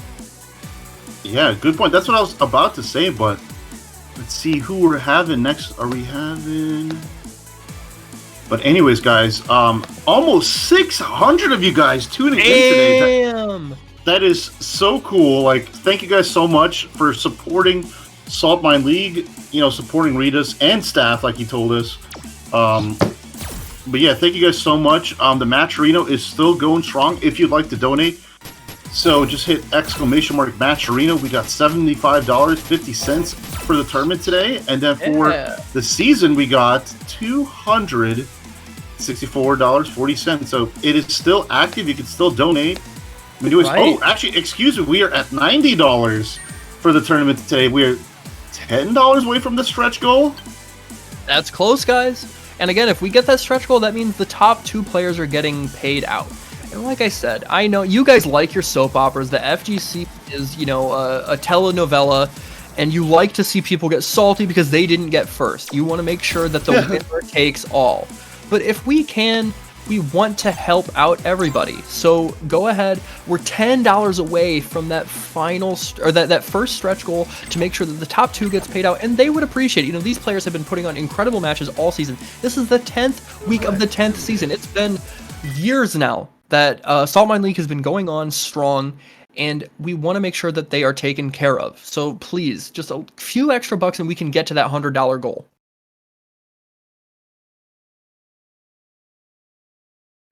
Anyways, guys, so here we go. And this is just still more great action to be had here this afternoon, this evening, morning, wherever you guys are. So we got Mr. Crimson versus Lily AJ. Yeah. Lily AJ fighting their way through losers after that pretty dominant, or I guess I should say, pretty convincing loss against Soundboy. So fighting against Mr. Crimson, this is going to be tough. You know, he is one of the best in the world for his specific character. I guess the character he's best known for. He does play some other characters, but Dawson especially, he is a genius with the character. And against somebody like Chun, this is going to be tough for her to get in. Yeah, this is actually like one of her tougher matchups. Like, you know, she's known for her long normals, slow fireball, her good zoning, but Dawson kind of evade that pretty well. Yeah. Yeah. And especially when he floats, there's just nothing she could do now, but float is kind of nerfed, if you guys know what I'm talking about. Oh, good down medium punch. There's the drill. And that's such a good V-reversal there. Something that, you know, maybe lower intermediate players don't have quite a handle on, but using a V-reversal offensively as a riposte against somebody else's V-reversal, that builds up so much gray damage and gets you the frame advantage in your favor. That's really good to take you to. Oh man, so good. Was that jump back fierce? That was so sick. It was so good. I can't say I've seen that from a Chun-Li to escape like that. Yeah, it's not something you see a lot, but it's got such a good hitbox to it that like you'll oftentimes catch them. You'll catch your opponent trying to tech or trying get a teleport mix up or something. It's a really good way to close out rounds. You'll see it every now and then. Ooh, Yoga Anvil. Look at the damage. We got some Looney Tunes in the house. Anvils are on. They're dropping. The Acme, the Wile E. Coyote. Yeah. You go. Anything will do it for Mr. Crimson. Okay, a low. And that is conditioning. That is. I even got mixed right there. I thought for sure the teleport was going to come, and so did Lily AJ. That's why they were stand blocking, and Mr. Crimson just went for that easy stand fierce from full screen.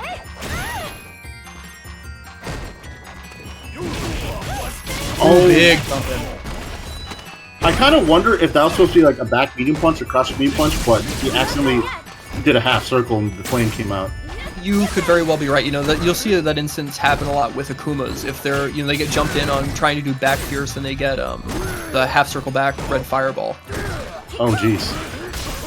Okay. That was a good trade. Mr. Crimson's still sitting pretty right now. Good down medium punch, keeping Lily AJ in the corner, keeping them caged, letting this Chun not get any room to breathe. I like that teleport. Knew the drill was unsafe. That's a punish! Wow. Oh, it is! Wow. Look at that. And this is real Oki. This is guess for game. And the shimmy. Keep your hands to yourself. I got these long legs, and I'm going to make you pay. It's kind of interesting because you were saying that Lily AJ plays another character. I think it's Karen, right? Yes. So it's kind of interesting to see somebody intentionally play Chun-Li against Dalsum, but who am I to say anything? Just definitely taking that first game with conviction there. Yeah. I don't think Karen does much better against Dalsum. Maybe a little bit because her offense is more consistent. But it's still very tough for her to get in and get around the zoning. Oh, big crush counter. Look at that, using the V skill to build up extra V gauge. Already working on 2 V bars.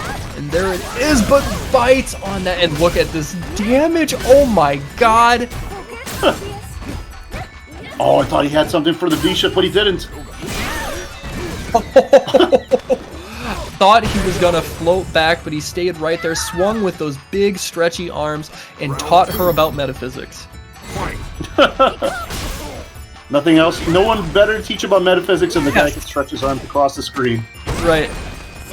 Okay, well, that's gonna be stunned. Oh, she got greedy. Lily AJ. No punish. Oh, missed out teleport there.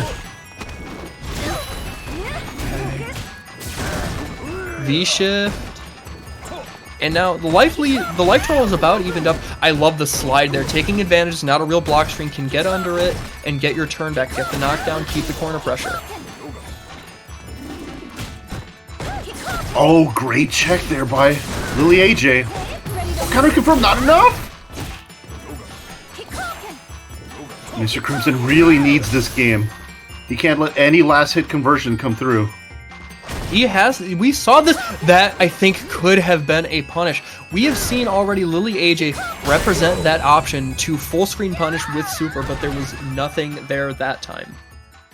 Dalsum win. Yeah, great stuff there. I mean, oh man, you're right. It could have been either way, but Mr. Crimson definitely was not going to take any chances. He did take some chances there, but sure. This game 2 is so important for him because it gives him a chance to breathe for a little bit, Yeah. Tense situation. We're back in the game 3 here. This is the loser side of things. Yeah, this one counts. And, Mr. Crimson is in a better position than Lily, but Lily AJ really wants these points. Oh, minus drill, and Lily AJ knowing that. That shows character awareness there, so good stuff. Man, Mr. Crimson has been so on point with those Yoga Anvils, just getting, I think, 3 crush counters in this set alone to just rack up the damage, rack up the V skill, or the V gauge. Oh no, misconfirmed! Time to guess. Delay V trigger, I like it. Oh. God, what do you do? How do you guess right that many times? You're in that close proximity to Dalsum when he's got meter, when he's got the opportunity to cancel and to float for stuff. Your mind has to be thinking about 30 different things at once to try and defend that correctly. What a sweep! You're right.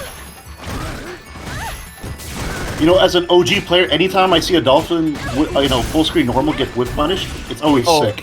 Yes, I feel the exact same way. Man, look at this stun. It's not going anywhere, but properly defends, gets the tech, and just holding down back for her life, but missed the instant air stomp. I can't even talk. And these matches do that to you. Right? Going with that stand medium kick, just harassing with these normals, keeping Lily AJ cage, not giving her the chance to throw these fireballs for free. Oh, and the EX. Oh, and he wins again with the jump back sniper. Someone's playing a little bit of Call of Duty. They take a game here. And I just want to take a second after congratulating Mr. Crimson for moving on, eliminating Lily AJ 2-1. We are over 600 viewers right now. Thank you guys so much for the support. Thank you guys so much for hanging out. It means the world to us, and it means even more to Regis. His hard work needs to be recognized. Him and his team needs to be recognized. Thank you guys so much for hanging out and sticking with us. We are getting down to the nitty-gritty, the final matches of this all-important ranking event. We have only 2 more before the finals. These players are scrambling for points, securing their spot, trying to sit a little more comfortably, or trying to make their way into the top 8. These matches are only going to get more exciting, hyper and hyper. Thank you guys so much. Yeah, and for the people that are still in the tournament, like, let's see here, I'm pulling it up. Soundboy Shacks, especially for Soundboy, like, getting these points right now is so important because, some of the top 5 people aren't in the tournament anymore. Hurricane's out, Problem X didn't enter today, Bolt Strike's out, Foss out. Sorry, I'm fine. Sorry, I'm looking again. By the way, that's the rematch from winner's side. Yes. And Mystic Smash. So it's very important to it's especially for Soundboy. It is such an important day for him today. So what is the next match we are coming to? Next match we have is Fasa and Link. Link is going with the Ibuki pick. Now, earlier on in the bracket, like Rita said, this is the rematch. So Link put Fasa in, or no, I think that was actually Reinhardt. I think Link put Reinhardt in loses, but it was Ibuki versus Urien. Oh, what a great start here for Ibuki in the corner. All this stun racking up against Fasa. It was Link versus Fasa. It was. For Link, yeah. Gotcha. But yeah, definitely a better pick than Nikali. There's more of a robbery opportunity and better opportunity to deal with normals than Nikali. Good conversion there off the lights into the uppercut. Gets the down jab. There's the activation. Oh, he tried the tricky stuff. Yeah, he just walked under it. The bravery. Oh, I really. Oh my God, he's dead. Wow, I was just about to comment. I really liked the use of the EX reload from Link there to make sure that he got some kunai back to try and control some space, establish some pressure with EX kunai, right? But good situation there from Fasa to take it with that EX tackle. Yeah, just what a benefit. Even though it costs 2 bars to have an EX reversal to convert damage off of it. Man, I can't think of a time today where Fasa has had his EX headbutt blocked. Yeah, I think it's only happened maybe twice out of the, 130 times he's done it. Oh man, and there is a big punish. You don't get that kunai for free, little girl. Here we go. So he has maybe one more tackle, one more V-Trigger 2 tackle usage here. And Link Xlo's just walk him through. That's so smart. Okay, he's actually got enough. He's got enough life left that he could build up another V-Trigger. Man, Link Xlo's trying to find a hit confirm. Right. Oh, that could have been it. That's a hard hit to confirm. Yeah, he could have canceled into super. Oh, he actually spends a bar. I can't believe it. And there it hits him. is. Yes, The tried and true, always bet on the EX tackle. It is 60% of the time, it works every time. And it's such a good tool, you know, almost full screen, and it's safe on block, right? So it's something to keep aware of. Sure, it is the gorilla move, but I don't know, you can't block everything. That's Urian's gameplay. Right, and it's, you know, people meme on it for a reason, because it's so good. It's been so incredible since the character first came out, and they've tried nerfing it, but it's still exceptional. You know, even if it's not as oppressive as it was, it's still incredible. You know, great usage from Fossa. You know, the V skill 1 armor, just having the awareness to know that it'll work. Okay, harassing with that stand medium punch, holding the plus range, and now there's the activation, but there's the activation right back at you. I've got one too. Hold this pressure, stay in front. Oh, 100% still on those EX headbutts. Right? Oh, the mix-up, that's gonna be it. Didn't even have to spend meter. Almost sitting at a full critical art. Link Exilo going into what could be the round where he ties it up one apiece. Oh, 100% still. I don't know math, but I know 100%. Look at the stun. Hasn't even really landed a combo, and the stun was almost there for Link. Oh, Brock. Oh, overhead. It may be slow, but we all get hit by it at some point. Yeah. Okay, Link Exo is probably going to look for a way to get V, you know, to use his V trigger. Crouch Ubina kick, perhaps. That could have been it for Fossa. Pretty tense right now for both these players. We're trying to feel. Oh, there we go. Oh my god. Look at that. He was ready again. You cannot jump from that range. Even if it was going to be an empty jump, that was easy enough for Fossa to just press V trigger again, get the reaction, not have to worry about a charge time, and it was going to clip her. And you know, the beauty of that V trigger too, no charge needed, so you can just start to walk back, and you have, you know, no charge needed. Right. I don't know how to explain it even further.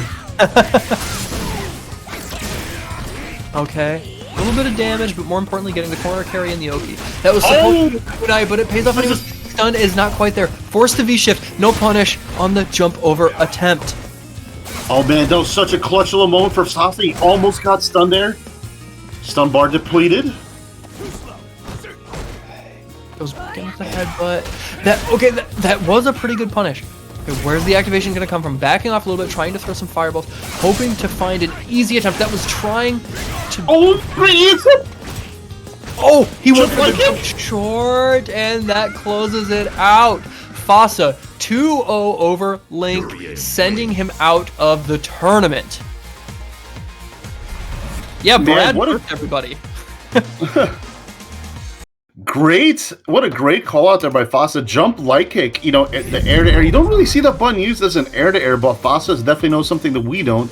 He moves on in the bracket, getting even more points. And he's gonna be facing Mr. Crimson in losers round 9. Yeah, and this is an important match for Crimson. So Crimson is sitting at 7th. With Fossa at 4th, there's potential here that if Crimson beats him, he could move up enough to get closer to that 4 fills Mystic Smash range, right? And essentially switch sides with Fossa. Now, Fossa's going to get some points today. I'm not sure exactly how many, but he's going to get some points. So it's not going to shift a bunch, but with only 2 tournaments left, it's going to shift enough that it makes somebody sweat. Yeah, definitely. This is going to be it's such an exciting turn of events here today. And as we have just a moment here, guys, I want to take a moment to remind you, we have a Matcherino that you guys can fill out. Use ! Matcherino in the chat. I'll even type it. I'll help you guys out. I'll hold your hand. Matcherino in the chat gives you the link to 2 Matcherinos. One is for the tournament today, one is for the season. The season one, it's already pretty full. We're doing pretty good there. If you want to fatten that up some more, go right ahead. But today, we are so close to $100 for that top 2 payout today. And the players would appreciate it. Redis and his team would appreciate it. Me and Jocks would appreciate it. If you could support, let these players know that their hard work, time, and energy is appreciated. and they want to be able to get a little bit of something for winning. You know, the pride is there, the practice is there, and that's important too. But if they can get a little more scratch in their pockets, that means a lot. Definitely. So we just got a €3.77 donation from RD Chun, and he says, "Great turning. Thank you very much, bro." Hey, thank you so much, homie. You're the best. That's very, very much appreciated. Let's see here. I'm like refreshing like a madman here on the Matcherino. Yes, so we are at winners finals, guys. So man, what a good one here. We got Shax versus Soundboy. So let's see. I'm just making sure. So yes, they are both tied in points at 22. So whoever wins, this probably is the biggest stakes out of all matches today. Probably even above grand finals here because the amount of points here. Mm-hmm. It'll determine like who'll get further at the end of the day. But man, I don't think.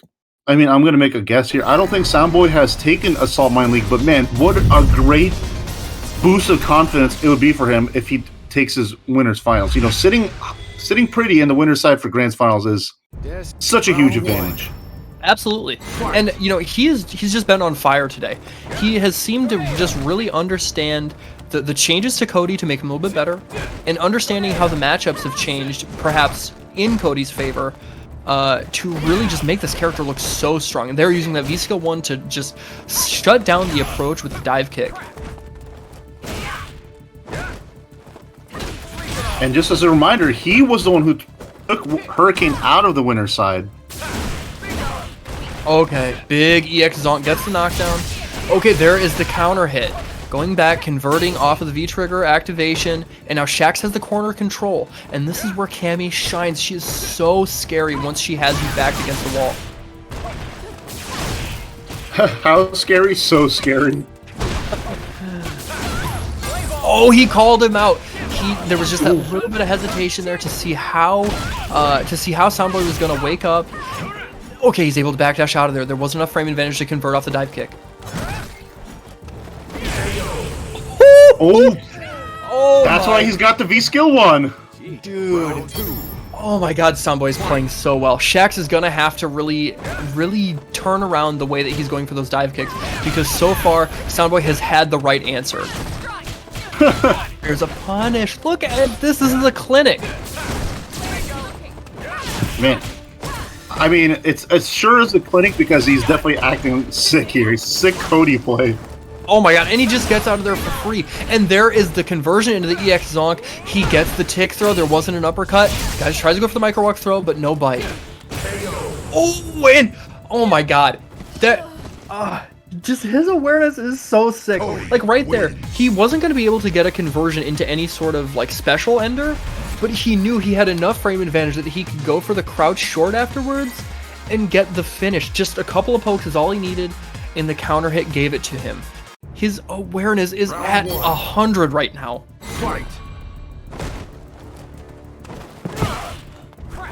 Oh, great anti-air. Oh, big Soundboy. I mean, some people, it's just like in sports, you know, there's some people like who've gone 6 for 6 in baseball, through 400 yards, but some people just have their day. Soundboy, it's just looking like his day today. I agree, yeah. Yeah, and you know, Shax is an incredible player. Look at this offensive sequence right now. You know, this is Cammy 101. Didn't quite confirm off that, but he had this offensive sequence, puts him back in the corner, is able to get the offense going again, just racking up these throws, taking advantage of the hesitancy, and there is the conversion off of the EX dive kick, spends the meter to take the round. He needed what he could get.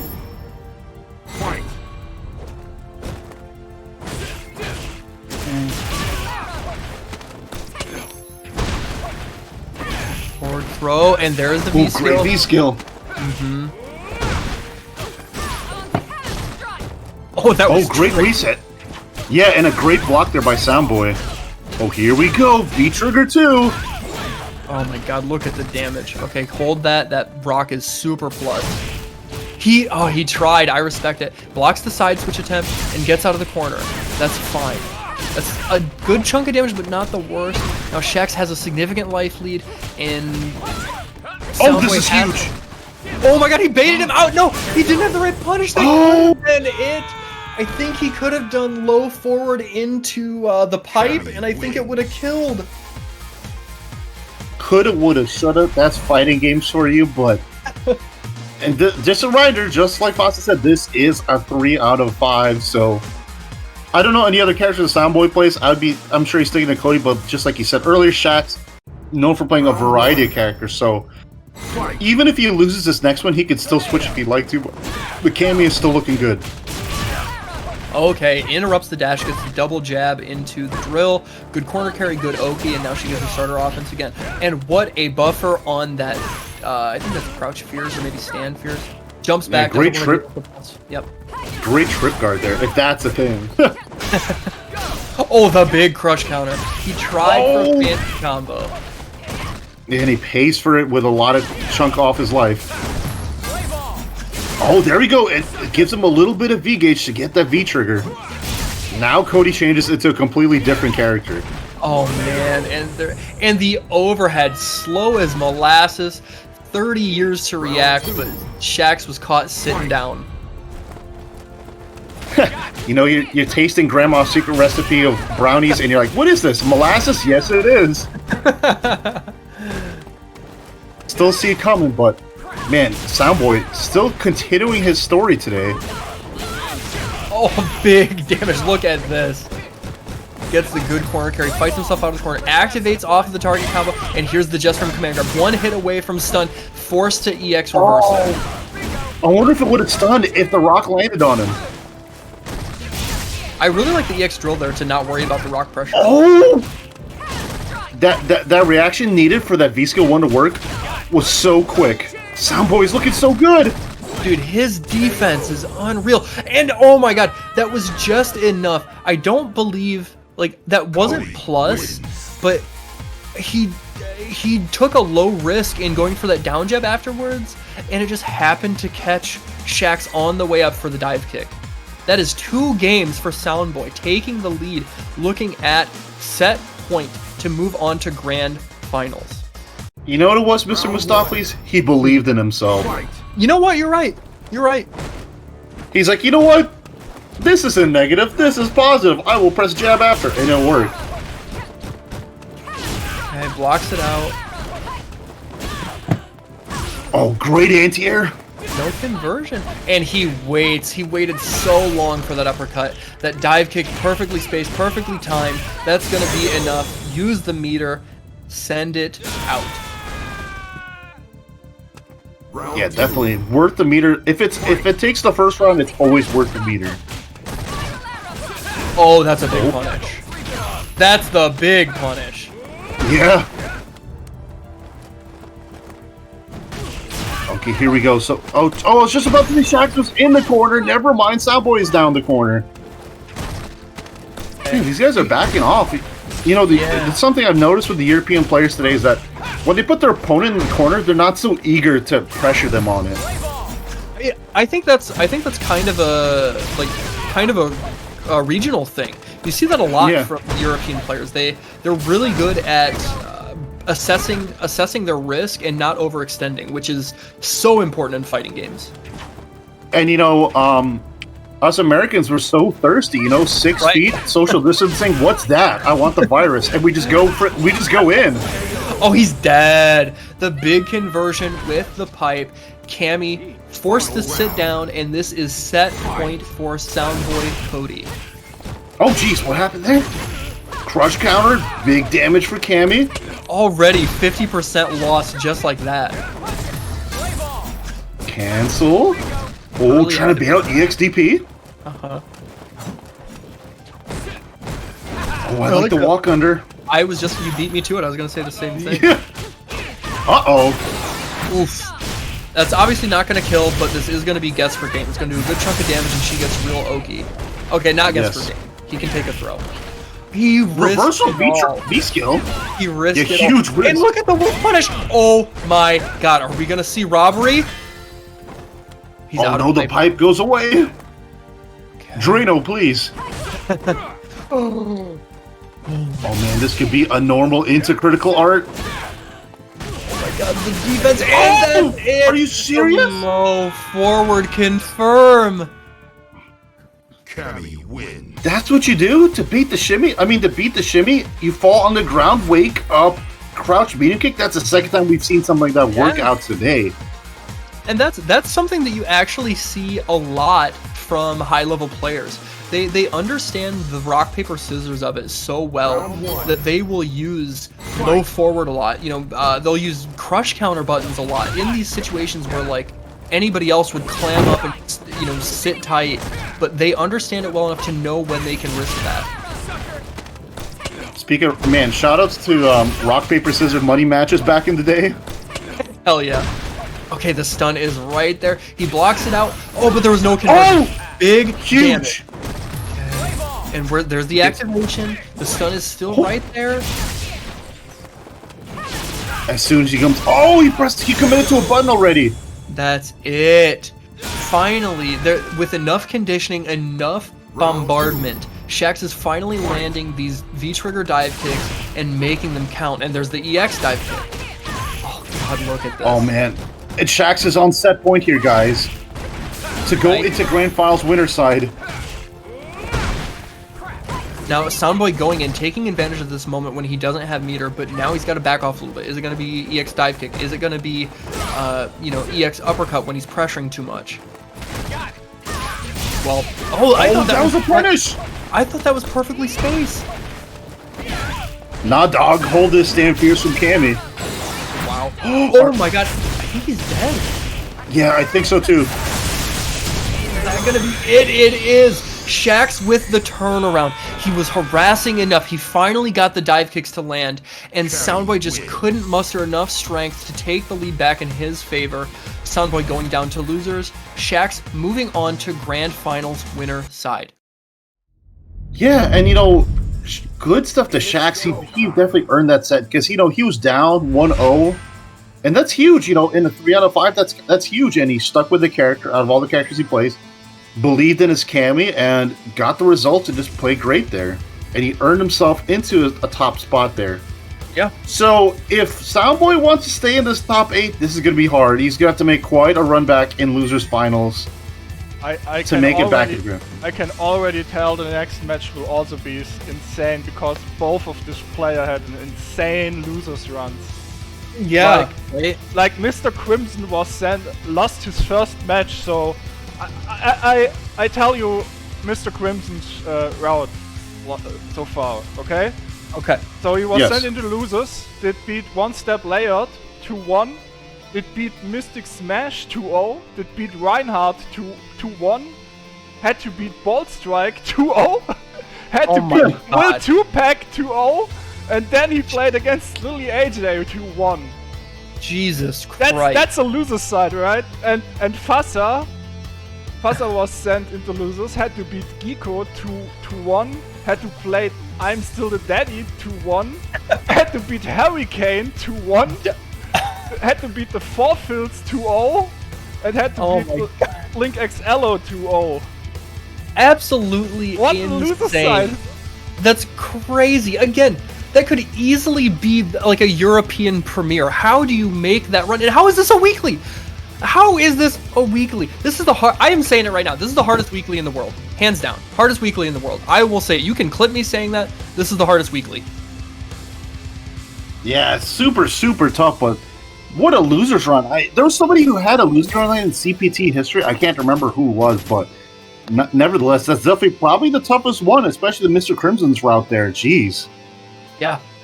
Yeah, the rest of this bracket, the rest of this... Was I actually unmuted? Did the chat hear what I said? I don't know.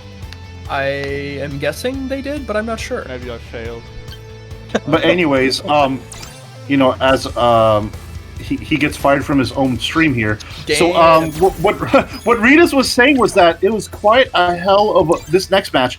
These two opponents had quite of a losers run bracket between the two. So if you type !bracket in the chat, you could see. But yeah, Mr. Crimson had, you know, he lost, it looks like, in the first round or so, and he took out some really big names. He beat One Step Layered, Mystic Smash, Reinhardt, Bolt Strike, Will 2-Pack, Lily AJ to get himself here. But Fassa also had a huge run, beating Link XLO, The Phils, Hurricane, I'm Still the Daddy, Raps. Just a solid gameplay all around. Just to get this far, this is tough. Yeah, and you're not even in Grand Finals yet. This is loser semifinals. So, so we get here, Urian versus Dhalsim. On paper, I would say Dhalsim wins this. He kind of does well versus 4-frame characters, but Urian just kind of has the unga bunga ways to get in, and it kind of gives Dhalsim trouble. Yeah, I think rather than saying that it would be in Dhalsim's favor, I would say it's closer to even, just because of the factor of like making mistakes. And if we're talking about damage output and capitalizing on punishes, Urian is among the best in the game, and Dhalsim kind of struggles in that regard. He can't always get the most damage in certain situations. Certain situations he can do a ton of damage, but it has to be the right time, the right place.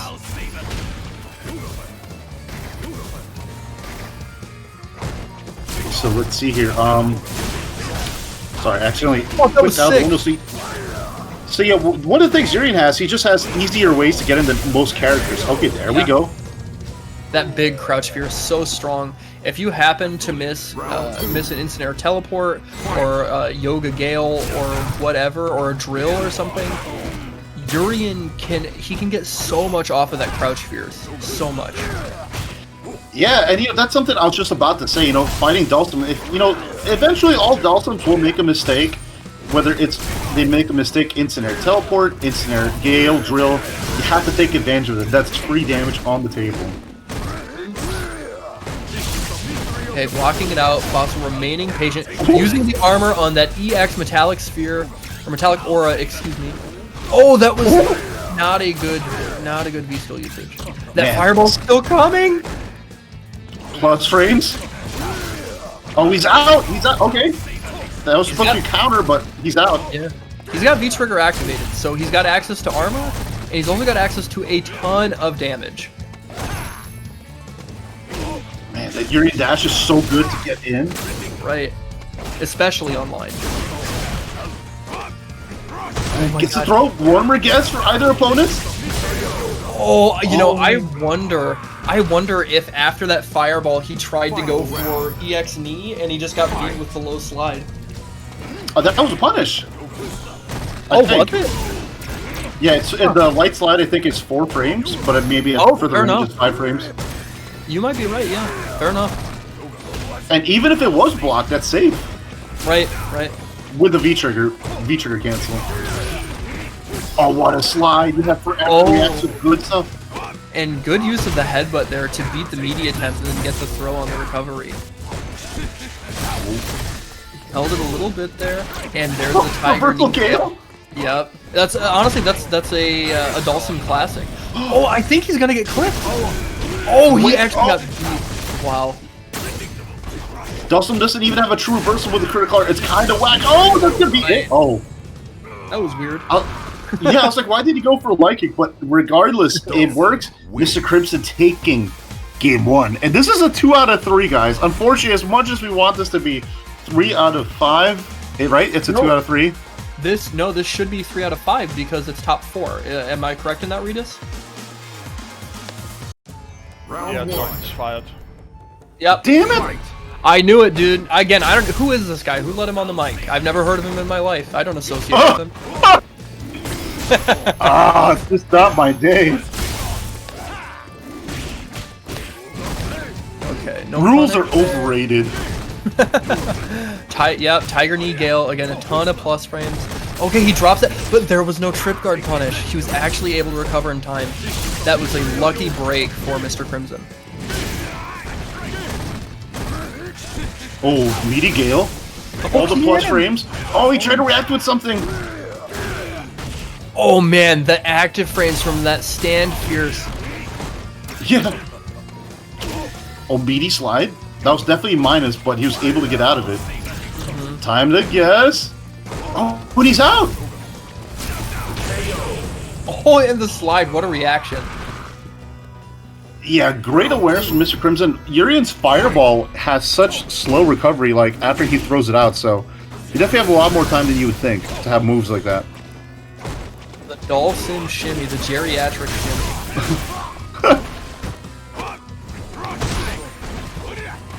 Forward medium punch? Okay, never mind. Backing off. I like throwing out the fireball there. Force him to think a little bit more about using the V-skill from that range. Oh, so good. Oh, yeah, clips him in the air. Oh, trying to bait out the shimmy. Oh, right back at you. This is huge. Yeah, just out of range. That could have been massive. Oh, he's dead. Yep. Oh, great conversion. V-trigger too, guys. Final round. Fight. So, you know, I'm glad that I'm actually wrong, because I actually really like watching this match at the highest of levels. And I haven't seen it with V-trigger too. Yeah, you never do, right?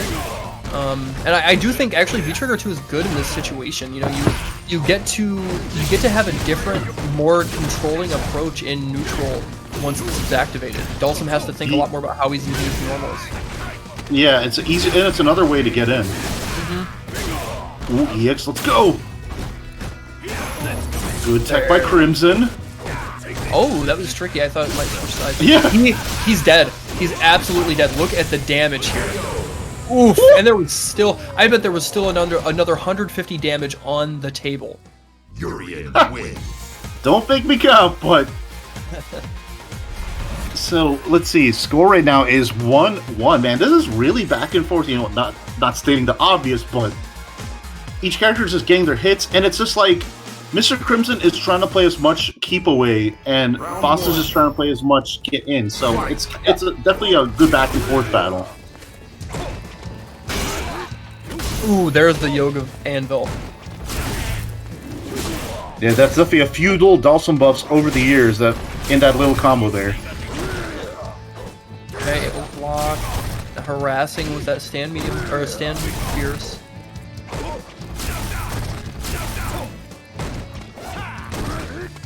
Just out of range for that quarrel pick. He's trying to advance, trying to maybe land a crush counter and get a little lucky. Man, he's so insistent on this fireball game. There it is. Oh, that armor is so important. Oh, it's so good. Oh, good block by Mr. Crimson. Oh, in the front! Damn. Yeah, that was all it took. That EX Yoga Flame does a lot of damage. And man, sometimes the simplest mix-up is the most simple mix-up. Yeah. And a reason for that with Dhalsim is that so his forward, when he teleports to the other side, he's actually a lot closer to your body than he is with the front teleport. Oh, I don't think I knew that. Yeah. It's kind of weird. Okay, gets the back throw. Meaty stand medium punch. Dashing in. Taking advantage of online using your cheap dash. Oh, good. Yeah, good punish there by Mr. Crimson. Unfortunately, he is still the only character without a meterless confirm from Lights. Yeah. Oh man, that is a tough draw. Had to use the EX knee to get out of there, try and save his life, but it ends in failure. Mr. Crimson using that stand fierce to catch him dashing in, trying to close the distance. Yeah, very good stuff here. So this set right here is so important in the points line here. You know, you got Fossa in 4th place, but Mr. Crimson just a little bit behind, but what makes it so important for him is that he's only 4 points ahead of Soundboy and Shax here. We're both still in the tournament, so it's important for him to win this one too. Exactly. I mean, obviously. No, you put it really well, Jock. Fossa trying to hold this corner position here. You know, you have to be careful about how you're getting in against Dhalsim, but you don't want to give him a ton of room to breathe. A little late on that drops the combo, thank the Lord. Fossa can breathe a little easier now.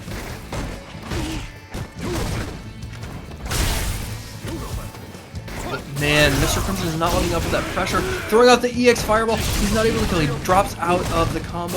Look at all of this damage. Easy, low, short slide to close it out. Mr. Crimson here on set point. What a turnaround. Yeah, definitely what a turnaround here. Oh, it's all working. Oh, great V-shift. I think the first one we've seen from Fossa this set. Oh, just missing out on the crouch medium punch. It is 1 frame slower. Right. Using the tackle to close the distance. Trying to get some offense going. There's another one. EX tackle, get the knockdown, but good B reversal from Mr. Crimson. heavy slide, super meaty. Flush frames? Yeah, okay, there's the Oh, that was an accident!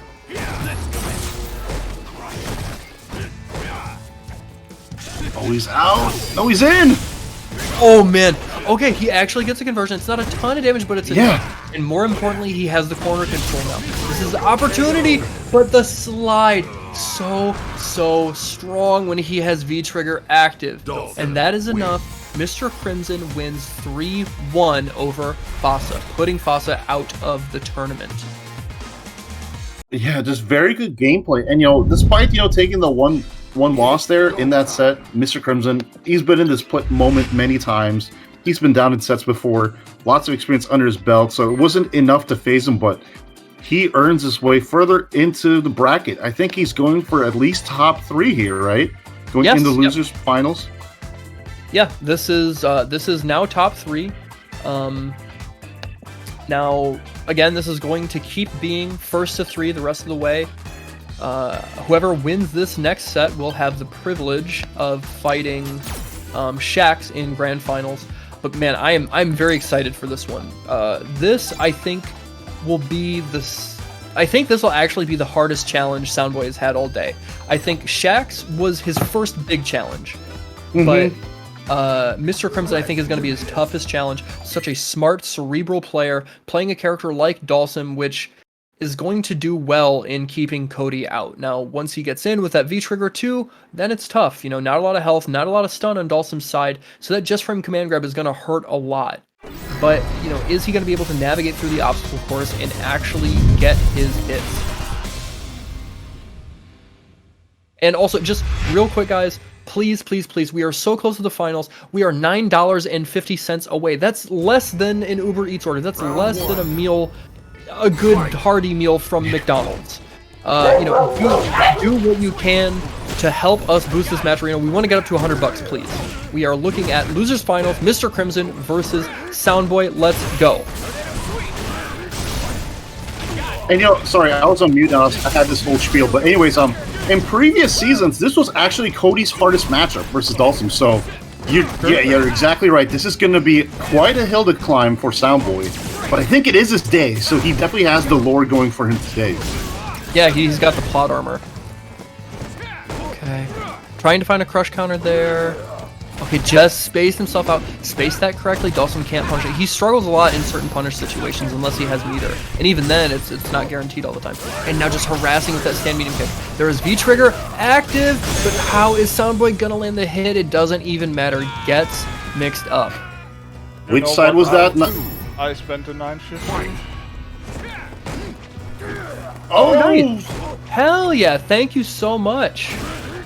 Rita's contributing to his own from here.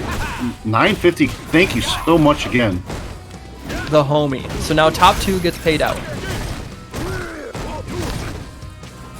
Okay, so back to the action here. Jeez, I'm like clicking all out of these windows, but Mr. Crimson here just... Okay, there's a slide into V-Trigger activation. Gets caught low, and that's going to be enough. The fire was burning him. He couldn't apply the ointment fast enough. Dhalsim win. I think he heard that top 2's getting paid, and the nerves are setting in now. He's like, I have to win this match. Because so far, unless someone is amazing and donates $50 here, the loser of this is not going to get paid. Right, that stings. That stings. You make such a crazy run between these two players. One on the loser's side, one on the winner's side, and then you end up in third in an incredibly stacked bracket, and you don't get anything. That hurts. The only thing worse I can think of is getting second place at the last chance qualifier. Yeah, right. Oh man, and there's the stun. Cody didn't have an answer for that drill. Mr. Crimson really looking dominant here. Maybe Soundboy's running out of juice. He's got to make an adjustment fast. Oh yeah, Soundboy looking a little bit desperate, but trying again. Oh, that could have been the start of something. Oh, and despite that trade looking in Soundboy's favor, he is back to the far screen. Now he's in. Great V reversal there. The thing is, Mr. Crimson knows that he can hold that medium pressure and the light pressure, because if he gets thrown, he gets put back to neutral, and that's where Cody struggles. So, you know, he can block most of the time and do just fine. Oh, what a mix-up. Time to guess. Oh, and he gets the wrong God. side. I got mixed. Jesus Christ, that was ambiguous. Dalsum, guys. Dalsum still has that. He's the defensive character. What do you mean?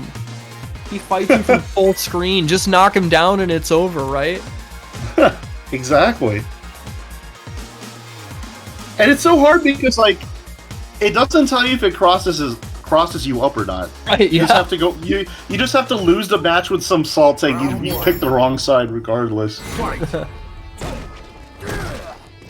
But yeah, so it's looking kind of grim here for Soundboy. So if you guys really like what he's doing today, you know, $50 will definitely help him.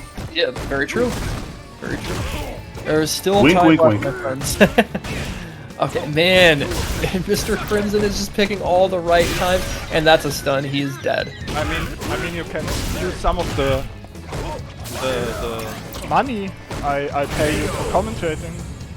Oh, that's right. I forgot that Ritas pays us like 30 grand to do commentary for Saltmine League. So yeah, we'll just don't worry. You and I can each put up 15 apiece. We'll make sure that we're still paid, still living comfortably, but we can actually help out the players. I forgot all about that. Thanks for reminding us, Ritas. And every time we get fired, that's another $3,000 off. That's true. So yeah, I might be in the negative now. I know. I think I'm gonna need a Matcherino to catch up. Yeah, I'm gonna start a GoFundMe. Okay, big crush counter, and he actually gets the follow-up combo. What good awareness to even go for that? That hurts. Just like this, he has a chance. He's got V-Trigger active, and this is the time for robbery. Robbery is right. Mr. Crimson, he's on the way to edge it out here. Yes, I said the word edge. Oh, that's gonna be it. No, he dropped it. Oh, there we go. Man, Mr. Crimson, too strong. And you hit the nail on the head. Like, this match is incredibly tough for Cody. We talked about it. Even though he got a little bit of buffs, even though, Dalsum got nerfed a bit, it's still just fundamentally a really hard matchup, and Soundboy had been playing at such a high level for so long, he said it himself, he ran out of steam. He played incredibly well today, but just fell short, and Mr. Crimson was the better player today, that's all. Yeah, definitely. And yeah, GG Soundboy. It's just like he said, you run out of steam. Sometimes that's what it is.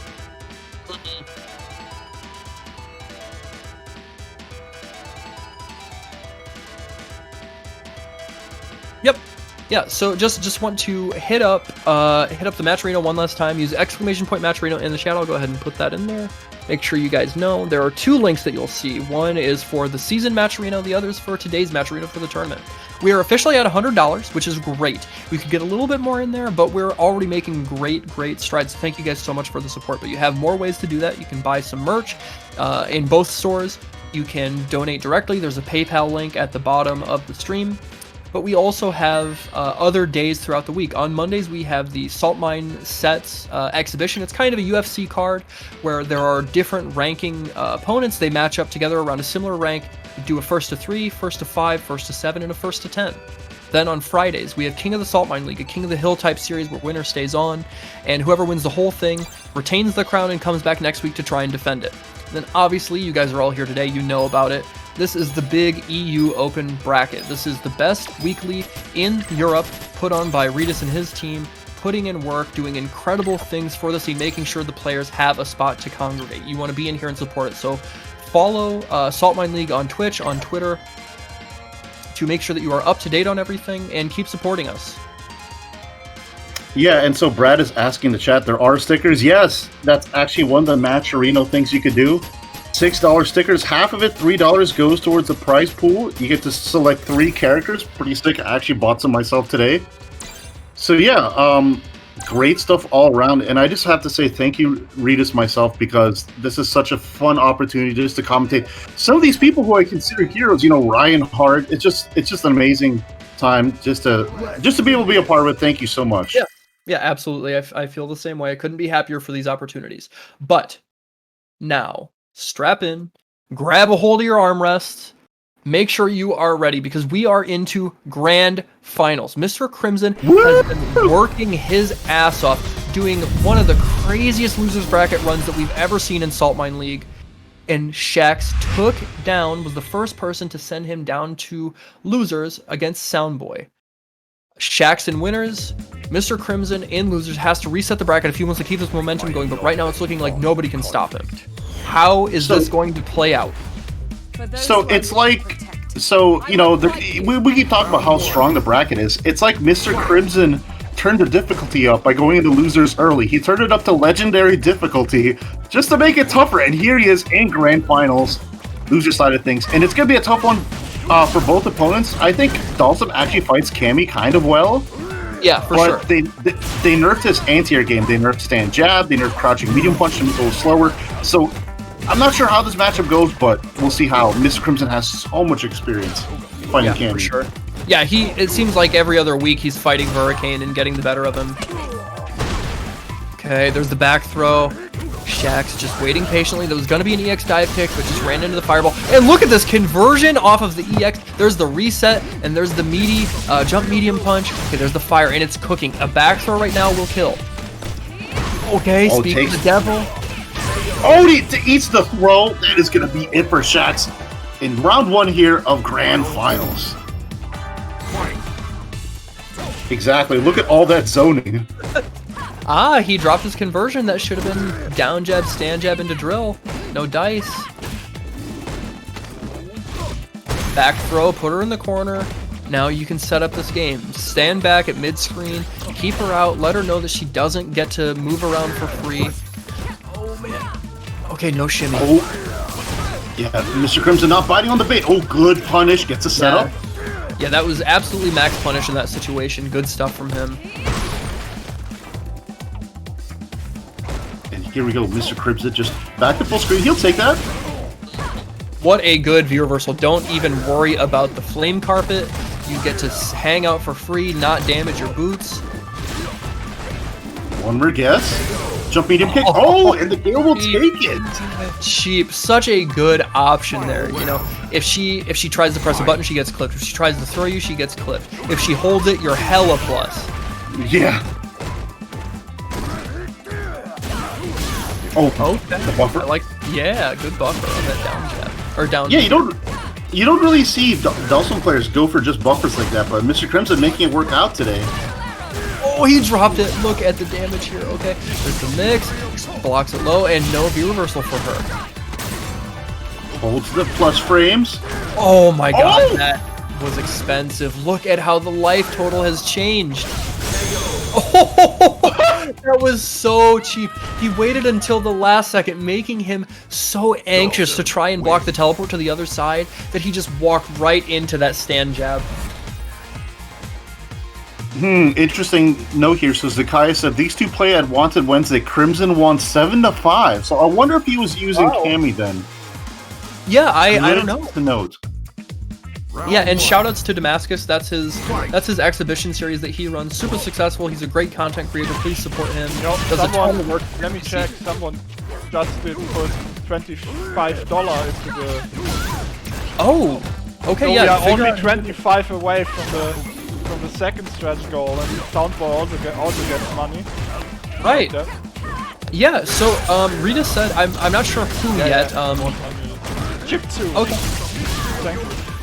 Yeah, thank you so much. So yeah, we're only $25 away, guys, from making sure that top 3 gets paid out. And we all saw, everybody was rooting for Soundboy. He was the hometown hero today. If you guys want to make sure that he gets rewarded for the incredible Herculean effort he put forth, all we need is $25 more. That could be 3 of you guys putting in $8 a piece, and that covers it. That's not hard. Oh, geez. Yep, go ahead. Oh, I was gonna say shout out on the quick good math there. Okay, oh man, what a slide. Gets the side switch, and the big damage, gets the meaty situation, the forward throw, blocks it out. That's gonna be a stun. I don't think he's gonna be able to kill here, but this hurts. Oh, he gets the slide combo. Oh, and the Gale to take it. So good stuff, Crimson. So the thing I kind of popped off, freaked out about was, it looked like So he did crouching fierce, 2 crouch fierces into EX Flame. The first hit of the EX Flame didn't hit, but I guess the rest of it did. So it looked kind of weird. I thought the combo reset accidentally.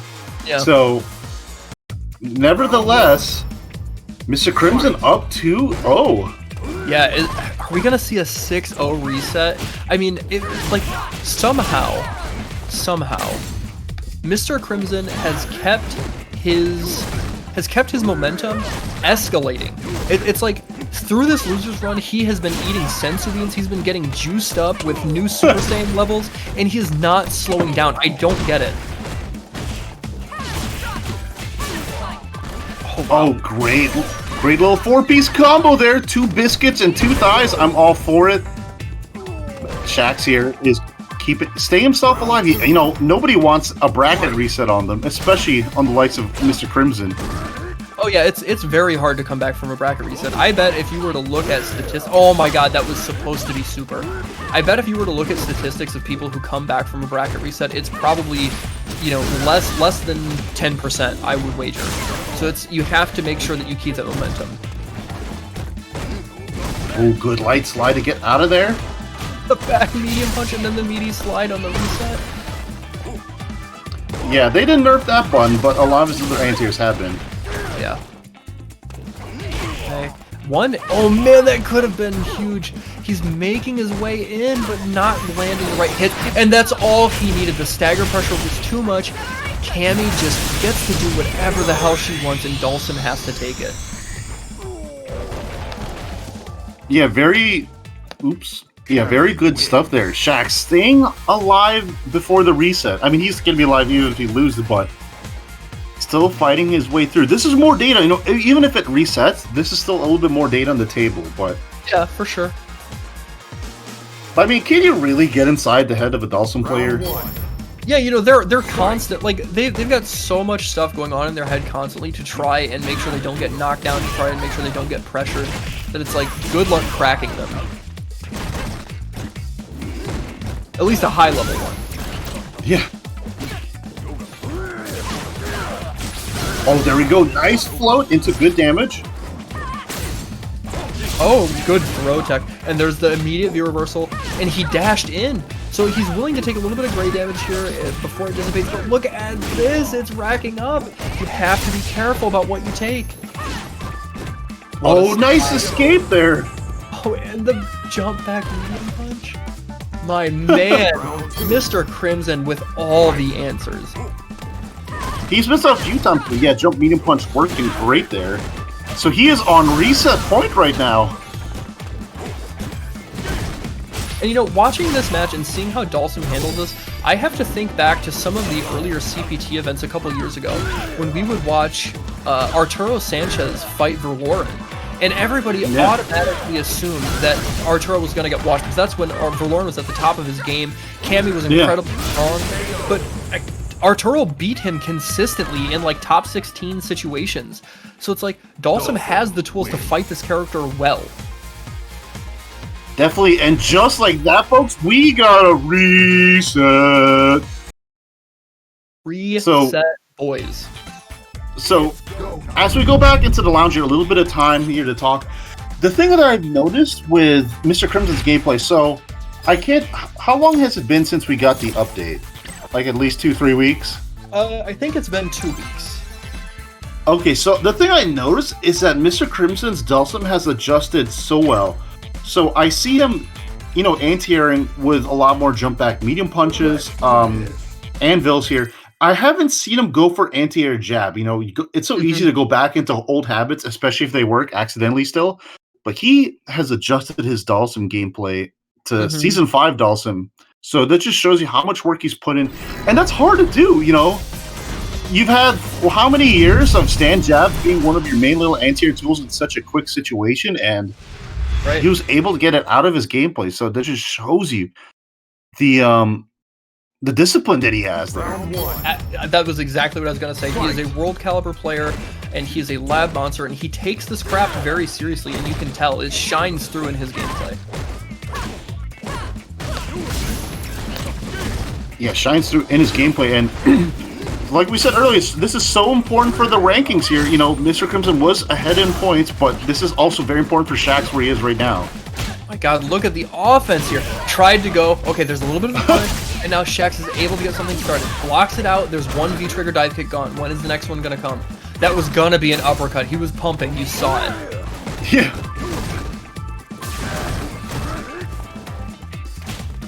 And another thing, okay, geez, as Shaxx is trying to get on in here. Oh, and the jump back sniper. Yeah, that was gonna happen sooner or later. But one of the things I noticed too with Mr. Crimson is, so there's a huge nerf for characters, wall jumps, but it also applies to Dhalsim's float. So if he's floating and you hit him out of it, he's in a weird juggle state, right? Yep. He has not gotten hit out of float today, so that's something he's also been aware of. Look at the damage. Look at that. He is working on high fight clips. Jeez, Marvel 2 combos, let's go. Right? Yeah. He's just missing an infinite. Yeah. He takes the throw, and there's the slide to confirm off of the counter hit. Letting him cook and push. I love it. Pushing him back into the fire. Now even a medium punch is going to take it. Oh, that slide almost did it. Now he still has to be careful. And the jab wasn't enough. Oh, what a block! Oh my God. There was so much scramble situation there. So much. There was just... it's hard to even put into words. Like, so many things happening and so many situations to adapt to in just a split second. But Crimson came out on top. He is up 1-0 in the bracket reset. Man, unfortunately for Shaxx here, like, he had the right answer on the blocked, on the block sniper, and I think he had the right answer, but it just barely missed. So, man, unfortunate for him, but he is down 1-0. I wonder if we're going to see a character switch here. Maybe Laura. I mean, Laura has a better opportunity to rob Dhalsim, and can play a little less honest. But we'll see what's going to happen. I don't know if we'll see the switch or if he just wants a second to breathe. Yeah, he's going to need more than a few seconds here. Mr. Crimson is on fire. Somebody said he ate some chicken vindaloo, so yeah, I could go for some too. Thank you for the suggestion. Man, guys, don't get me hungry. I get hungry so easily. But the thing I'm most hungry for is who's going to win this. But man, looks like Mr. Crimson so far. Are we going to see? Let's see. Okay, sticking with Cammy. Okay, just taking off more clothes like a degenerate spring breaker down in Miami. Let's go. Coronavirus, what's that? I'm an American. Anyways, here we go. Mr. Crimson on edge. Okay, nothing has changed. Yeah, missed that counter hit confirm off the dive kick though, unfortunately. Jump back jab, using the dive kick to get the plus frames afterwards. I wonder if Mr. Crimson's like, oh, you're playing Cammy? Thank you very much. I'd rather play your Cammy than Laura. Right, Laura or Zeku. Yeah. Oh, Mr. Crimson's just going to hold the dive kicks? Okay. That throw's fine. Oh man, I cannot believe that there wasn't an uppercut there. Fake teleport, doesn't go within any pressure, doesn't want to risk getting uppercut. Oh my! What a great crouch and medium punch! And that's nerfed? Yeah.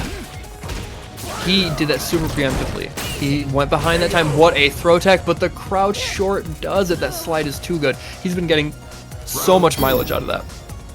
Yeah, definitely crouching short has been the butt of the day for Mr. Crimson. Up, down, left, or right, I don't know where to guess. Roundhouse to block her out, stand medium punch from downtown, keep her from getting out of the air, and Shaxx is just trying to get the opportunity to jump, trying to make it in. Now he's in close proximity now, but I suspect we're gonna see Mr. Crimson pick his spot and get out of there. Oh my God! What a dominating round there for Mr. Crimson. Just offensively, defensively reads. The last teleport read, I think he's kind of gone into Shaxx's head, but Shaxx has one last decision he has to make. Are you sticking with Cammy or switching? I don't think he's gonna switch. I don't think so. Okay, because there is a money differential between first and second place here, and points differential if you are caring about the leaderboards, which I would think he would be. Right. Okay. Big confirm off the down medium punch. There's the block string, keep him pressured, push him towards the corner. There is that Yoga Anvil. He has just been I legitimately think he's been 100% using that as an anti-air. Yeah, the Wile E. Coyote special in full effect here. Look at this, just dominant. That's fine, block it out. There's another V-reversal. Now he's out of V-trigger. And look at the punish! He backed off just enough to get that stand light kick into the EX fire. Okay, forced to use the EX uppercut. Dude, this is chef's kiss. This is just surgery with Dhalsim. Yeah, this is like a man that is swatting all the flies with efficiency here. Yeah. So here we go. Mr. Crimson is on Saltmine League point here. Shax is playing with a little bit of aggression, really trying to ramp up this offense in the corner and make it count. Don't even give him the chance, but he overextended a little bit, and then he ran into the flame. It is all falling apart. He's got V-trigger, he gets the forward throw. Where are we going to see the crouch fierce, or are we going to see the sweep into activate? He's trying to hold it. Oh my god, he baited him. He's dead. He's dead. He's dead. Oh my gosh, Mr. Crimson knew it was coming. He knew. He was walling him out with those normals, making him anxious, forcing him to feel like he had to jump for the easy anti-air super. Mr. Crimson, with one of the most legendary losers bracket runs in Saltmine League history, takes it. Hats off, sir. Congratulations. Sick stuff, Mr. Crimson, aka now Master Crimson, for making that losers run bracket, but GG's, man. And I was thinking about it too. When he jumped in the air, I was thinking about that CA, but good stuff. So sorry, Ritas, you were saying something? I said damn. Oh. That's a good response. I mean, once again, his losers run. One step layout, Mystic Smash, Reinhardt, Bolt Strike, Will 2-pack, Lily AJ, Fasa, Soundboy, and then reset against Chex 3-0 and then 3-0 again. Insane. Insane. Mr. Holy Crimson damn, is on Mr. something else. Crimson. Yeah, on something else. That man, Nerf Dhalsim. No, not even Nerf Dhalsim. Nerf Shax. Nerf Shax. Or not Shax. Nerf Mr. Crimson. That man is too strong. Nerf both. Nerf both of them. Fair enough. Fair enough. Man, I have nothing else to say. Mr. Crimson playing out of his mind, and you know, you take a character that a lot of people were sad about. People who played Dhalsim were super sad. You know, you saw all the talk on Twitter. Yada yada. Why are they nerfing my character? But Mr. Crimson is showing me why. Sorry, the other funny fact is that he only lost to our other Dhalsim players in winner's side. His first match. Yeah, you're right. Right. That's very true. Man, I feel bad, homie. That's a tough draw. As an Akuma player and as a Shota player, I know I hate the Dhalsim matchup, so I feel your pain. Wait, so he only lost to another Dhalsim player? Yeah, to Kitaro. Yeah. Oh, that's hilarious. Fighting fire with fire, no pun intended, but congratulations, Mr. Crimson. And I gotta say, a special thanks, maybe congratulations to all you guys for tuning in. More than 600 of you. I'm so blessed. MrMostafles is blessed too, and so is Ritas, and staff here at Saltmine League. Thank you guys so much. Thank you very much for commentating today. Jogs in the box, MrMostafles. Make sure to follow them on Twitter. Thank you. It was a pleasure. Next week, guys, ranking finals, the final ranking tournament before the season finals. We will find out who will qualify. Of course, tomorrow, the Saltmine Monday sets. And Friday, of course, King of the Saltmine. Hurricane, current king, after he beat Fasa on Friday. So, yeah, see you tomorrow. See you tomorrow, guys. Adios. Thanks so much for having me, guys. Wait. Does this command still work? No. Is it? Did I change it to jammers? I don't know. I have so many commands. As Jammers once said, we are better than nothing. So tune in. Oh hell yeah! Okay. See you guys. Yep. Adios.